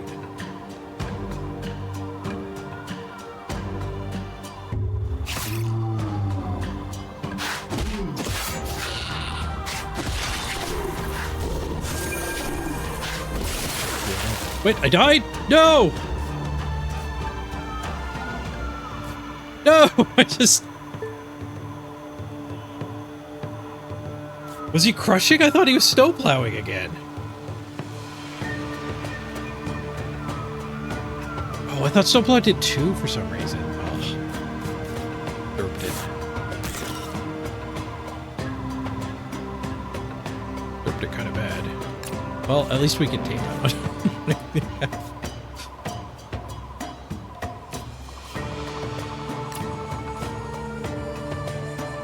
Okay, this guy needs to get buffed.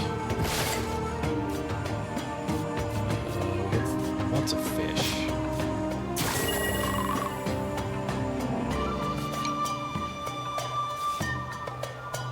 Regurgitate and kill it.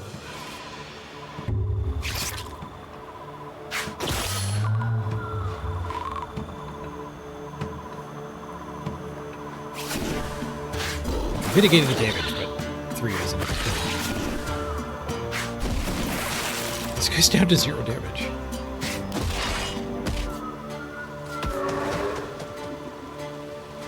Okay, we can cap that one. Fish eater.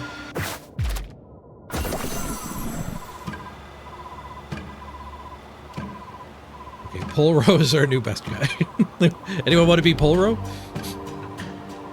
It's a kind of a Pokemon Slay the Spire crossover, yeah. Podiopsis.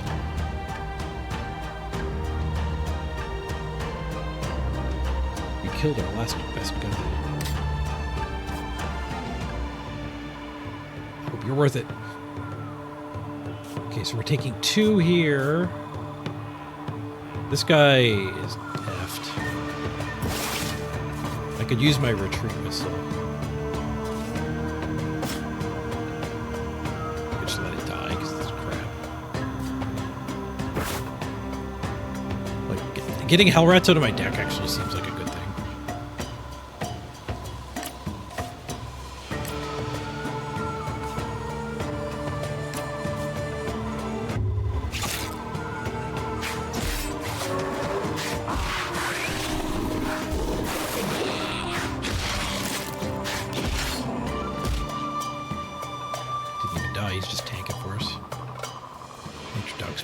and injured. Okay, feed this guy. Get the hell out of that guy.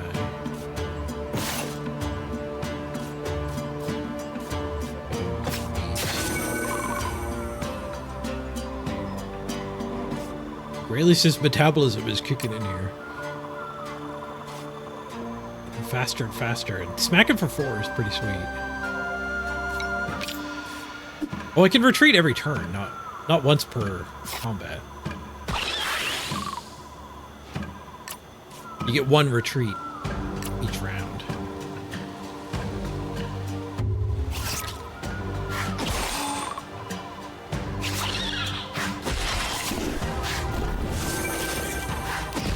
I guess having a buttload of ARATs is fine, because, like, your overall health is just running out of a deck.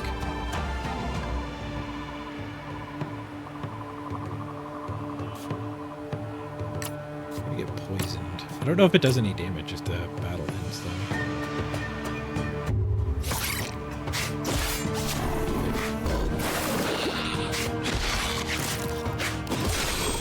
I've got milk to clean disease. Team to Podiopsis. Inflict 2 slow to a creature, to creatures adjacent to the target. So I can put it in the middle, like it did. Attacks for 4. Without any condition. Pride me. Tames wild creatures, heals allied creatures, super effective on carnivores. We don't have to knock them to 1. Some speed, we can heal. Inflict charm is twice as likely to be tamed. While I wasn't watching, one of my companions wandered into a field of strange, radiating crystals that are dangerous to any living being. It didn't stay in the radiation zone long enough to be significantly harmed, but I could tell it had mutated. Like the creature to get the move implode. Oh, so it does 9 damage to everything and then dies. It doesn't die when I grant it. Music's a tad loud. Escape didn't get me into settings. There's settings here. Nope.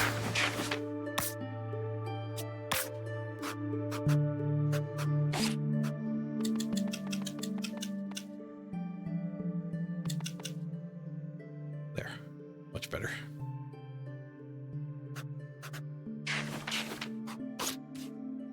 So basically whoever put this on is going to be able to just suicide. At will.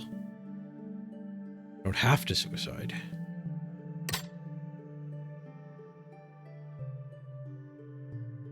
Wild creatures ahead. Mutagen slug. Give 2 random abilities to a creature. Ooh. Revenant. One of your dead creatures rejoins your deck. We could test out Explosion and get it back. Or we could get back that guy I derped away last time. Either way, we're doing this fight. What's up here? Spotted Gigapod. He's attacking for 4. Pretty quick, too. Man, the monsters are getting a lot better. Hit all lanes. Another hit all lanes. So everybody's taking 3. This guy's taking 7. Well, implosion guy, get over there. He's fast enough to go quicker than that. And that'll kill them all.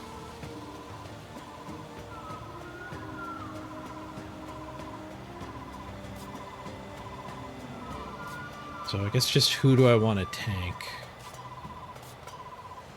So I guess we just want to tank with Mother Hellrats.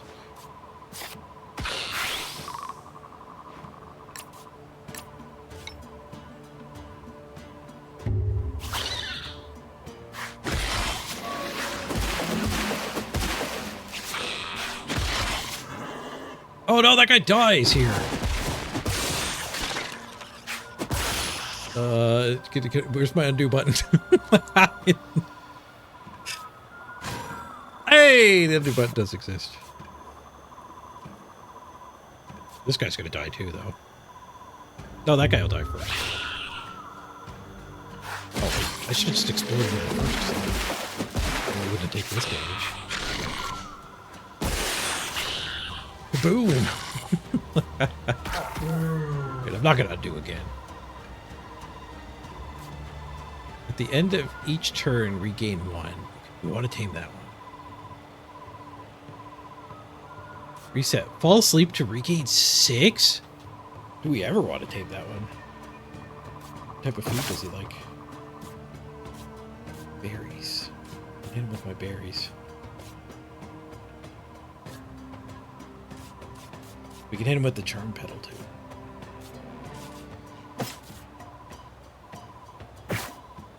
Have to smack him around a little bit first.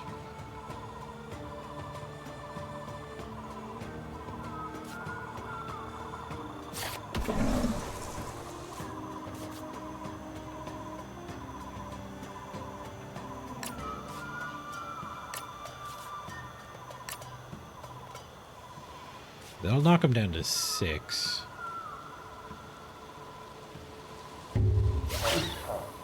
He's gonna regen though. We had rest queued up. Oh, he's at 6. No, I ain't healed. I should have done my slow on this guy though. It's healed up anyway. Get this guy out of here.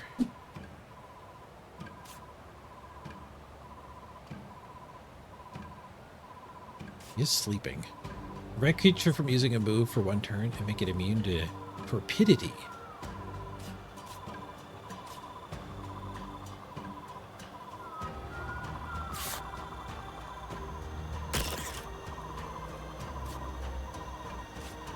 Bite. This guy's still weak from before. We keep our weakness too.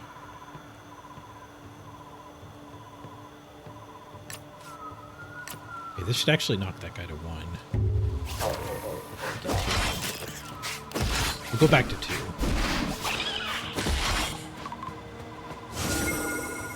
He's a tough one to tame. You can't 100% tame him. 87%. I'm gonna hit him with the pedal first. 100%. Patchy joins the party. Anyone want to be Patchy?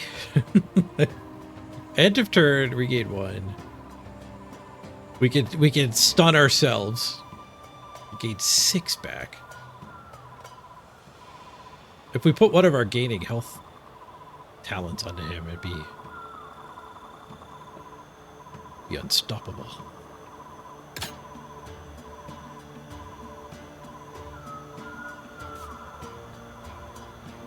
Okay, I don't think I want the naked one. It's just doing a little bit of damage, so a smack. Kill.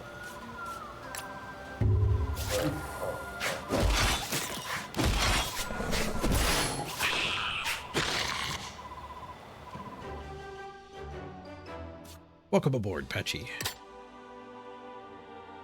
Inflict sluggish. All moves hit last. Draw 3 cards. There's some powerful cards in this game. As a nearby campfire, a familiar sound stopped me in my tracks. At first, I couldn't believe it, but it was true. One of my creatures, which I thought had died in battle, stood before me. I had no idea how it survived, but none of that mattered. It was here, and I was happy to welcome it back.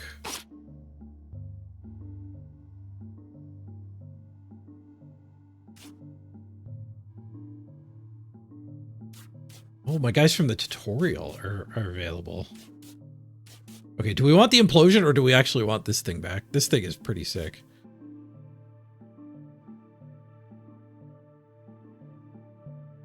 Okay, the melody is combat only, but it's still pretty good. The 9 damage is pretty good, but it's a one-off.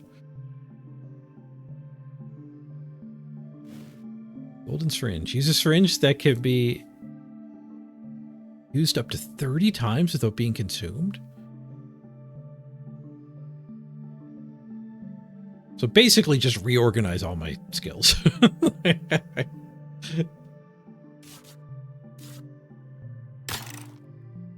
Operation. Create a custom creature.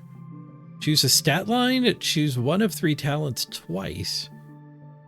Then one of 3 moves twice.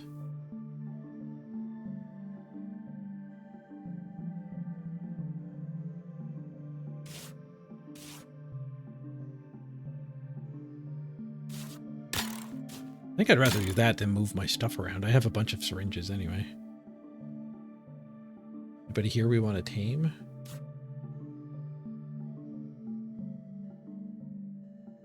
Naked worm newt is shiny.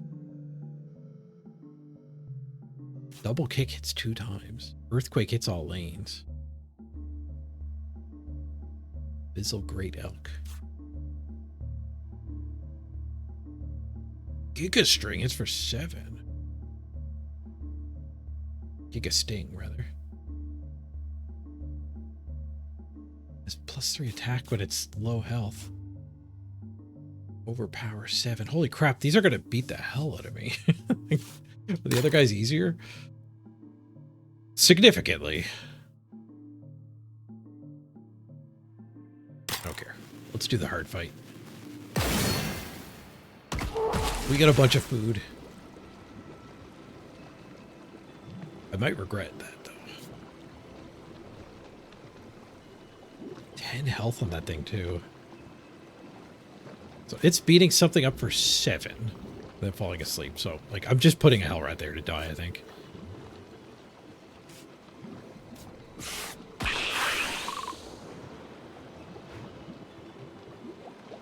This thing is also hitting for 7.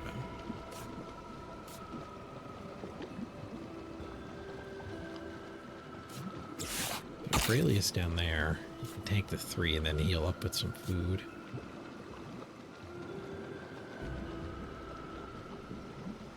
This guy doesn't trigger on the initial placement anyway. So I guess we're just sacking 2 hell rats to start.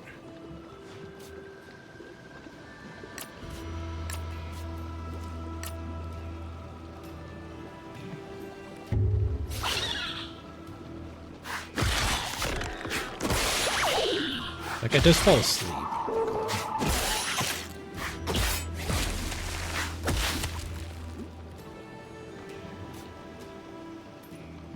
Psychotina that we pulled the health gain off of.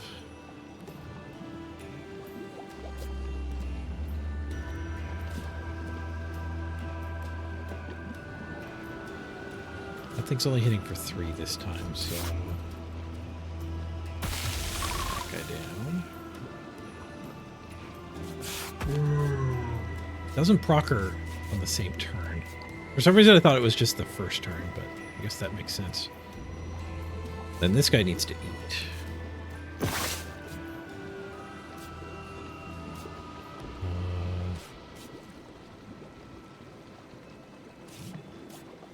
So eat the fish.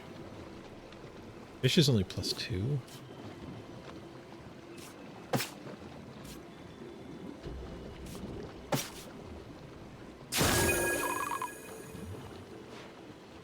Enough to live.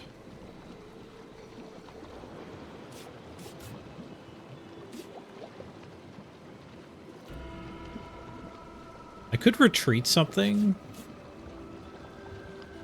This guy needs to regurgitate though, so like I could retreat this technically, and then draw a bunch of cards.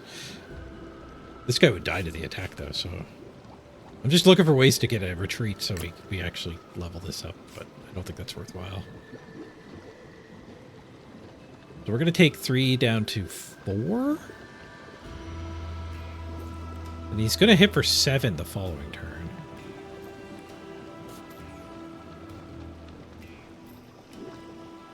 I think I fall asleep. Regurgitate. You haven't selected the move for everybody. Well, the regurgitate didn't take.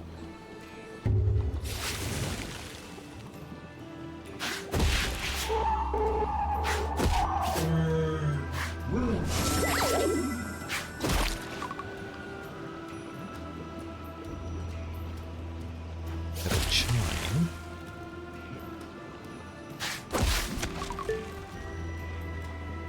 Why did that go again? Oh, it hadn't gone yet.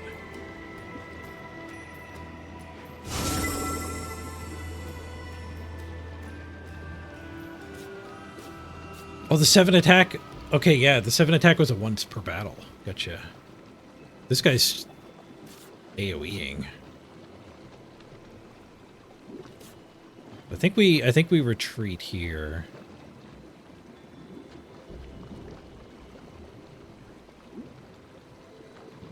Let the rat take that 3. Maybe I just feed him. I need to retreat something though. Yeah, okay, let's retreat that. The rat can tank the 3 and not die.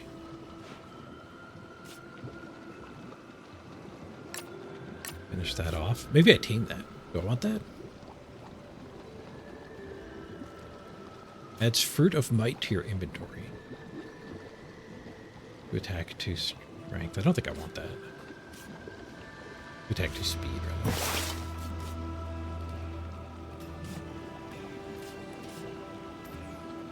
No, I don't think I want that. Just kill it.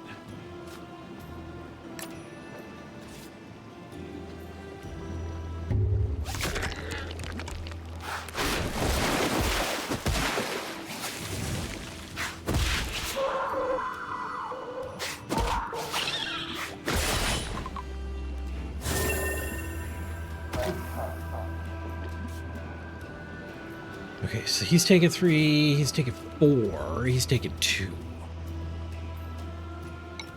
gonna have to use some healing. Non-taming food here. Then heal back up.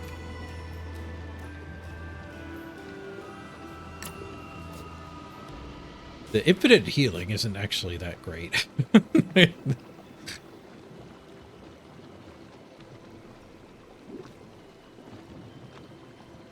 This thing is... Well, I guess I heal it by retreating this. Let's go Lantern Dog. Do some AoE. Oh, opposing enemy is weak. Shoot. So much for my AoE.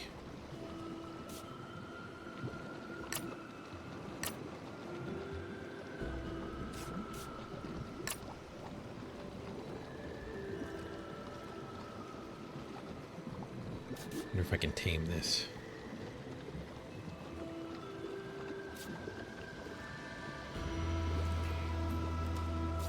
I do have to heal her.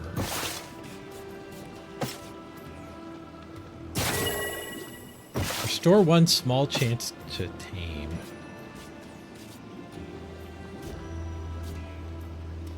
I guess the chimes are good against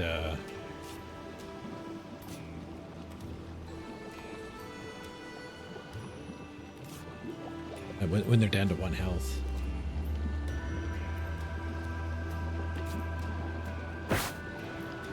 There's a lot of options in this game.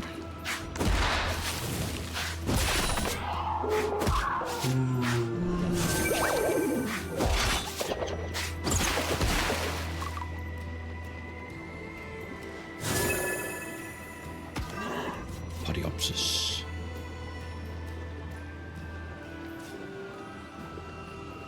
Bizzle Great Elk. Hits all lanes. I kind of want this. I got a bit of an AoE going.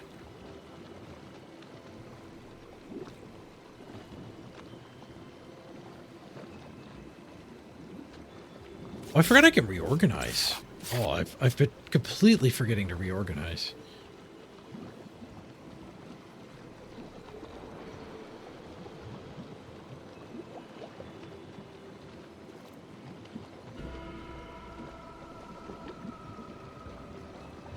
Whoever goes here is taking 5.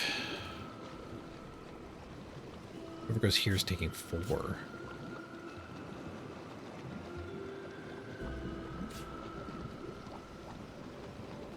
Whoever goes here is only taking 2.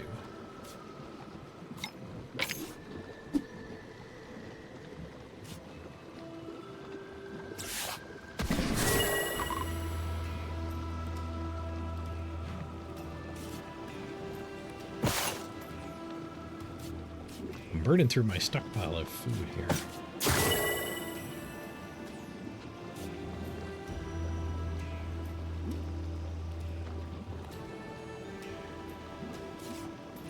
We want to steal this guy that can 1 combat smack. 7. I guess I really don't want to knock it to 1. So then it'll hit me for an extra 3. Kill me. So I need to kill it with the 4. We don't take damage in this lane. We take 2 here. Yeah, this is fine.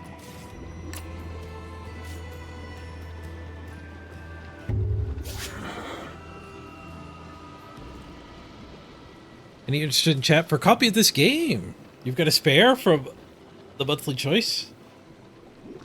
There you go, chat. Anyone want a copy? Gisuki's got one.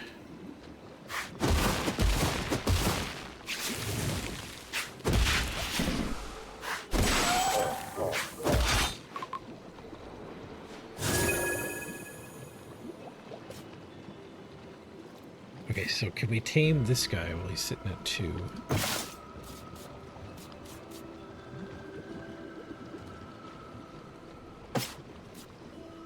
Yes, we have a super effective herbivore tamer. Grab the AoE.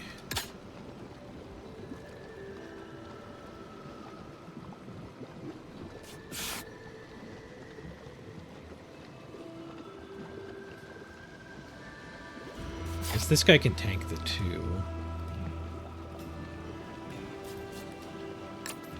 And heal back up, and then we kill.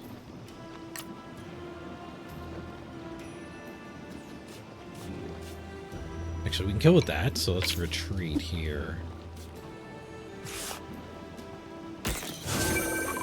Just to get that guy a heal.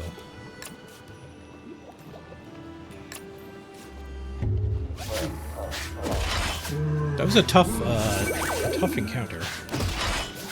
We get to make our own creature at the end of this, though.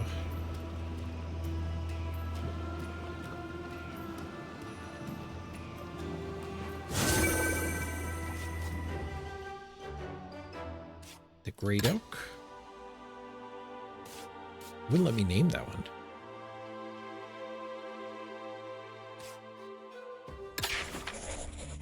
Stumble upon a hut deep in the trees. Something about it felt eerily familiar. Inside stood a figure, human-like yet unsettling. They claimed they had a failed experiment they no longer wanted. They offered to give it to me and even told me they could make a couple adjustments to it. Whatever that means. I chose to take the creature with me. Okay, we can go 9 health, 6 speed. 7 health, 8 speed. I think I want more health, not more speed. We'll go 9, 6. Lean all the way into health. Choose a talent. When placed, gain all the moves of all creatures of danger level 4 or lower. Hyperstimulation. Wow, so he just picks up every move. Basically of every creature I've seen so far. Apparently bosses are probably danger level 5, so he doesn't steal boss moves. On death, give sturdy to its team. I don't want an on death for my insane thing here. After this attacks, inflict vulnerable. Very good.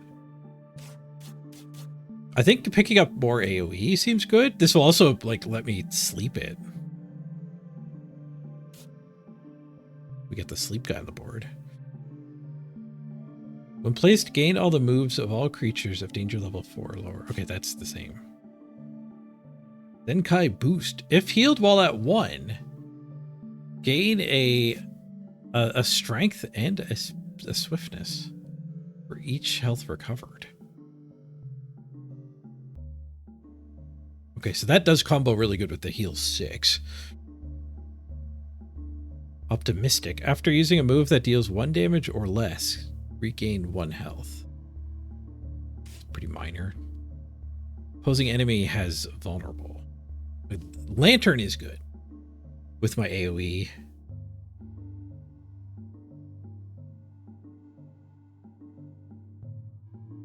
It might be a little too hard to get to 1 to really benefit from that. Let's go with the vulnerable. Brawl. Hit all lanes, inflict confusion to all enemies. Or torpidity, not confusion. When it reaches an amount of 6, disappears and the creature falls asleep. Torpidity, sleepiness. Psychic blast hits first. Inflict a weakness to the target. Or glorious roar. Gain 3 speed and 3 attack for 2 turns.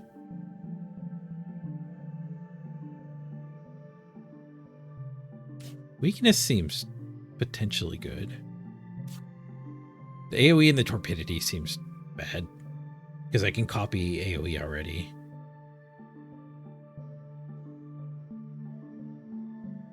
Then again, no, let's do the AoE. Let's do the AoE. Because I don't think he's gonna, like, I think everything gets placed at once. So if I put this guy down turn 1, he won't copy my other guys. Inflict 2 weakness to all enemies for 1 turn. No damage. 4 damage hits first. Trickery. Switches places with the ally to its left. That's more of an attack. I'll go for Bolt. It's 4 damage hits first. That's a heck of a dude we just made. Or Aberration, is that what he's called? Aberration X. Hunting ground. Select 1 of 3 food items or gamble for a prime food. Feast. Spend 1 food to increase max HP for all creatures that liked the food. Feast seems tempting. Hyper stimulation. That's the ability we just learned. Immune to weakness, body slam through.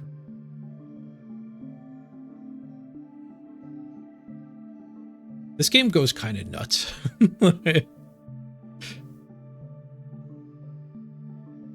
It's all enemies once for every target they have. Fails if no one has target. Inflict target on all enemies and then smack them for 5.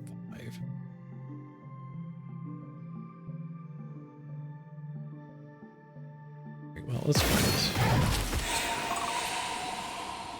We die. Okay, so he learned all of this crap. Oh, they have 2 echolocation snipers. That's not ideal.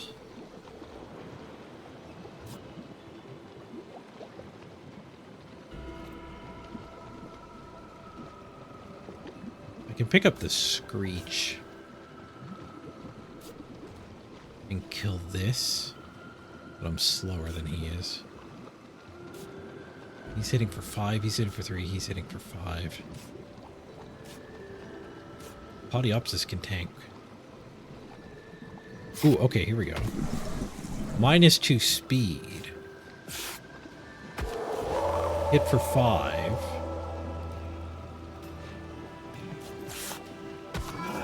And AoE for 2.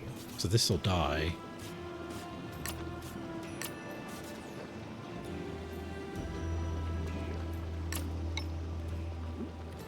Did any of my things die? We take 3 there. We take 5 here. It's fine. We Save that 5.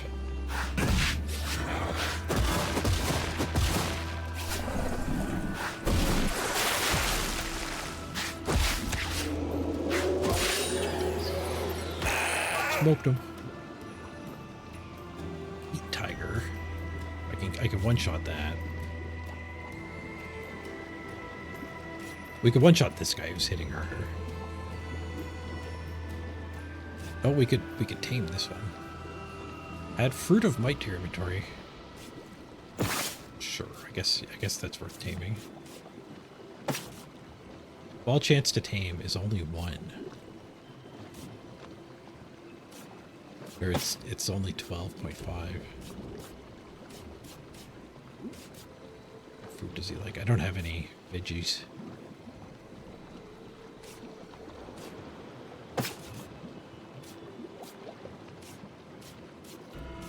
Particularly want that guy anyway.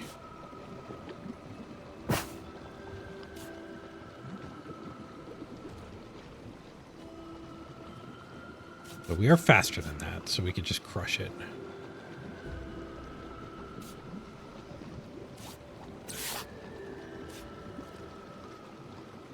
Faster here too, so we crush him.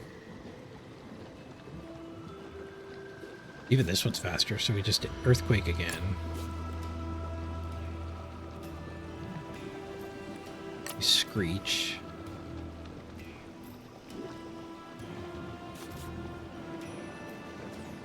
And then I guess we retreat here.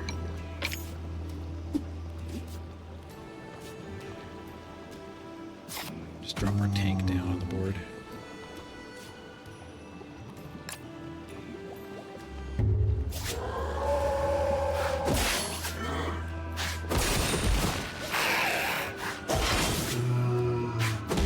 We knock him to 1. We can tame that one.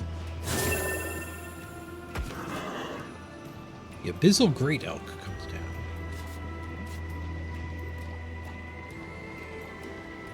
Do we want to steal the Great Elk?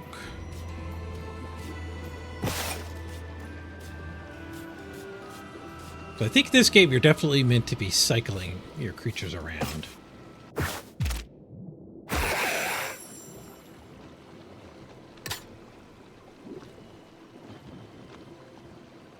Trying to keep them all alive like I'm doing. I don't think it's the intent, but it is kind of what I'm doing.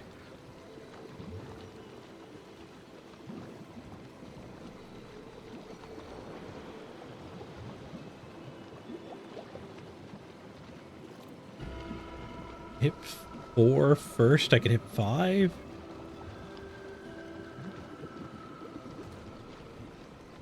I can add Fruit of Might to my inventory. He's attacking for 4. I guess we'll take it and just kill him. This guy can take it. Heal back up.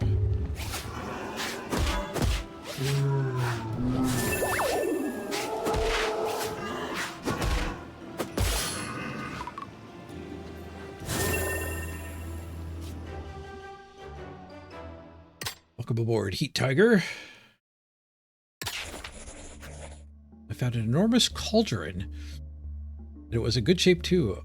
I'm obviously not going to carry it.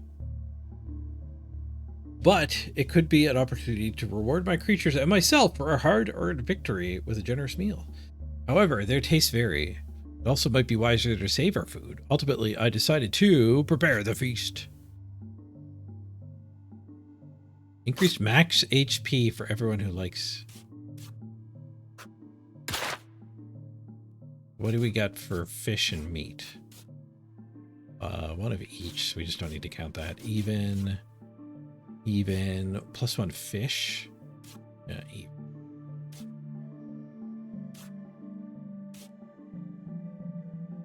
So I guess who do I want more health on more? But I can't get, I don't have any veggie food.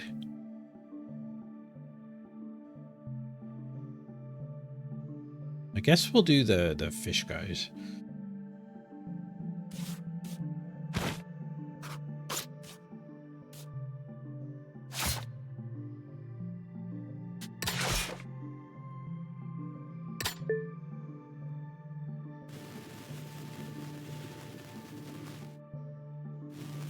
Interesting to see if the feast triggers the bug's talents after eating the food. I don't think it did. I think he was at 6 health and the max went up. No, but other people stayed at their max. Oh, the bug was meat. Gotcha. Derped it. All right, I'm gonna wrap it up here. I have no idea how long this run goes, but I was starving when we started this an hour ago. So thanks for joining me, everybody. If there's anyone still here from the raid, I hope you enjoyed the stream. Don't forget to drop a follow if you want to come back. Check out more Blood Bowls, what I'm mostly playing.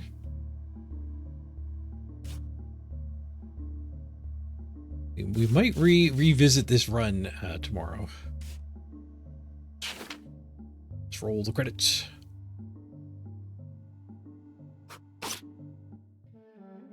Thanks for joining me, everybody.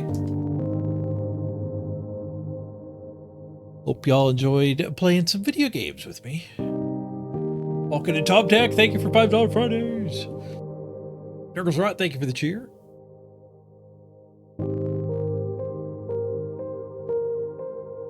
See you, Skuro.